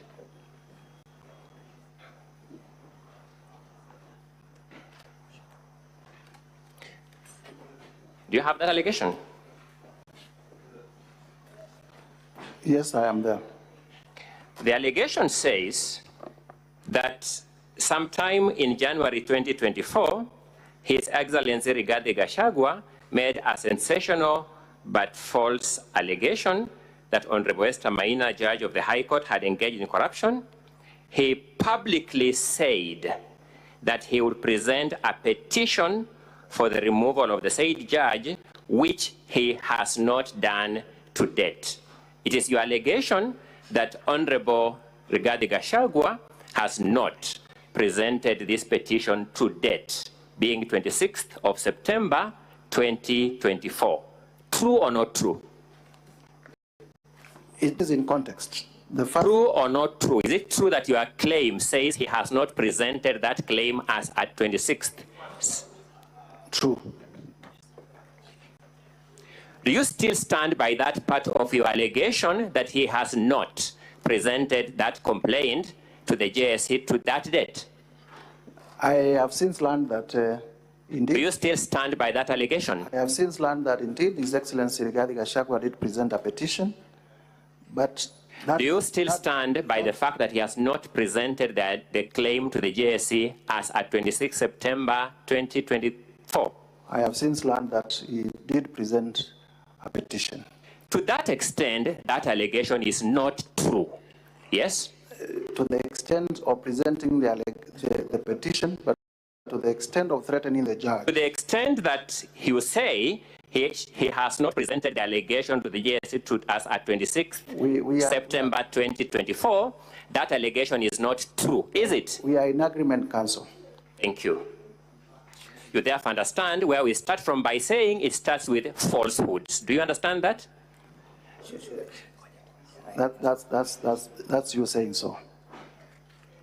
Ask whether you understand it.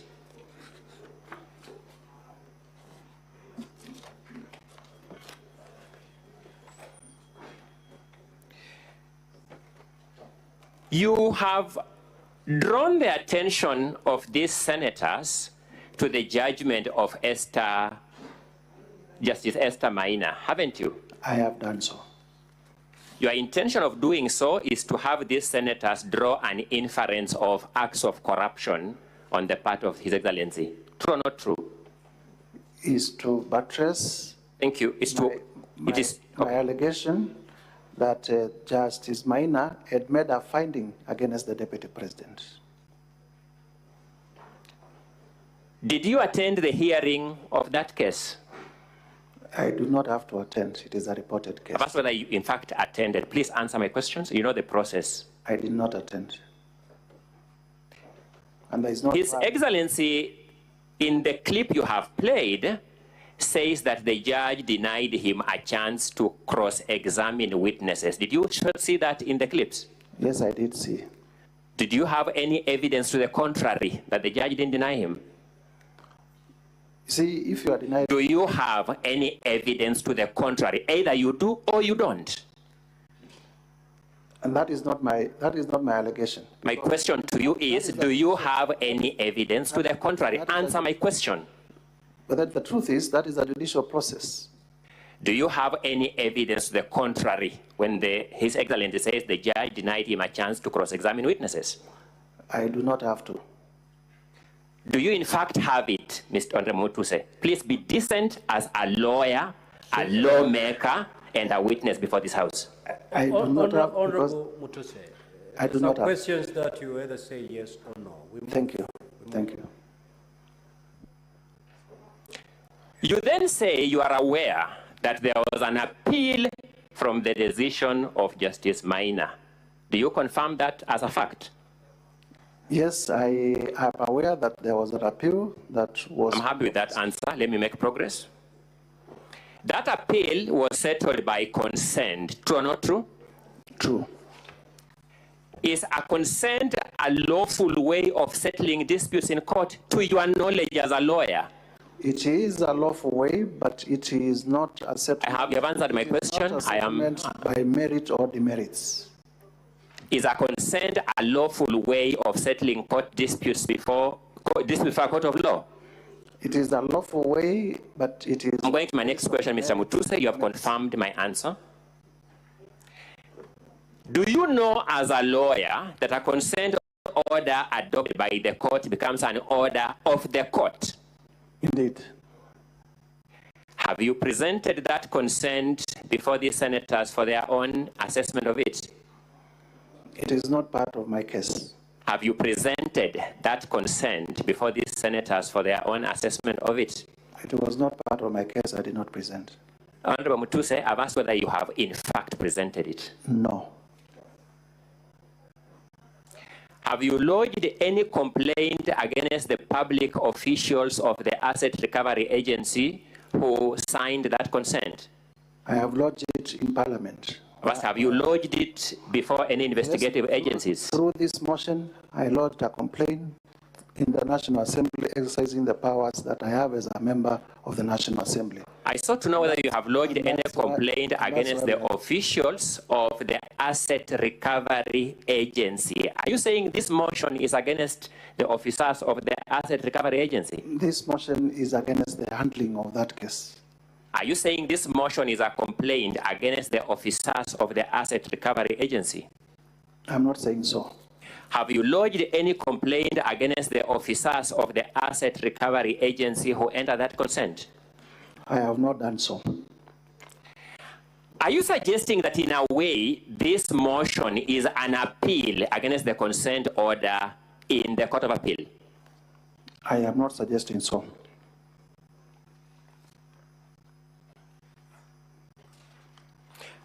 By the way, do you know the position of the law on illegal consents? Can a court of law accept an illegal consent?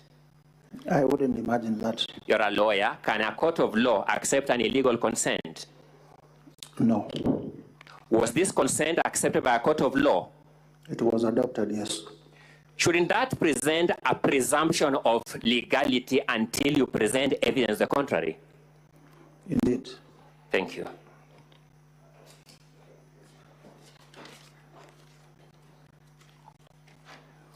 Allow me to move to a second element. The videos in respect of the evictions along Nairobi River. I trust that was video 9 and 10. I'm just trying to recollect. Let's have video 9 played from the technical side.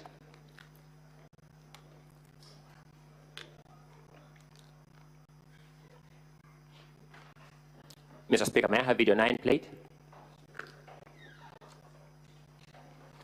Is it on?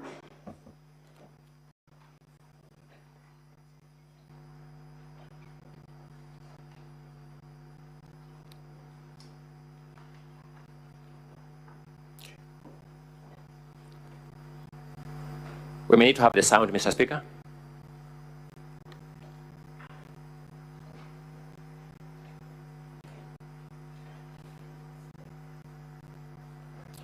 Mr. Speaker, I would argue that the time taken by the technical people to play my videos is frozen because I have no control about it.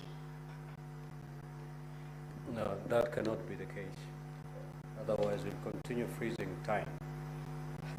Mr. Speaker, we didn't direct the people in the gala in the technical side. We had a similar problem when the Council for the National Assembly was leading the council. I mean, the witness and evidence in chief, and time wasn't frozen. So we're going to be fair. We're going to apply the very same rule.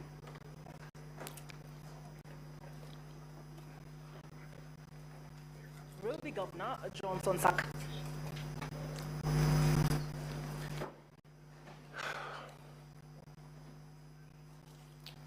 Mr. Speaker, may I have the technical side play my videos? My time is running.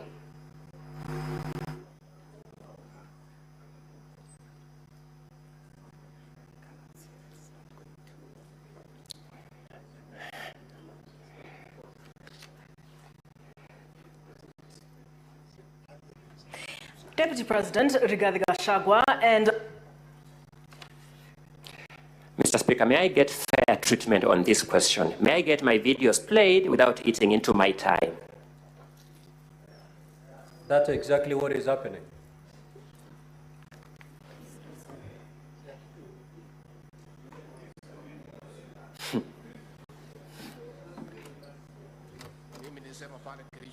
Watu Azimio wakanipigia kelele.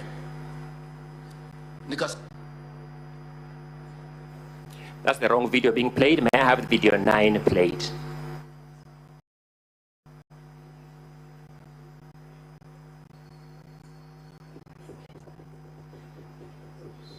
Can you pause the time for... Thank you, Mr. Speaker.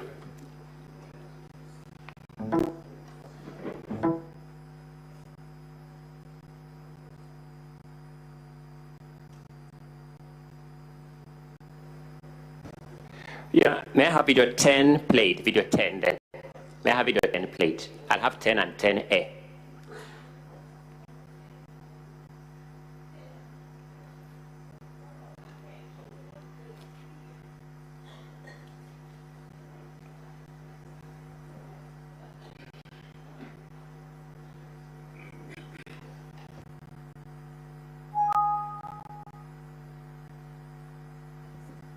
Counsel for the Deputy President.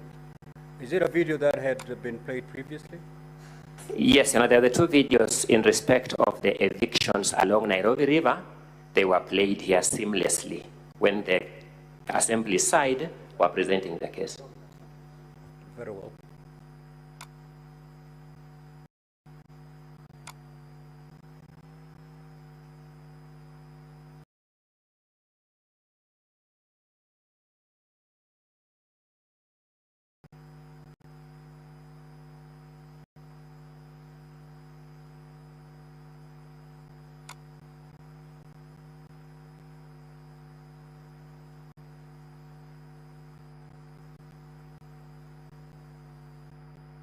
Counsel for the Deputy President, do you have your technical person at the control room? I wouldn't be able to establish at the moment.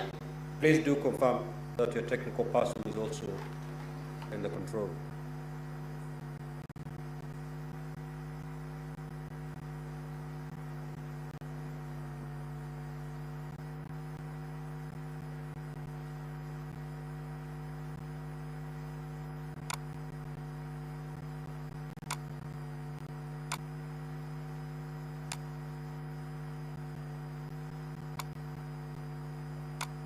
Mr. Speaker, may I move to some other thing, then I'll proceed with the video later.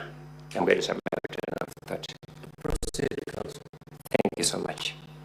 Honorable Mutuse, allow me to move to another limb, which is at paragraph 74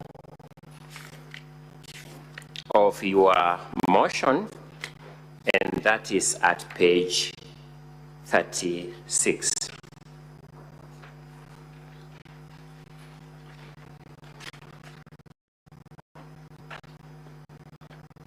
It runs to page 37.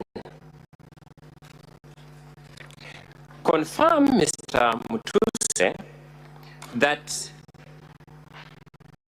in respect of ground 10, paragraph 74A and B are the two illustrations, the two particulars that you have given to prove that ground.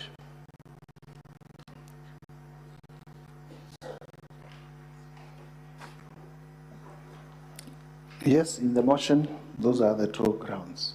Let me start with ground B. Paragraph B, rather.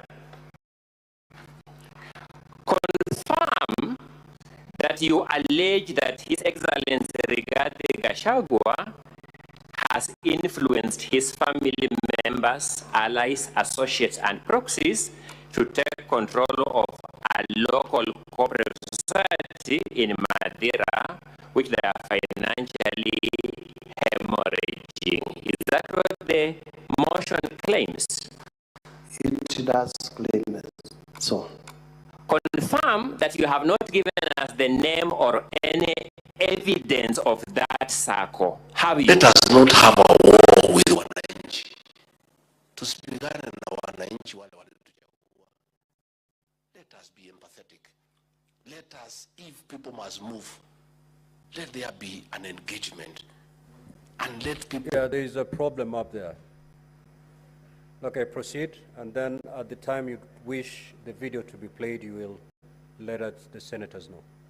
Proceed. Let us not have a war with wananchi. The team at the control room. Let us be empathetic. Secretariat, can you move to the control room and tell them to let there be wait. An engagement. And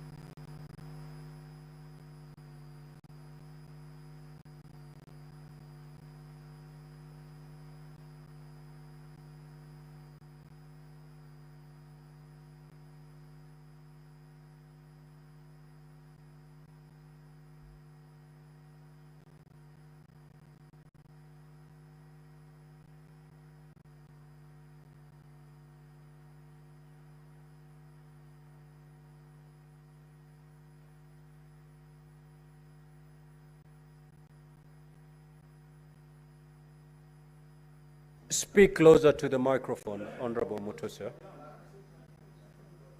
Speak closer to the microphone, please. We will be urging the Senate to uphold the impeachment. Mr. Mutuse, I'm asking a specific question on a specific allegation. It is your desire for these senators to impeach this deputy president on an allegation that he has, through his proxies, taken control of a cooperative society we don't know, isn't it? I have said I leave that to their decision. Is it your desire? Is that what you desire? You want some outcome from this process, you as the mover of this motion. Is that what you want of this motion? What do you understand when I say I leave it to their decision? You have no right to ask me any question. Just say yes or no. We move on. We make progress. Thank you. My apologies. Yes. Thank you so much for that comic moment.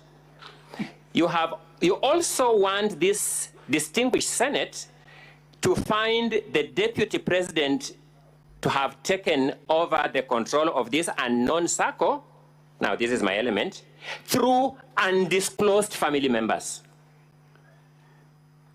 Indeed, it is my desire that the motion is upheld.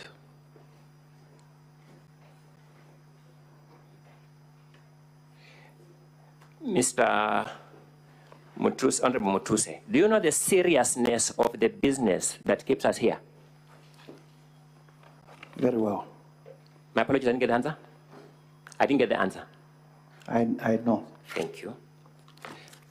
You find this request for senators to find this deputy president guilty of taking over an undisclosed circle a serious expectation on your part? Indeed.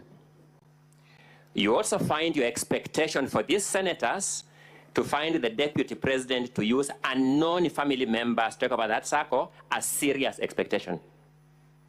Indeed. You take your work as a member of parliament seriously? Very seriously. You respect your constituents who brought you to this house? Very much. And you are manifesting that respect for your constituents by this expectation you have just mentioned here? In fact, the whole country is discussing my motion. I'm asking whether you are manifesting your respect for your constituents by the expectation you have just alluded to. In the totality of the... No, I'm talking about this particular fact. I'm dealing with a particular fact. In the totality of the motion, yes. My question is, your expectation for this Senate to find the DP culpable on allegations of undisclosed family members of an undisclosed circle. That allegation, you are manifesting your respect for your constituents through that allegation. Yes. Thank you. Paragraph A alleges that His Excellency Rigathi Gachagua has connived with cartels in the tea sector to block the Kenya Tea Development Agency from implementing guaranteed minimum returns that would benefit smallholder tea farmers. Is that the allegation? Indeed. Have you given us in this motion or in the supporting evidence the name of any cartel? No. Have you given us in this motion or in the supporting evidence the grievance or the complaint by the Kenya Tea Development Agency? No. This is also part of your expression of respect for your constituents. Indeed. It is also part of the seriousness with which you take this motion. Indeed. Thank you.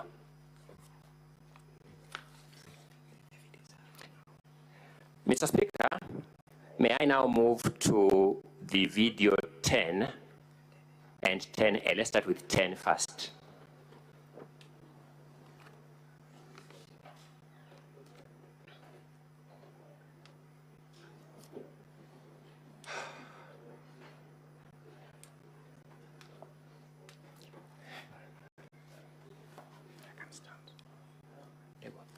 Watu ya Kayole, tangu mtupatie nafasi ya uongozi, sijapata nafasi ya kuja kusema asanti. Nataka kutoka kwa roho yangu ndani, watu ya Kayole, asanteni sana. Mimi najua nimeona iko shida ya watu ambaye walibomolewa, si ndio? Na nimeona mumeandika vizuri ya kwamba mteue kamati ya watu wachache ndio mkuje niketi na nyinyi. Just pause there. Mtakubaliana? Pause there. Up to that time, the deputy president is suggesting that he needs the people, the citizens there to have a small committee to have an engagement with him. True or not true? True. Is there anything wrong with that claim by the deputy president? There is nothing wrong with. Let's proceed. Mimi ningetaka wale watu ambaye walipata shida hii ya ubomoaji, ambaye ni kitu tulikuwa tumeahidi wananchi haitafanyika kwa serikali yetu. Mimi ningetaka niwasikize na nitapanga na Mheshimiwa Meja Dong wakuje ndio tukue na nafasi ya kuongea. Let's pause there. Tumekubaliana. The deputy president is saying he wants to listen to those people so that together they can talk. Is that what he's saying? Ambayo ni kitu tulikuwa tumeahidi haitafanyika kwa serikali yetu. No, you didn't get my question, Mr. Mutuse. Please be a good listener. Just answer my questions. The deputy president is saying he wants those to sit with Honorable Madong, I didn't get the name right, and those people so they can sit and talk. Is that what he's saying?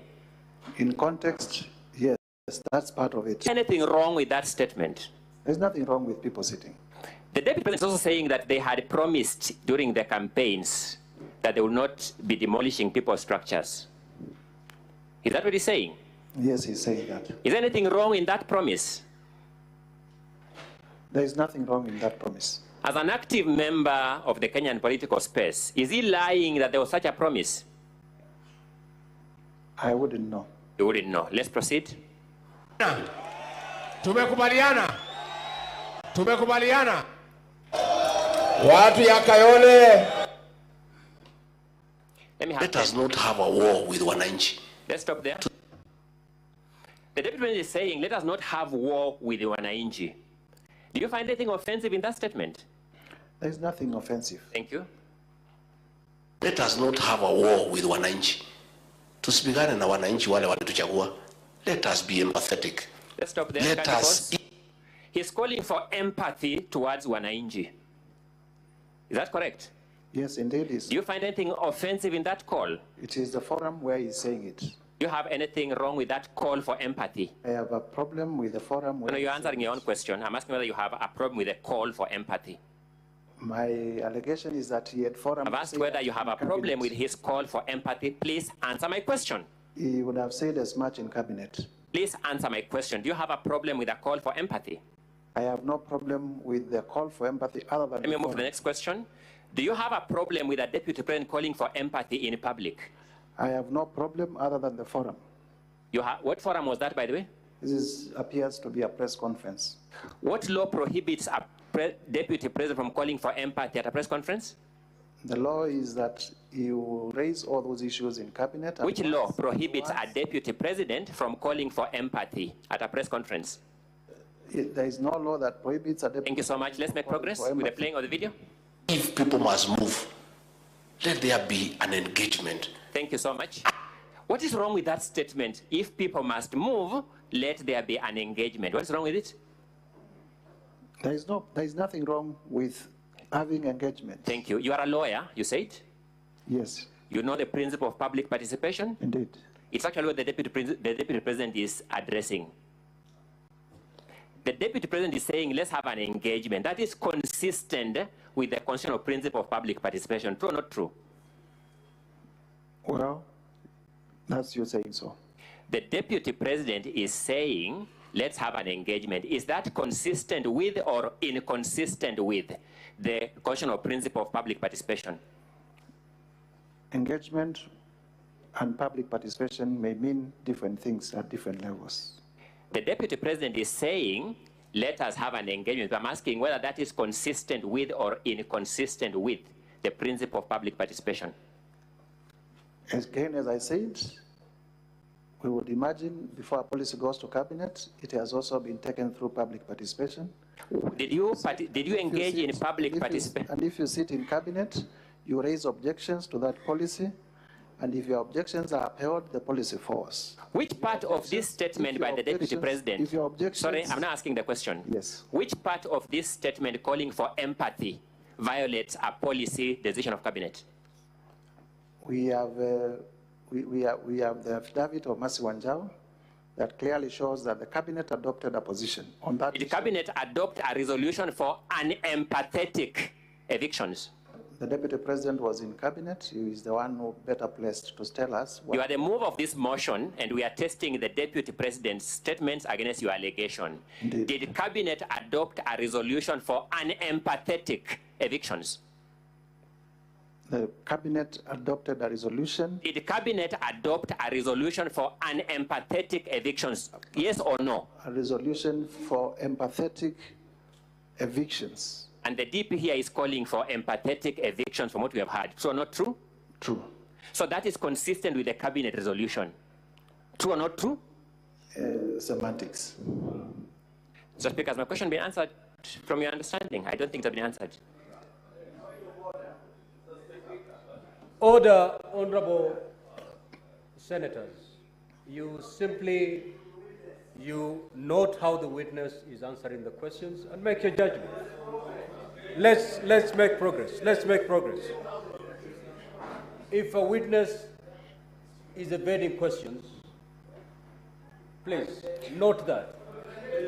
Proceed. So Speaker, you are right in that ruling, save that is doing this at the expense of my time and the Deputy President's time and at the compromise of the Deputy President's right to a fair hearing where he has to have adequate time, which means time managed economically.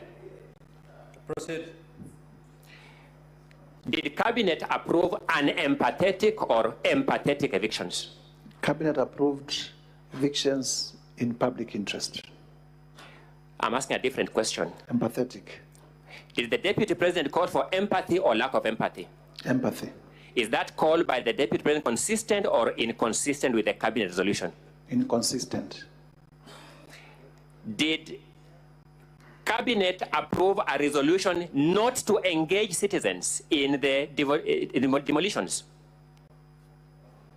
That I wouldn't know because I'm not a member of Cabinet.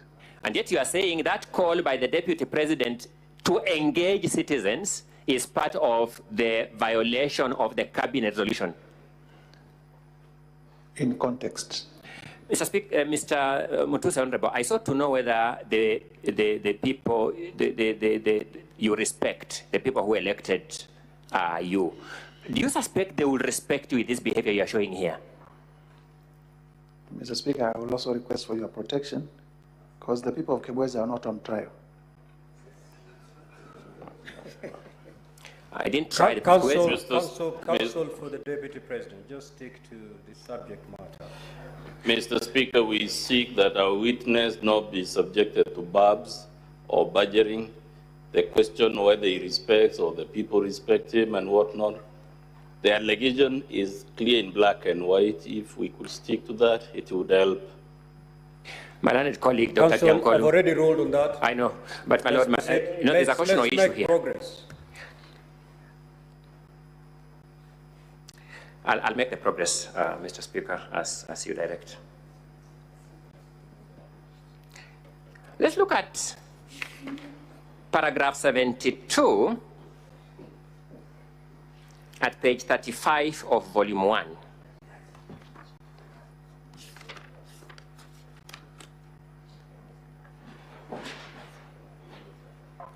Page?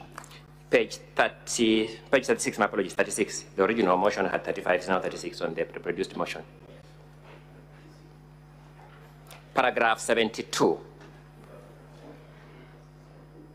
You're saying, His Excellency Rigathi Gachagua has persistently undermined, demeaned, and committed insubordination instead of assisting the President. Honorable Mutuse, has the President of the Republic of Kenya complained to you that is being undermined by his deputy? No.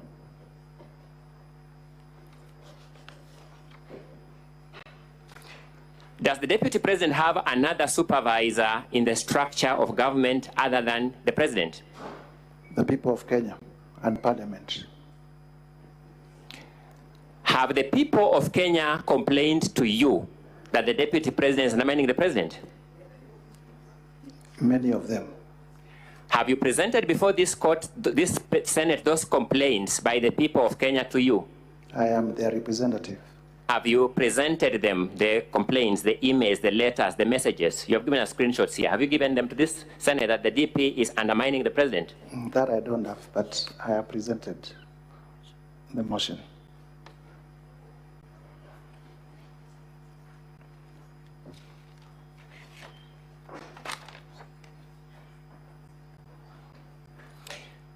Allow me to move to ground 4.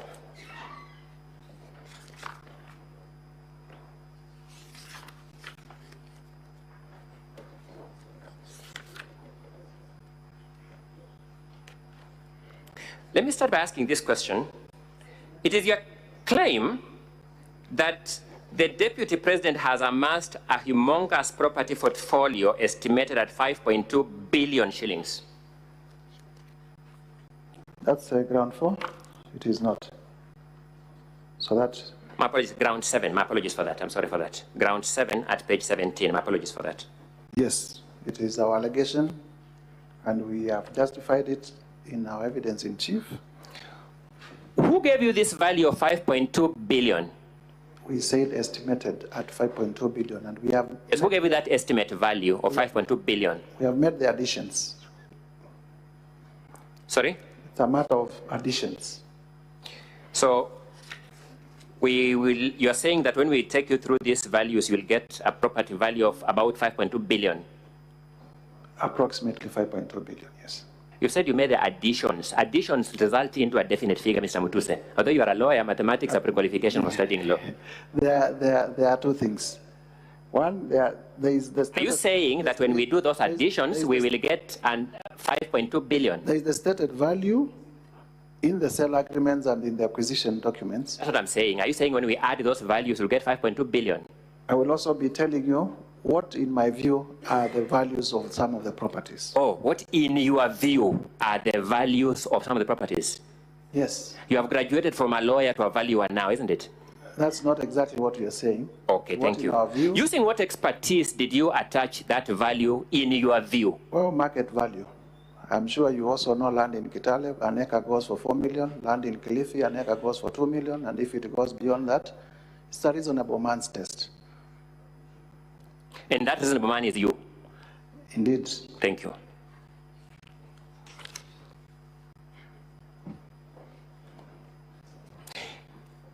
At paragraph 44, at page 18, yes, you have listed a company called Spiritway Limited in your motion. Yes? Number 18. Page 18, paragraph 44. It's a continuation of ground 7. I'm reading ground 7 now. Page 18. Spiritway Limited. What wrong are you saying that company has done anywhere on earth? What wrong? I did state, I listed these companies. No, I'm asking Spiritway Limited. What wrong are you saying Spiritway has committed anywhere on earth? These are companies that are associated with His Excellency Rigathi Gachagua. So, what wrong has Gachagua committed through Spiritway Limited? I'm dealing with this one now. Spiritway Limited. What wrong has he done through this one? It is one of the companies that we reasonably suspect are conduits, are used as special purpose vehicles for corruption. So, what proceeds of corruption have passed through Spiritway Limited? How much? We have demonstrated the specific... No, I'm asking what proceeds of corruption have passed through Spiritway Limited as a particular company? In our evidence, we have not presented evidence against Spiritway. You have not? Yes. No, correct English. When I say you have not, you say no, we have not. You don't say yes. Okay. You have not presented evidence. We have not presented evidence. Thank you. Let's move to Fortis Vis Group Limited. What wrong has Fortis Vis Group Limited committed anywhere on earth? Fortis. Number 2 on page 18, company number 2.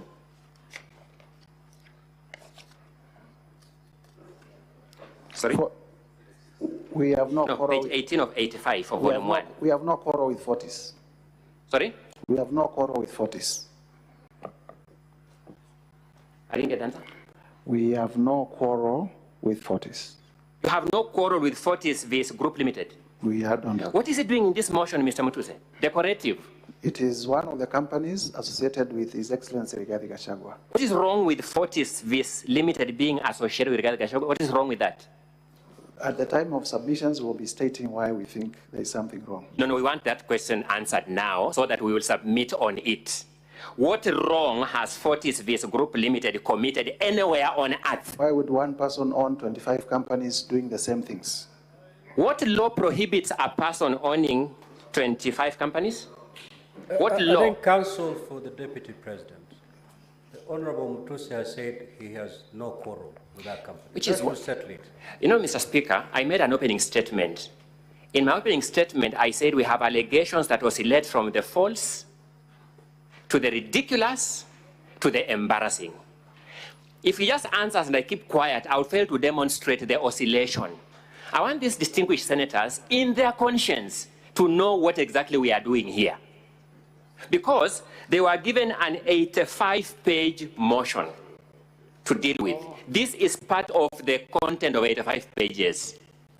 Surely, Mr. Speaker, for Mr. Mutuse to tell these senators that he brought them this company just as a name, I don't know how dignified this house will feel, but if I sat where this house sits, I would feel that's undignifying. Proceed, Counsel, with your cross-examination. So you say one person should not own 22 companies, isn't it? I've said I do not have... No, you've said so. That's your answer. I don't have problems with Fortis. That's correct. Who are the shareholders of Fortis? Fortis is Kevin Rigathi and Keith Ikino Rigathi. The only crime being they are children of Rigathi Gachagua. Indeed, they are children of Rigathi. Are they prohibited as children of Rigathi Gachagua from holding shares in a company? As proxies? Are they prohibited from holding shares in a company? Not at all. So what proxy business has Fortis Vis Limited done? Because you keep saying as proxies. What proxy business has Fortis Vis Group Limited done? I have already stated that we do not have any problem with Fortis. But you have put it in your impeachment motion to support one of your grounds. It is there. Without any problem with it. It is there, and we have stated the reasons why it is there.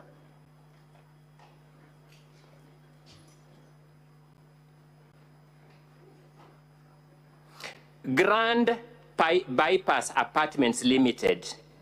What problem do you have with it? We do not have a problem with it. This company that you have listed, you have no problem with it? We do not have a problem with it. But you have put it as one of the grounds in your impeachment motion? It is one of the companies associated with Rigathi Gachagua. And there is no problem with listing and saying, I am focusing on this one and I am not focusing on this one.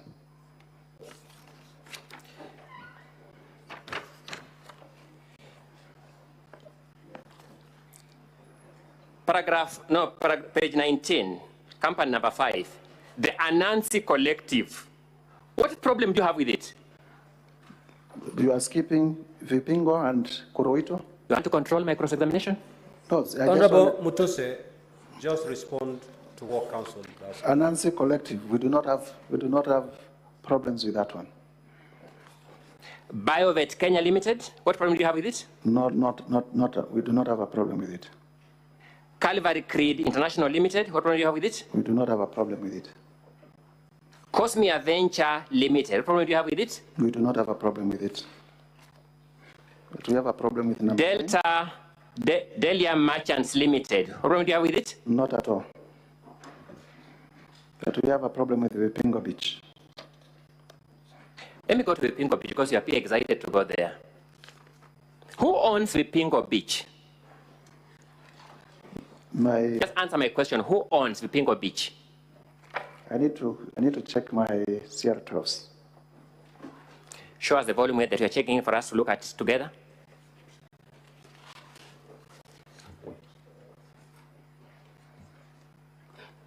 Mr. Speaker, I wouldn't mind a time indication of how much time I've spent. Vipingo Beach, on volume 2A, page 18. You spent 40 minutes of the 2 hours, and there's an additional 10 minutes for when we had a problem with the video. Thank you so much, Mr. Speaker. Give us the page number kindly. Page number 18 of 123, volume 2A. Yes, proceed. Who owns Vipingo Beach? Keith Ikino Rigathi, Kevin Gachagua Rigathi, and the estate of the deceased James Derito Gachagua. Let me go back to the beginning. You're a lawyer by profession. Yes, I am. You know the meaning of ownership of a company? Yes, I do. How is ownership of a company manifested? In shareholding and... Okay. How many shares does Keith Ikino Rigathi hold? According to your own exhibit.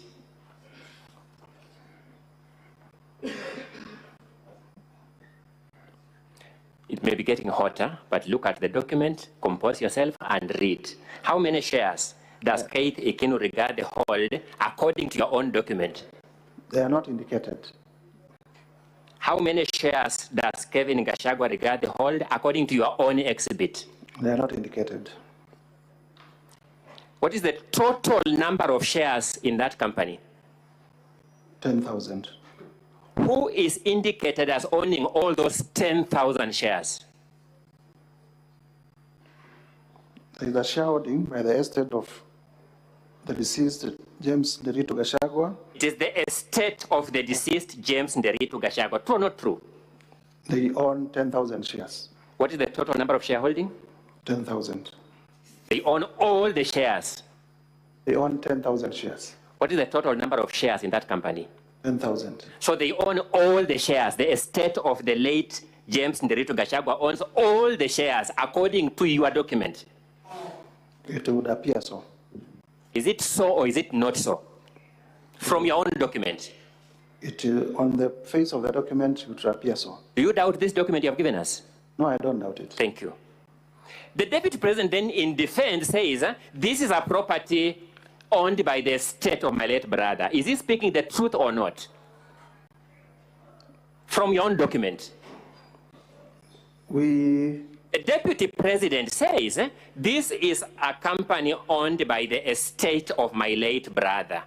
Looking at your own document, is the deputy president saying the truth or is he not saying the truth? Remember, you are a lawyer all the time. The estate of the deceased James Nderitu Gachagua owns 10,000 shares. Out of how many shares? I wouldn't vouch for the truthness of the deputy president's I'm saying testimony. The estate of the late James Nderitu Gachagua owns 10,000 shares. Out of how many? 10,000. Mr. Mutusa, you told me you are a lawyer. Yes. And let's be lawyers now. Yes. When the deputy president therefore says this company is wholly owned by the estate of my deceased brother, is he speaking the truth or not according to your document? It's either yes or no. We make progress. We move. Honorable Mutusa. Yes. Thank you so much. You had begun by telling us you have a problem with this company. You have a problem with the estate of the deceased owner holding all the shares in the company. No, we do not have a problem with that. From your company law knowledge, do you know the role of directors in a company? Yes, I do. What directors play in a company? They direct. Directors are management. They manage. They direct the management. Correct. The leadership. What is wrong with these two boys managing this company on behalf of the shareholders who are disclosed? What is wrong against the law? There is nothing wrong. Okay. The value of this hotel is part of your 5.2 billion. True or not true? It is. Are you willing to deduct it now from that? Because you can now see who owns it. At the appropriate time, we will show. Are you willing to deduct it? No. Thank you.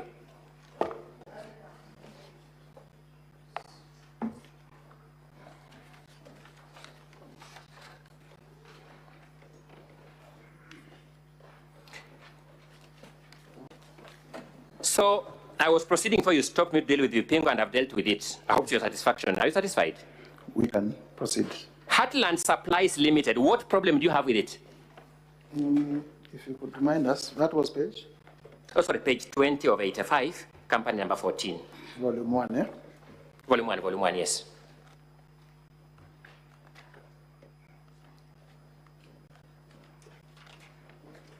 Company number? Number 14. Company number 14.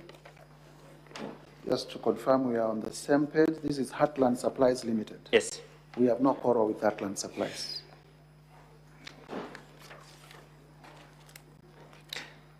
Page 21, paragraph 17, Mothers of the Land Limited. What problem do you have with it? We have no quarrel with Mothers of the Land. Number 18, Pioneer Medical Kenya Limited. What problem do you have with it? We don't have a problem with it. Overleaf, page 22, Redo Furniture Mart Limited. What problem do you have with it? We do not have a problem with it. Royal Crimson Ventures Limited. What problem do you have with it? No, not at all. Technical Supplies and Services Limited. What problem do you have with it? We do not have a problem with it.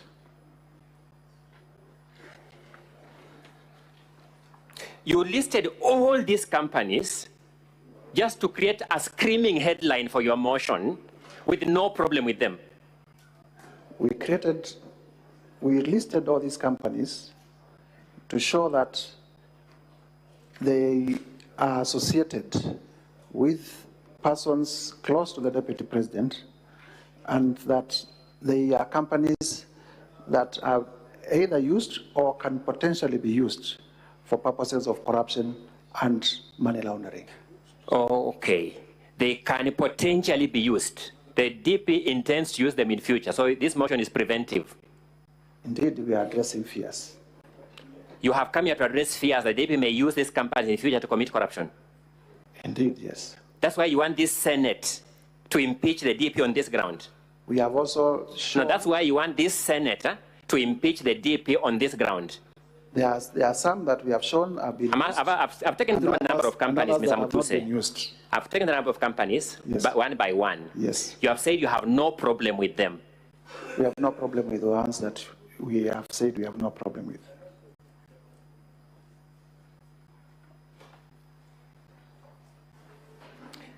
Let's go to paragraph 70.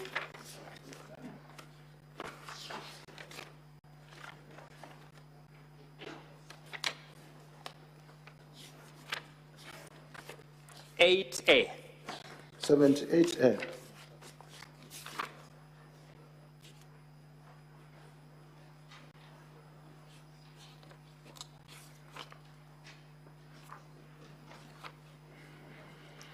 His Excellency Rigathi Gachagua bullied Kenya Medical Supplies Agency officials into awarding a tender for the supply of mosquito nets to Crystal Kenya Limited. Was Crystal Kenya Limited a bidder for this tender? Crystal Kenya Limited is a local... I'm asked, was it a bidder for this tender? It is a local representative. Is it a bidder for this tender? By the way, let me now ask you basic questions. Do you know the meaning of the word bidder? Honorable Mutuse. It is not a bidder. Yeah, we make progress. You respond, we make progress.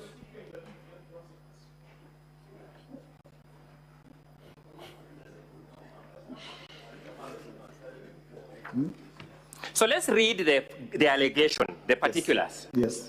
It says, His Excellency Rigathi Gachagua bullied Kenya Medical Supplies Agency officials into awarding a tender for the supply of mosquito nets to Crystal Kenya Limited. Was Crystal Kenya Limited, in fact, awarded that tender? They were not a bidder.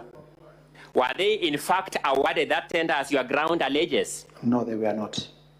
So why are you alleging that they were bullied into awarding the tender? Why are you alleging when they were not awarded? The local representative. I'm asking, why are you alleging that they were bullied into being awarded the tender? Because they are the local representatives of Shobika, the company that is under investigation for this tender. Your ground says His Excellency Rigathi Gachagua bullied KEMSA officials into awarding a tender for the supply of mosquito nets to Crystal Kenya Limited, his proxy company, full stop. Is that allegation correct? Is that allegation true? There was no award to... Is that allegation true? It is true to the extent that they are the local representatives. That His Excellency Rigathi Gachagua bullied KEMSA to award a tender to Crystal Kenya Limited, his proxy company. To Shobika, represented by... I'm asking you a different question. Your allegation is that KEMSA was bullied to award a tender to Crystal Kenya Limited, full stop. Am I reading it correctly, by the way? You are reading it correctly. Is that what I have read correctly itself true? In the narrow sense, it is not true. Thank you so much. You also say that Crystal Limited had submitted a fake big bid bond with the sole intention of fraudulently acquiring public property. What do you mean by a fake bid bond? An irregular bid bond. What do you mean by an irregular bid bond? A bid bond that was found not to meet the requirements. What was the irregularity that was found in that bid? I guess that is why ESCC... No. What was the irregularity? You don't know about the allegation here. what was the irregularity that was found with that bid bond? There was a specific irregularity. What was it? It was brought outside time. You are sure of that fact? It was brought outside time. You are sure of that fact? Insofar as I know. I'm saying, are you sure of that fact? Because you're on oath. Insofar as I know. No, are you sure of the fact? It was a lot of time.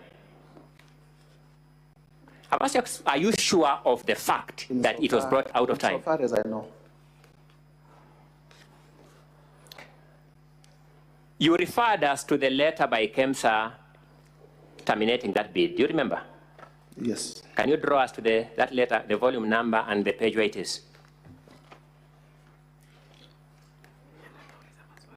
And the counsel is talking to the witness, and you can see he's actually answering the question. He's a junior colleague. He's engaged in extremely unethical behavior that should not be done in a small claims court. Forget about a country's Senate. You've seen it with your own eyes. Counsel for the Deputy President, I cannot hear exactly what was exchanged there. And therefore, I don't have the benefit of what was exchanged, and I'm not in a position to rule on it. Okay.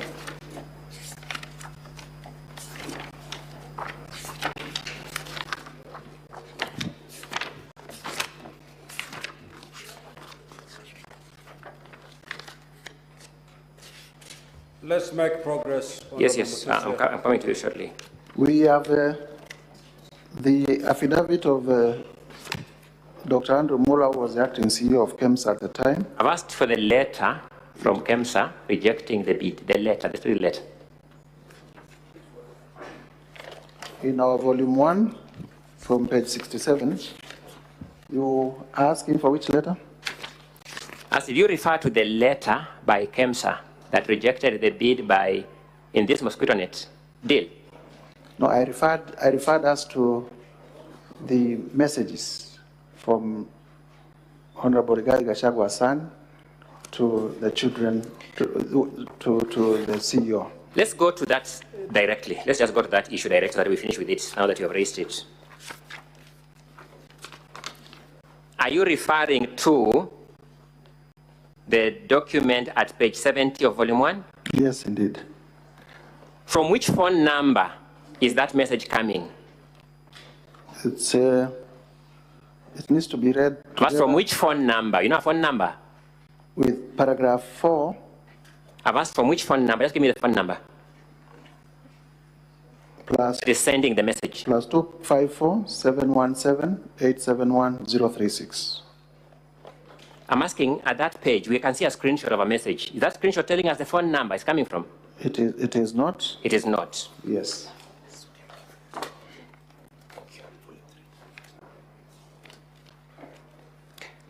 Thank you, Mr. Speaker. I now want to deal with the document I had looked at earlier.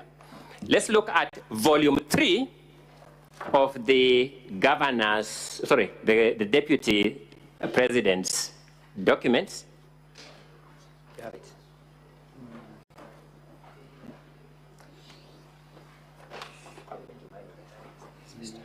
Look at volume 3 of the deputy president's documents at page 180.